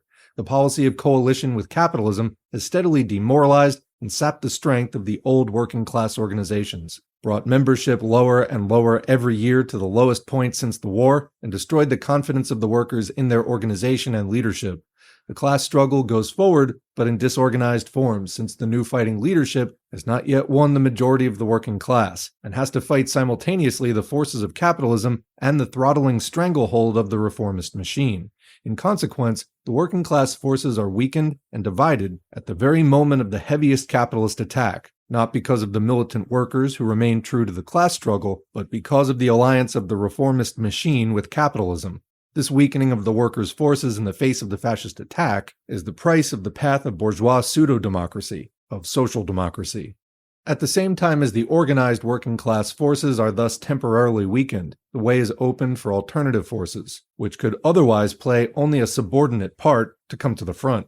The mixed intermediate strata, or so-called middle classes, who can play no independent political role, but can only act in practice as the ally of either the working class or capital, come to the front in proportion as the active role of the working class is weakened. They are sharply affected by the crisis and by all the operations of finance capital. Their lower strata are the natural ally of the working class in the war on finance capital, but they see from their point of view the modern parliamentary state as a coalition of big capital or, quote, international financiers and labor bosses, with themselves left out, and feel themselves squeezed by ever-increasing taxation for the benefit of big business and the system of social services to the workers, that is, the system of social reformism. Nor can the reformist labor propaganda, which dare not touch the roots of finance capital, expose to them the real reasons of their plight, or give them the revolutionary lead for which they are groping to mobilize them against their real enemy. Thus they become easy prey for the demagogic propaganda of finance capital to give them a sham, quote, revolutionary lead, exploiting to the full the weaknesses and corruption of laborism or social democracy, and organize them as a counterforce against the working class, in contradiction to their own interests. Capital is able for the first time to organize no longer a mere mercenary army for its support, but a mass movement built on disgust with reformism, built out of those intermediate strata and unstable, discontented, disillusioned working class elements against the organized working class. From the ruins and discredit of reformism, fascism springs. So commenting here, I was thinking of, in the 1970s, the rise of the Libertarian Party and all the other kind of pseudo-populist right-wing forms. Quoting, they are sharply affected by the crisis and by all the operations of finance capital. From their point of view, they see the modern parliamentary state as a coalition of big capital or international financiers and labor bosses with themselves left out, and they feel themselves squeezed by taxation, etc. But as the social reformist machine cannot really expose the roots of the system to them, they become the playthings of big capital, dancing to the tune of capitalist propaganda, and they become extremely hard to reach. Continuing, the old liberal parliamentary democratic method of maintaining bourgeois rule on a basis of social reforms increasingly breaks down before the realities of the economic crisis and the sharpening of the class struggle. On all sides, the bankruptcy of the old social, economic, and political system becomes recognized, and the demand for a complete change of the social system replaces the old cry for reforms. Capitalism has to meet this new situation in which its whole regime begins to be questioned and denounced, no longer by the few, but by the overwhelming majority of the population, and the call for, quote, socialism and, quote, revolution sounds on all sides. An extreme example of this process is revealed in Germany on the eve of fascism, where in the elections of the summer of 1932, no fewer than 74% of the voters gave their votes for parties proclaiming the aim of, quote, socialism, and all the parties which declared their support of capitalism could not win more than a quarter of the electors. In this situation, capitalism is only able to save its power for one further lease by the final desperate expedient of staging a sham, quote, revolution, with the nominal aim of, quote, socialism, but in fact designed to maintain its power, the, quote, National Socialist Revolution, or fascism. The poison, from the point of view of capitalism, of the, quote, revolutionary and, quote, socialist propaganda, which can today alone win a mass hearing, is skillfully rendered harmless by the antidote of the, quote, national idea. Thus, the final mask of this ultimate masquerade of capitalism, staging a, quote, socialist, quote, revolution to maintain its power, becomes the old national label. What is the significance of this? Does it mean that the national appeal is in fact stronger to the masses than the socialist? Not at all. The Nationalist Party in Germany, on the basis of the pure national appeal, could only win 2 million votes, where, by the skillful addition of socialism, the, quote, National Socialist Party could win 13 million. But the national label becomes the final device for distorting and defeating the meaning of socialism, when the defense of capitalism can no longer be openly proclaimed. The whole drive of the present situation, as all are increasingly compelled to recognize, is toward the necessity and inevitability of collective social organization, that is, toward socialism. The, quote, national principle, on the other hand, represents in reality the rule of a given capitalist grouping in opposition to other capitalist groupings. But the national principle is falsely presented to appear as the expression of the collective social principle against private egoism, individualism, capitalism. In this way, the historical movement toward collective social organization, when it becomes too strong to be any longer directly resisted, is attempted to be distorted from its common human basis into an exclusive group assertive basis, which becomes in fact the cover for the maintenance of the rule of the capitalist class. This is the significance of, quote, National Socialism or fascism. But what is the historical outcome of this process? The advance to fascism as the final defense means the destruction of legality, not by the revolutionaries, but by the bourgeoisie, and the laying bare to all of the class struggle as a direct conflict of force. Comment here. So we talk in a number of ways about capitalism being its own gravedigger. First of all, by creating the proletariat, which it needs to enrich itself, but which eventually realizes it has no interest in seeing the continuation of capitalism, and that it has the strength and means, under certain conditions of organizing, to end it. But here's a more specific case, where capitalism, in order to maintain its rule, starts tearing apart its own system of law. This gives those who believe in the system less and less to hold on to, and it becomes clearer and clearer, more and more exposed, that in the end, capitalism is one class oppressing and exploiting the other for the enrichment of itself by any means necessary, including just all-out brute force if it comes down to that. And under those circumstances, it becomes easier for more and more average people to think, this has become a nightmare, we have less and less to lose, why not fight back? We're already in a state of open conflict. Continuing, in order to hold off the revolution, the bourgeoisie is compelled to play at revolution, and to seek to, quote, outbid the revolution. They are compelled to preach to the masses contempt for peace and legality, which were formerly their best protection. To prevent the working class revolution, they're compelled to stage their masquerade revolution, and even to dub it a socialist revolution. The Junkers, barons, and industrial magnates, in order to maintain their power, are compelled to place themselves at the head of bandit hordes with cries of down with interest capital, down with unearned income, nationalization of the trusts, nationalization of the banks, socialization of all enterprises ripe for socialization, etc. The modern Black Hundreds, comment extreme reactionaries, have to proclaim themselves, quote, socialists and enemies of, quote, capitalism in order to win a hearing and save capitalism. Such is the measure of the strength of capitalism revealed in the temporary victory of the fascist counter-revolution. It is manifest that we have here not a strengthening, but in reality and in the final outcome, an extreme weakening of capitalism. The further examination of the development of the fight against fascism will reveal the inevitable final working out of the dialectics of this process. Section 2. The Fight Against Fascism. What then of the future of the fight against fascism? Fascism, it is evident from the above analysis, develops out of the decay of bourgeois democracy and reformism in the conditions of the capitalist crisis. Indeed, fascism develops in the first place in and through the forms of bourgeois democracy, step by step strengthening the state coercive apparatus and emergency powers, and restricting the rights of the workers, in proportion as the workers' resistance is paralyzed by reformism and trust in constitutionalism, and only when the ground has been thus fully prepared within the shell of democracy, and the workers' forces disorganized to the maximum, only then the final blow is struck, and the complete and open fascist dictatorship is established. Germany and Austria are the outstanding examples of this process, where all the preliminary stages for the victory of fascism were carried through by a Brüning or a Dollfuss in the name of the defense of the, quote, Constitution, and with the support of the social democratic leadership on this basis. In consequence, the fight against fascism cannot be conducted on the basis of trusting to bourgeois, quote, democracy as the defense against fascism. To do this means to invite and to guarantee the victory of fascism. The fight against fascism can only be conducted on the basis of the united class fight of the workers, leading all the exploited strata against all the attacks of finance capital, whether these attacks are conducted through nominal, quote, democratic forms or through open fascist forms. The stronger the fight of the workers in the early stages, within these still nominally maintained, quote, democratic forms, the less easy becomes the advance of the bourgeoisie to the further stages, to the open fascist forms. Hence the importance of the united working class front. The strength of the working class fight is also decisive for winning the wavering petty bourgeois sections. The bourgeois Democrats and reformists argue that fascism is the consequence of communism. Quote, the fear of the dictatorship of the working class has evoked the iron dictatorship of capitalism and nationalism. Reaction on the right has bred reaction on the left. Reaction of the left is displaced by triumphant reaction of the right.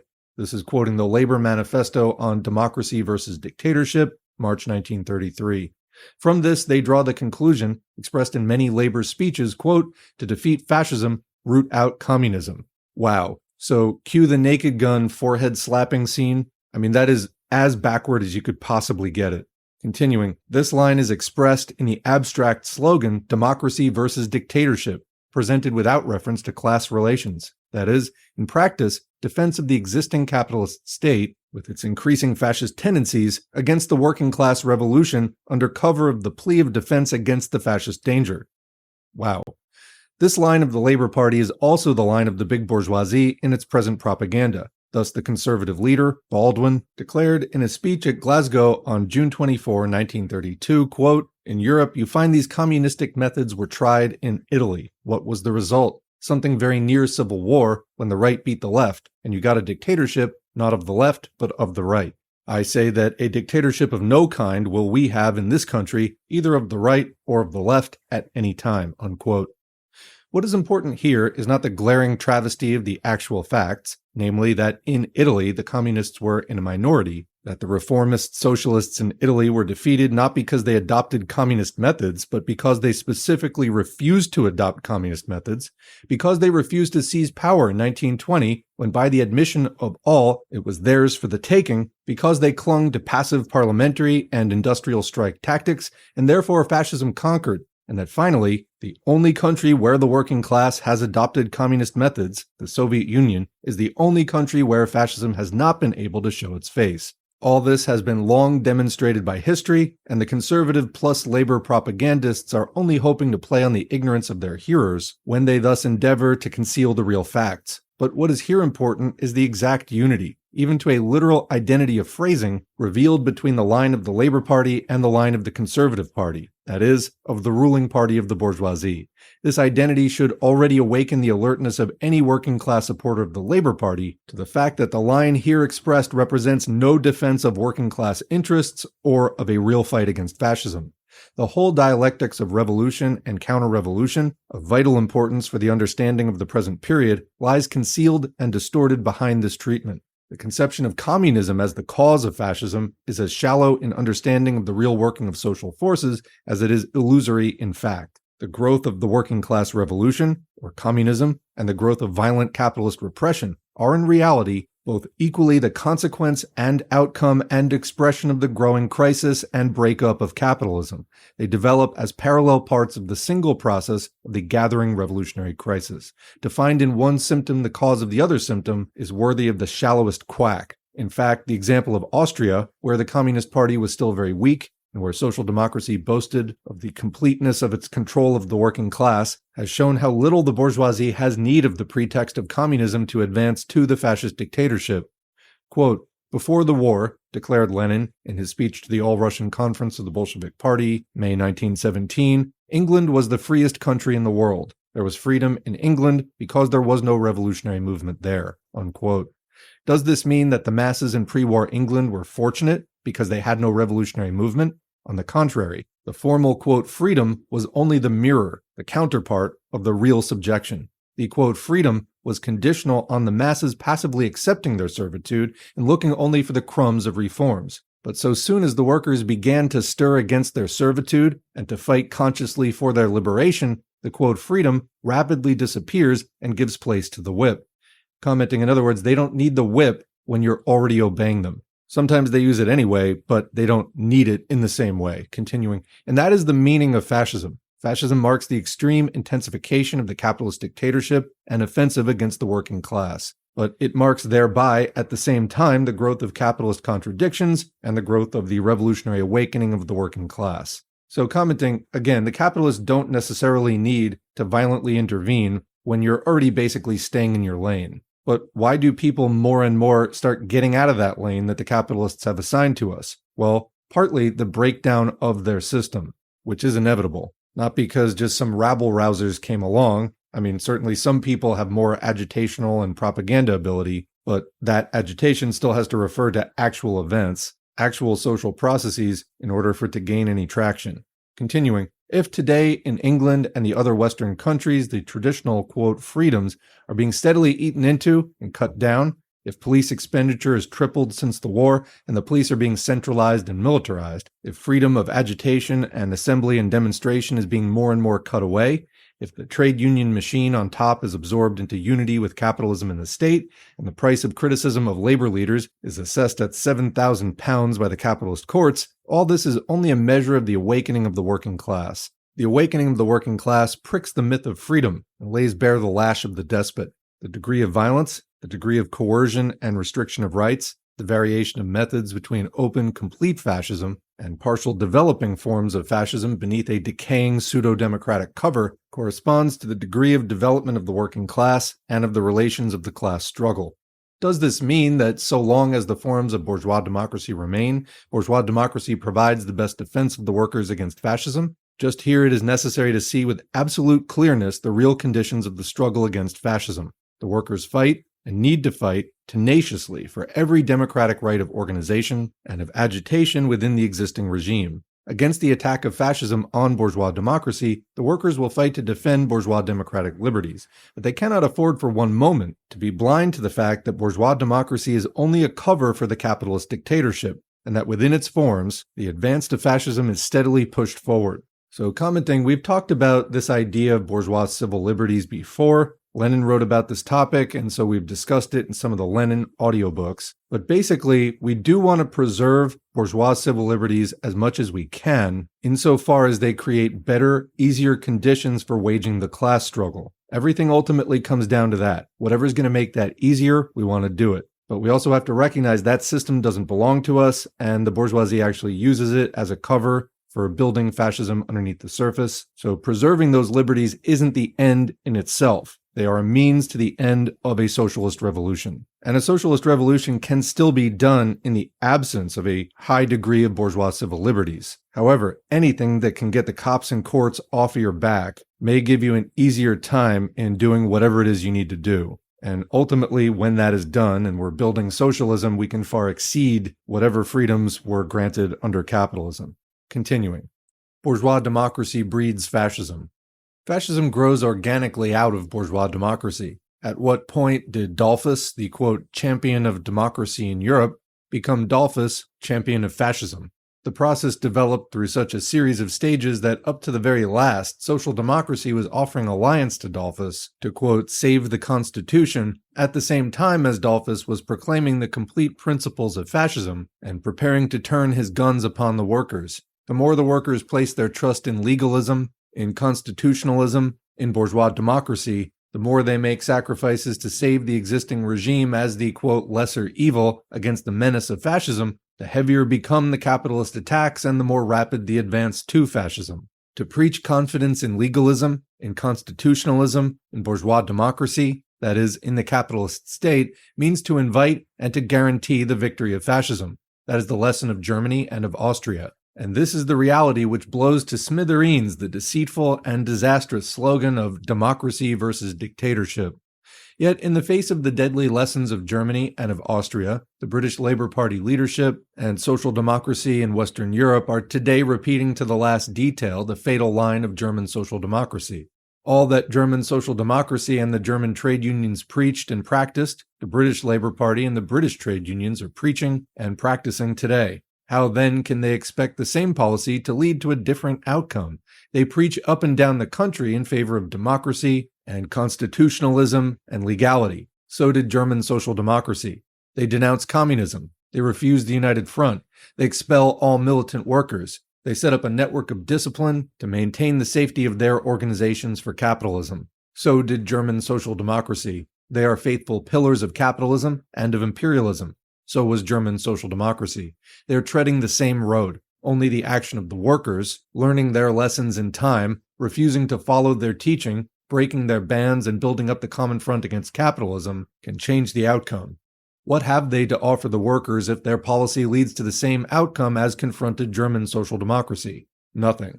What is their answer? They have no answer. Citrine, leader of British trade unionism, speaking of the Trades Union Congress in September 1933 on the situation that confronted German social democracy, could only say, "I hope to God we are never put into a similar position. I hope we never have to face that position." And again, with regard to the growth of mass unemployment as the visible common factor both in Britain and in Germany, quote, "If that gets worse, I cannot answer for the consequences," unquote. Hope to God cannot answer. Such is the final lead of British labourism in the face of fascism. Of one thing only, Citrine is sure: it is impossible to fight. If it comes to a fight, the workers will be beaten. Quote, "If we go in for the method of force, we shall be badly beaten." And again, quote, "If we try to organize by force of arms, we shall be beaten." Unquote.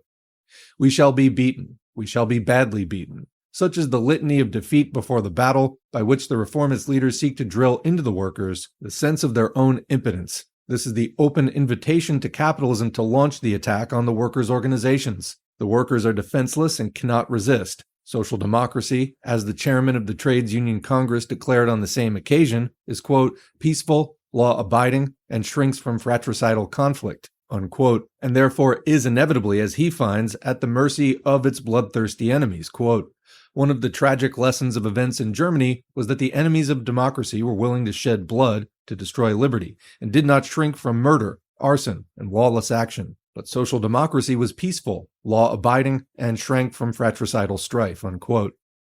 The very heart of reformism is here laid bare. Capitalism is all-powerful. The workers are powerless against it. The workers must only hope to get what capitalism permits them through the legal forms that capitalism permits. Let us cling to what capitalism may grant us through the forms of, quote, "democracy," which in fact were only won by violent struggle, and, quote, "hope to God that, if we are docile, capitalism may not strike us further." Such is the voice of the beaten, trembling slave, which expresses itself as the philosophy of reformism. Does then the advance of fascism mean the end of all things? That there is no hope for the working class movement? That there is no hope for the victory of socialism? On the contrary, the poet William Morris, in his imaginative picture, already quoted, of the path of the socialist revolution in England, in the chapter How the Change Came, of News from Nowhere, describes how the government proclaimed martial law and appointed a well-known general who, with modern artillery, carried through a terrible massacre of thousands of unarmed workers. The following dialogue then ensues between the narrator and his informant, Old Hammond. Quote, "I wondered that he should have gotten so elated about a mere massacre, and I said, 'How fearful!' And I suppose that this massacre put an end to the whole revolution for that time?" "No, no," cried Old Hammond. It began it. That massacre began the Civil War." Unquote. It began the Civil War. It destroyed the myths and illusions of legality and passive slavery, and laid bare the Civil War, which once begun could only finally end with the victory of the masses. And that, above all, is the significance of fascism. The old poet is 100 times right against the trembling modern reformists, who solemnly declare that modern artillery and technique have made revolution impossible. Once the myths and illusions of legality and pacifism have fallen, once the united mass of the workers enter into the struggle, with the scales fallen from their eyes, there is no question of the ultimate outcome. The exploiters know this well, hence their anxiety to build up the final rampart of a national fascist ideology of deception in the masses, alongside the direct violence and coercion, and hence also the importance on the workers' side of carrying through the ideological political fight of exposure against fascism, alongside the direct preparation of the mass struggle and final armed struggle. The example of Austria has shown how much even a courageous minority of the workers, shackled and held back at every point by their reformist leaders, when all the previous favorable opportunities had been squandered and the enemy had been allowed to entrench himself over the whole field before the struggle began, when the great part of the mass organizations of the workers were directly held back from the struggle by their chiefs, could nevertheless accomplish to shake and bring to a critical position the whole fascist regime and awaken an answering spirit of struggle throughout the whole world. The bands of hundreds of Schutzbündler who fought their way to freedom across the frontier are reported to have cried out as they reached the other side, "Long live the Soviet Union," and some, "Long live the Communist International." Their lesson was learned. How much more will the final outcome of the struggle be certain when the whole working class will fight as a united force under revolutionary leadership, when fascism will be weakened and disorganized by its own internal contradictions and by the fiasco of its regime and of its promises, and when disillusionment and discontent and rising sympathy with their fighting working class brothers will spread through the lower fascist ranks. Tsarism also fell despite all its machinery of repression. Far more certainly and rapidly will the card castles of the modern fascist dictatorships fall when the time comes. The laying bare of the Civil War at the root of class society, the explosion of all the illusions of peace and legality, that is, above all, the historical role of fascism. Fascism attempts to organize society on the basis of permanent civil war, no longer merely with the old state forces, police and military, of repression, but with permanent special armed legions of class war to hold down the workers. That fact is the most complete expression of the final bankruptcy of capitalism and of the certainty of its collapse. The eyes of all are being opened to the realities of class society and to the real character of the war confronting the working class. The necessity of the workers' dictatorship as the sole means to crush the counter-revolution is becoming understood.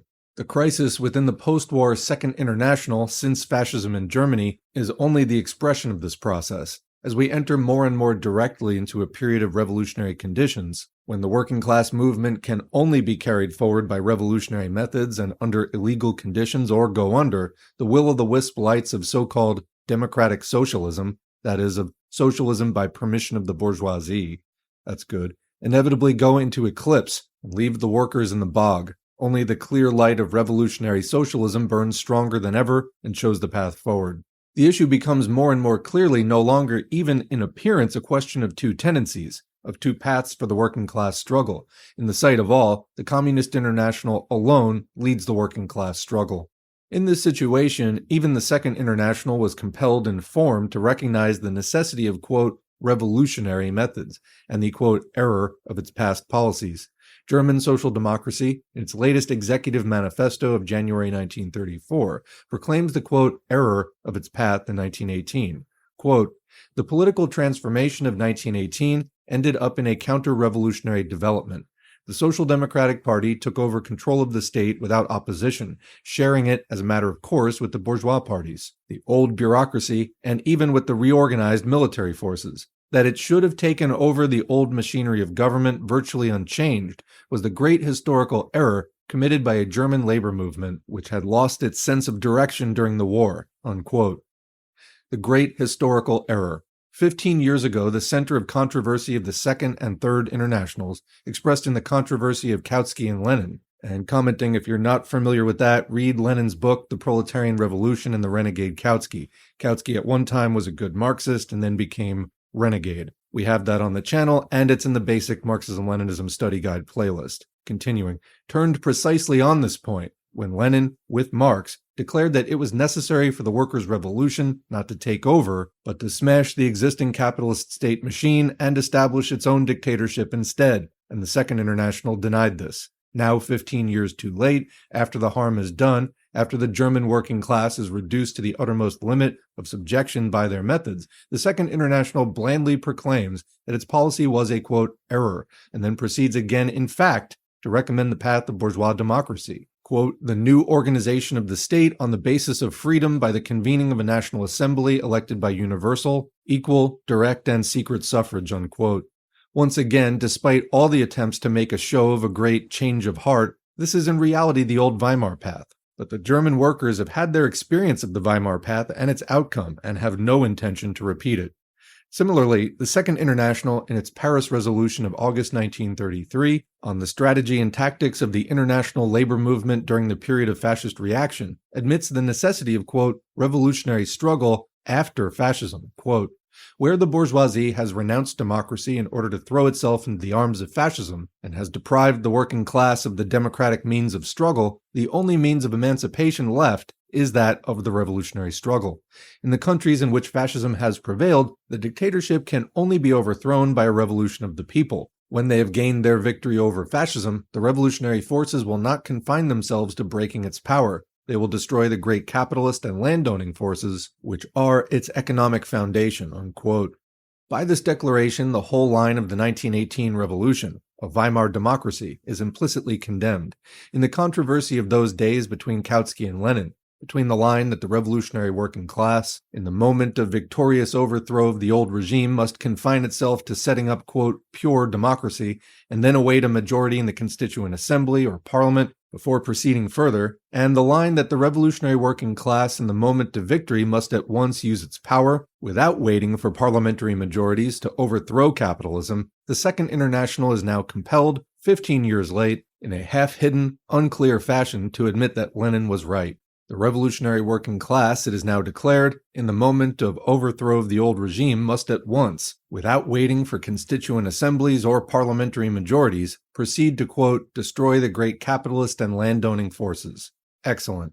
If this were seriously meant, it would mean the workers' dictatorship. But in fact, this phrase, thrown in as a sop because in relation to Germany today, it would be impossible openly to advocate the return to the completely exposed Weimar democracy, is used as a fine-sounding phrase without any attempt to face what it practically involves, and is made completely meaningless by the rest of the resolution. Further, notable precaution, it is to be applied only to countries where fascism has already conquered.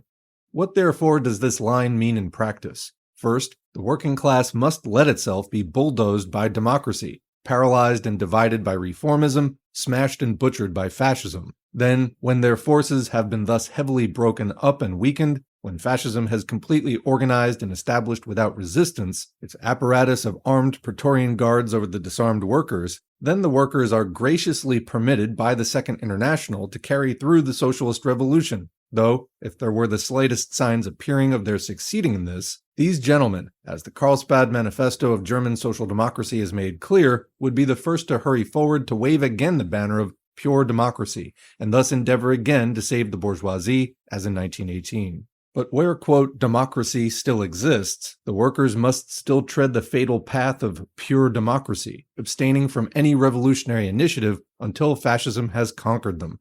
Such are the final confusions and contortions of the leadership of the Second International in the present epoch. Against this line, the revolutionary working class line of communism declares the workers' dictatorship is the only alternative to the capitalist dictatorship, which at present is increasingly passing from the older, quote, democratic to fascist forms. The workers' dictatorship is the only guarantee against the victory of fascism, against the victory of the capitalist counter-revolution, and the unlimited subjection of the working class. The path of bourgeois democracy ends in fascism. The battle for the workers' dictatorship must be fought, not merely after fascism, but before fascism, as the sole means to prevent fascism. Social democracy says, first fascism, then revolution. But communism says, revolution before fascism and preventing fascism. Fascism is not inevitable. Fascism only becomes inevitable if the working class line follows the line of reformism, of trust in the capitalist state, of refusal of the United Front, and thus lets itself be struck down by the class enemy. But if the working class follows the line of the United Front, of the rising mass struggle, of the building of its Communist Party and fighting mass organization to the final victory of the revolution and establishment of the workers' dictatorship, then the working class can defeat and crush fascism and pass straight to the socialist order with no costly and shameful fascist interlude. This is the path to defeat fascism.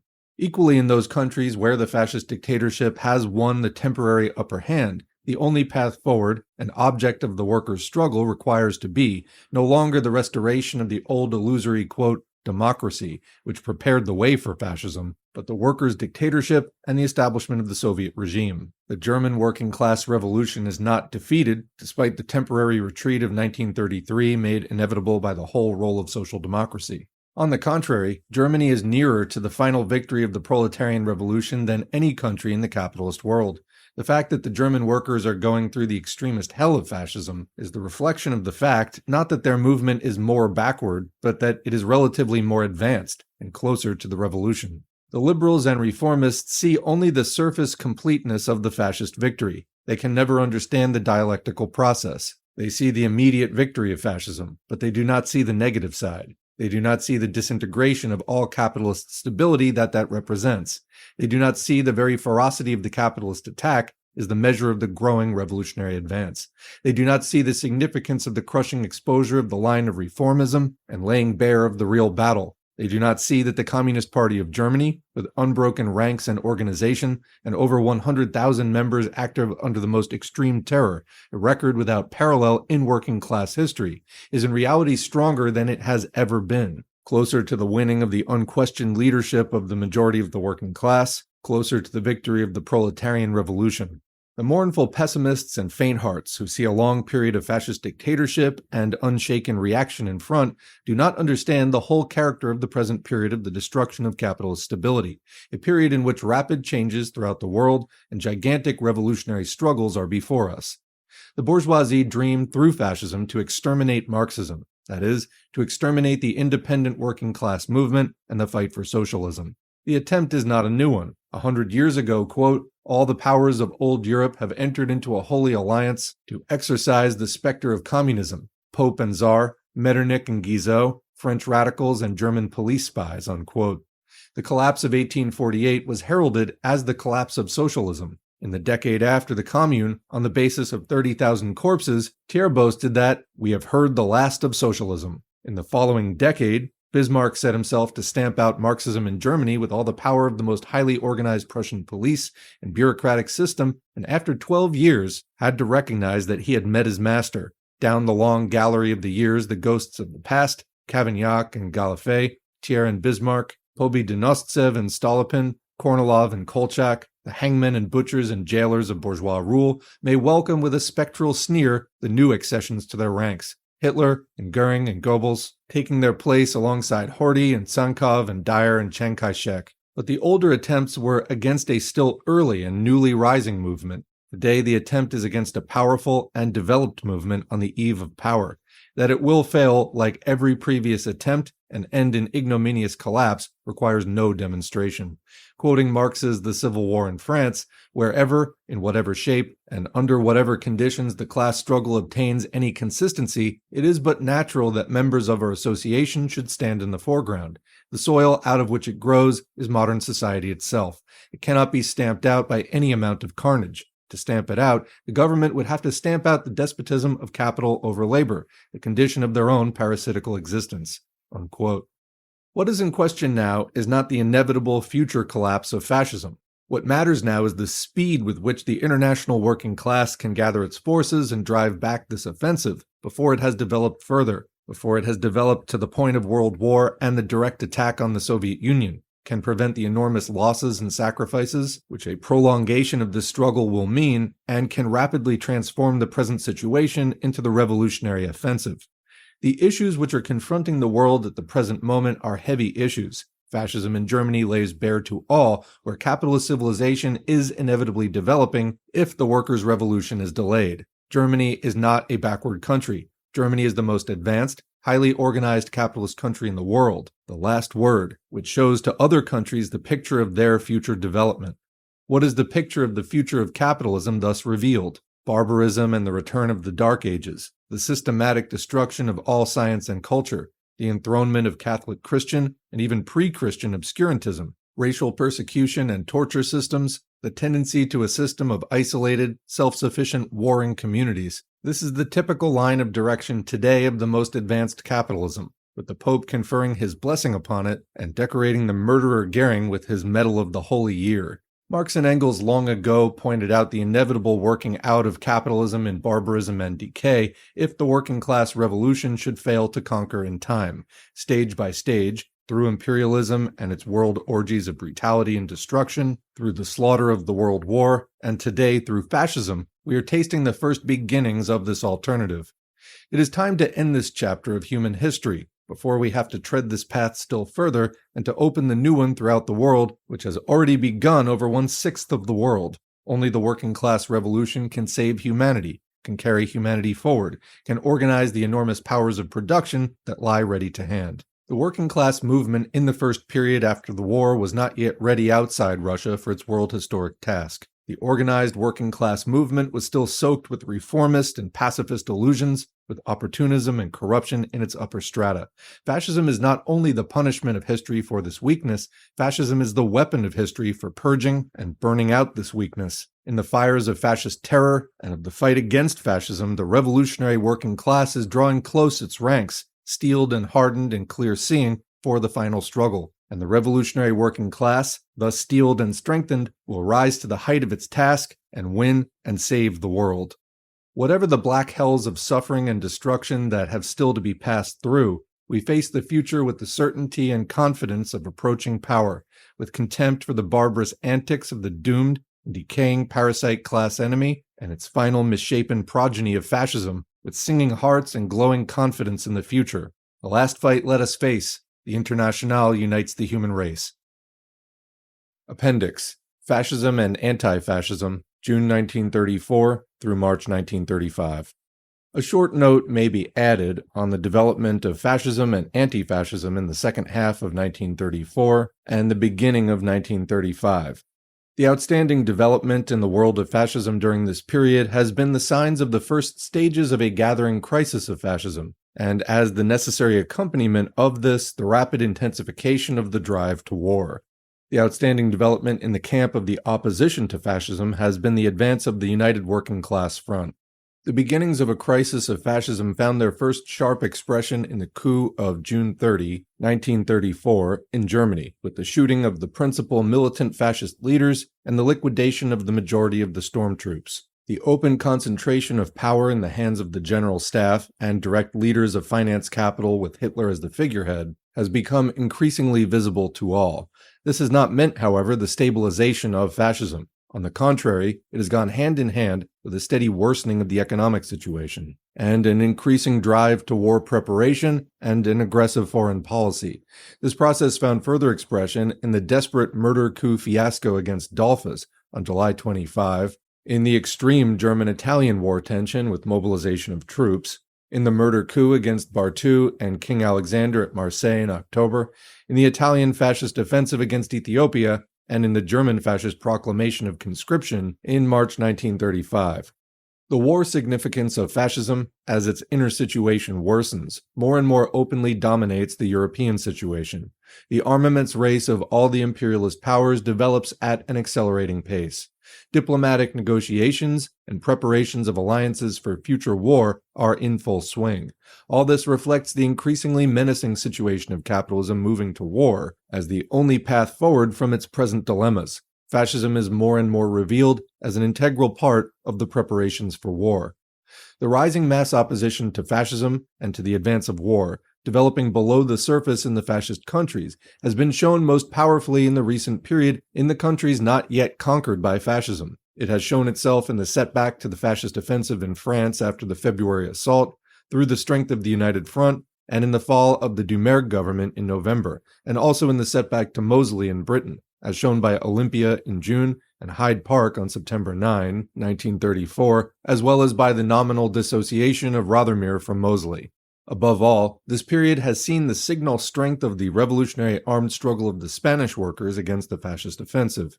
From all this development, it is clear that while it would be a mistake to exaggerate the significance of particular events and fluctuations in a long-drawn and profound world conflict, there has undoubtedly been during this period an increase in the inner contradictions and difficulties of fascism, and an awakening and gathering of the mass forces of resistance to fascism. At the same time, the forms of direct fascism have gone forward in a number of smaller states, and the process of fascization has advanced in varying degree in all the major imperialist states. With the development of the war situation, the battle is moving to a new intensity. The decisive turning point which heralded the opening of this new phase of gathering inner contradictions of fascism was constituted by the events of June 30 in Germany, which marked a transformation of international significance. The leaders of the fighting forces of German fascism, the principal leaders of the storm troops, within 15 months of the accession of fascism to power, had to be shot down by the leader of German fascism, Hitler, as the representative and agent of the demands of German finance capital and of its direct instrument, the Reichswehr. The majority of the storm troops had to be liquidated. We see here the classic demonstration of the process of fascism after power, the alienation and disillusionment of the petty bourgeois and semi-proletarian elements which were made the tools and dupes of finance capital, and now find all their aspirations thwarted with the denial of the Second Revolution, the consequent narrowing of the social basis of the fascist regime, and the ever more open demonstration of its real character as the terrorist dictatorship of finance capital. While a warning must again be uttered against exaggerating the tempo of development and the rate of growth of mass opposition, it is evident that a single chain unites the phases of the factory elections in the spring of 1934. With their unfavorable results for the Nazis, the intensive campaign against the, quote, critics and carpers, the alleged, quote, revolt, and its bloody suppression on June 30, and the results of the plebiscite in August when, after the declaration of Goebbels on the eve of the poll that the loss of a single vote in comparison with the previous November would be a disaster, the direct no vote rose from 2.1 million in November 1933 to 4.3 million in August 1934, and reached an average of 20% in the main industrial towns. Parallel with this process has gone forward the steadily worsening economic situation, the mounting adverse trade balance in place of the previous export surplus, the sharp cutting down of imports of essential raw materials, and tightening organization on a war basis of rationing and hardship, reflected in the tone of Hitler's Buchenberg speech of September 30, 1934. Never will they bring us to our knees, if the worst comes to the worst, etc. The whole concentration of Nazi policy becomes more and more openly directed to the most intensive preparation of war as the sole path forward. On the other side, the examples of Germany and Austria have led to a widespread awakening of working class and general popular opposition to fascism in all countries, and this has led to a rapid advance of the United Working Class Front, and in particular, the United Front of the Socialist and Communist parties against the fascist and war menace in a number of leading countries. This extending development of the United Working Class Front is the most important and the most hopeful development of 1934. In this advance, the French working class has led the way. The United Front Pact of the French Socialist Party and of the French Communist Party was finally signed on July 27, 1934, and the powerful influence of this common front is stimulating and mobilizing the entire working class and spreading confidence and fighting spirit, has been the decisive factor in delaying the planned rapid offensive of fascism in France during 1934. With the fall of the Doumergue-Tardieu cabinet of national concentration in November, with the combined demand of all the bourgeois forces for anti-democratic constitutional changes, and with the fascist groupings preparing renewed offensives, heavy tests are now in front for the fighting strength of the united working class in France. At the same time, in Austria, the lessons of the February battles have produced a far-reaching transformation in the working class. The illegal Communist Party has advanced to the position of a mass party with the absorption of the left social democratic and Schutzbund elements, many organizations in leading working-class districts coming over en bloc. The revolutionary socialist committees, composed of former social democratic elements and later setting up the United Socialist Party, have maintained the old forms and contact with the emigrant leadership and with the Second International, but have proclaimed the aim of the dictatorship of the proletariat and denounced the old, quote, democratic and reformist illusions. Quoting a letter of the Central Committee of the Revolutionary Socialists of Vienna to Bauer and to the Second International, the fascist dictatorship in Austria has dispelled all democratic and reformist illusions among the workers, unquote. In July, a united front was established by the Communist Party, the Central Committee of the Revolutionary Socialists of Austria, and the Committee of Action of the Schutzbund, with a joint manifesto for the, quote, revolutionary dictatorship of the working class, and for a, quote, united revolutionary class party of the Austrian proletariat. The United Front of the Socialist and Communist parties was also established in Italy, in the Saar, a state in Germany, and in September in Spain. Among the working class youth organizations in all countries, the advance of the United Front was even more marked. On the other hand, the British Labour Party and a number of other social democratic parties, notably the Scandinavian, the Dutch, the Belgian, the Swiss, and the Czechoslovak, actively opposed the United Front and even developed extended disciplinary measures to prevent its realization. In October 1934, the Communist International approached the Second International for common action in support of the Spanish workers. A meeting took place between the representatives of the two internationals in October. In November, however, the executive of the Second International at Paris, after a 4 days debate, by a narrow majority rejected the proposal of the United Front and broke off negotiations. Nevertheless, the strength of the United Front movement in a number of leading countries was such that the ban of the Second International on the United Front for its separate sections had to be lifted, and a minority declaration of 7 parties was issued in support of the United Front. Thus, alongside the gathering crisis of fascism and of capitalist politics has developed a gathering crisis of social democracy and of the Second International. While the British Labour Party, the strongest section of the Second International, had, at its Southport conference in October 1934, passed draconian decisions against any form of United Front, or even, quote, loose association with communism, and expressed strong disapproval of the International United Front negotiations, the French Socialist Party was already a partner in the United Front with the Communist Party, and the Spanish Socialist Party, equally a section of the Second International, had not only reached a united front with the Communist Party, but was taking direct part in armed civil war under the slogan of the dictatorship of the proletariat. This extreme and extending division and disparateness of policies among the parties of the Second International is a symptom of the profound process of transformation going forward among the social democratic workers under the influence of the object lesson of fascism. The further development of the situation in the international working class movement is of critical importance. The Spanish revolutionary mass struggle, reaching in October 1934 to the stage of open armed struggle against the advancing fascist offensive of the combined reactionary clerical, militarist, landlord bourgeois forces, and in the province of Asturias reaching to the formation of Soviets, has immeasurably raised the whole international working class movement, even more than the battles of Vienna in February. It has revealed a far higher degree of mass participation and unity, and of consciousness of revolutionary aim, even though not yet reaching the conditions of organization and leadership for final victory. The formation of the Soviet regime in Asturias at the outset of the struggle, and the prolonged and tenacious resistance against all the forces of the Spanish government, reaches a point of revolutionary struggle unequaled in Western Europe since the days of the Hungarian and Bavarian Soviet republics in 1919. The lesson endeavored to be drawn by the reformists of the inevitable failure of armed struggle against the military resources of modern governments is the exact opposite of the reality. For the prolonged resistance of the workers of Asturias, facing alone the entire forces of the Spanish government and its African levies, has abundantly shown that if the workers of the other principal regions, and especially Catalonia, Andalusia, and Madrid, had been fighting at the same time, with equal tenacity and leadership, the forces of the government would have been powerless to cope with the situation, and a Soviet Spain would have been already won. The Spanish revolutionary struggle at the end of 1934, following on Vienna at the beginning, is the signal of the future in Europe. But the heaviest struggles are still in front. In the face of the present international situation of the increasing difficulties, desperation, and discrediting of fascism, the weakening of its mass basis in the countries where it has won power, and the gathering of mass forces of resistance in the countries where it has not yet won power, a new illusion has begun to be widely spread in liberal and social democratic circles, the illusion of the retreat of fascism.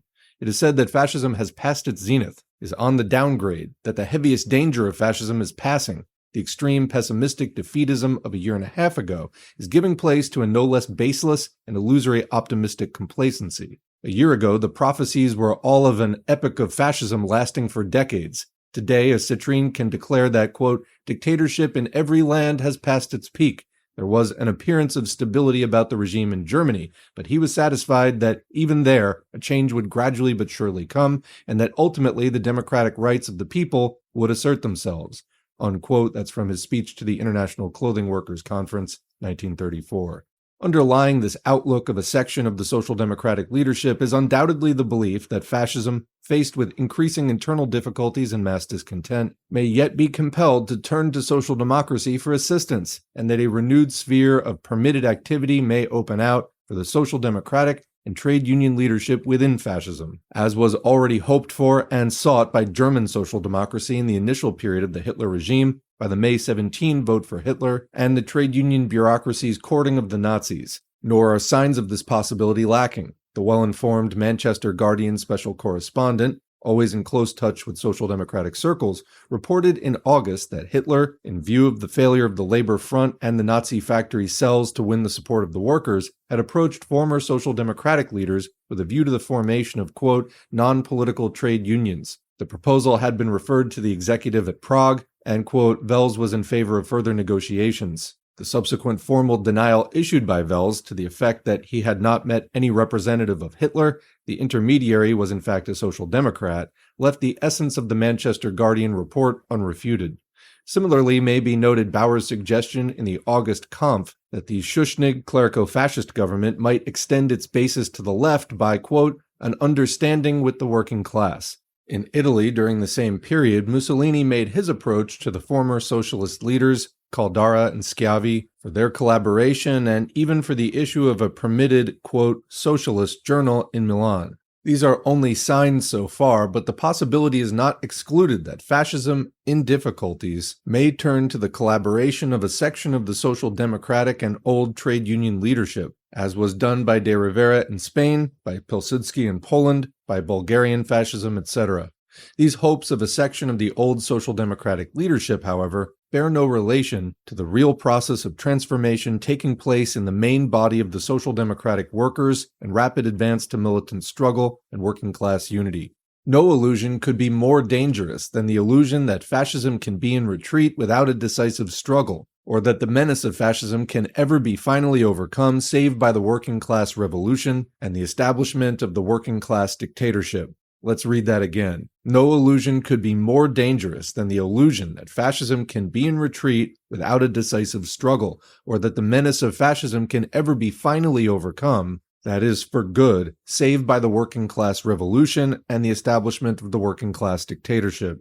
It is equally necessary to fight the illusion of the inevitability of fascism, or of the inevitable long-term power of fascism in the countries where it has won power, as it is necessary to fight the illusion that a temporary fluctuation can mean the retreat and ultimate disappearance of fascism, or disappearance of the menace of fascism in the countries where it has not yet conquered, without a decisive revolutionary struggle. On the contrary, the greater the difficulties of fascism, the more desperate and ruthless will be its fight for existence. The massing of the working class united front does not yet mean the defeat of fascism. It means only the massing of the forces for the struggle against fascism and for the final revolutionary struggle. In particular, the drive to war, in close unity with the drive to fascist forms of organization and preparation of war within each country, becomes the more and more dominant character of the present stage. The supreme task now is to build up the widest united front against fascism and war. Widespread anti-fascist and anti-war feeling exists on all sides, but the essential need is organization. The resistance to the united front must be overcome. And commenting, remember that the united front is a unity of all the proletarian elements, communist and non-communist, for a common purpose. And so in this case, the united front against fascism and war, the communists were finding that a lot of the social democratic leadership, not all of it, but a significant part, was opposing the communists' overtures for unity and even disciplining their members who wanted to join with the communists. Continuing, no separate and sectional interests can be allowed to stand in the way of this. The all-inclusive united working class front, drawing in its wake the mass of the petty bourgeois and unorganized elements, and on this basis, establishing a broad anti-fascist popular front, comment popular front incorporating non-proletarian elements, as Dutt illustrates here, the united front being so powerful that it will also pull petty bourgeois elements into it in its wake, i.e. with the proletarian elements still in the lead. Continuing, requires to be built up in every country. Only the widest common front can defeat fascism. And for the victory of the struggle, it is essential to understand the true character of the issues, the final necessity of the revolutionary alternative, which can alone defeat fascism and war by the victory of the socialist revolution. And that's the end of the audiobook. So, I really wish that somebody had given me this book decades ago. It is so clear, and its anti-fascist orientation, which is a good introductory point to communism, is accessible even to US Americans and people from similar cultures where there's a lot of anti-communism. There was a lot of Cold War propaganda historically, but even the capitalist ruling class is decidedly anti-fascist, at least in its official stances, and so it inculcates that anti-Nazi, anti-Italian fascist kind of sentiment, which is of course shallow and hypocritical in all the ways that this text pointed out, but that's a good jumping off point for people to, really understand fascism, why it exists. Where does it come from? What does it want? What is its social or class basis? While teaching a lot about militant labor and communist struggles and theory. For me personally, I came into communism more from an anti-fascist and anti-war perspective, which started to get more radical and more red the more I realized that, well, how do we oppose these things? We would actually need all of the working people to get organized. And then I realized, oh, isn't this labor unions, which I didn't really know much about growing up. But this whole idea, this whole premise of communism that the working class can end capitalism, which is the reason for the fascism and the war, well, that seemed like a pretty good idea to the point of there is no other idea, meaning really an advanced industrial society can only run on capitalism or socialism, and here we are today. So what do you think? Leave a question or comment below. I think that this is the best anti-fascist book that most people will ever read, and we will be promoting it accordingly on the channel. But otherwise, leave a comment in the comment section, and we will continue the discussion there as always. Otherwise, thanks to the patrons and Buy Me a Coffee supporters whose names are on the screen. If you'd like to get your name on the screen, head to patreon.com/socialismforall or buymeacoffee.com/socialismforall. This channel is non-commercial. We don't run ads or sponsorships, so it is just purely viewer supported, and we thank you very much for that support, which has been growing over the years. Otherwise, engagement counts, so like, share, subscribe, and leave a comment, even if it's just thanks or good video or random letters. That will help to boost the video and the channel on whatever platform you're listening to this at: YouTube, SoundCloud, Spotify, Patreon, Substack, or wherever else this is going to be posted in the future. And we thank you for that, and other future comrades who are struggling to find this information also thank you for that. Beyond that, we can do a lot of agitation and education online, but make sure to connect with your local left in person. This will help you to network, to gain experience, and to get involved in the class struggle where you live. Bring these principles to life by applying them to your intersection point with the class struggle and with history. Thanks again, and we'll see you in the next video.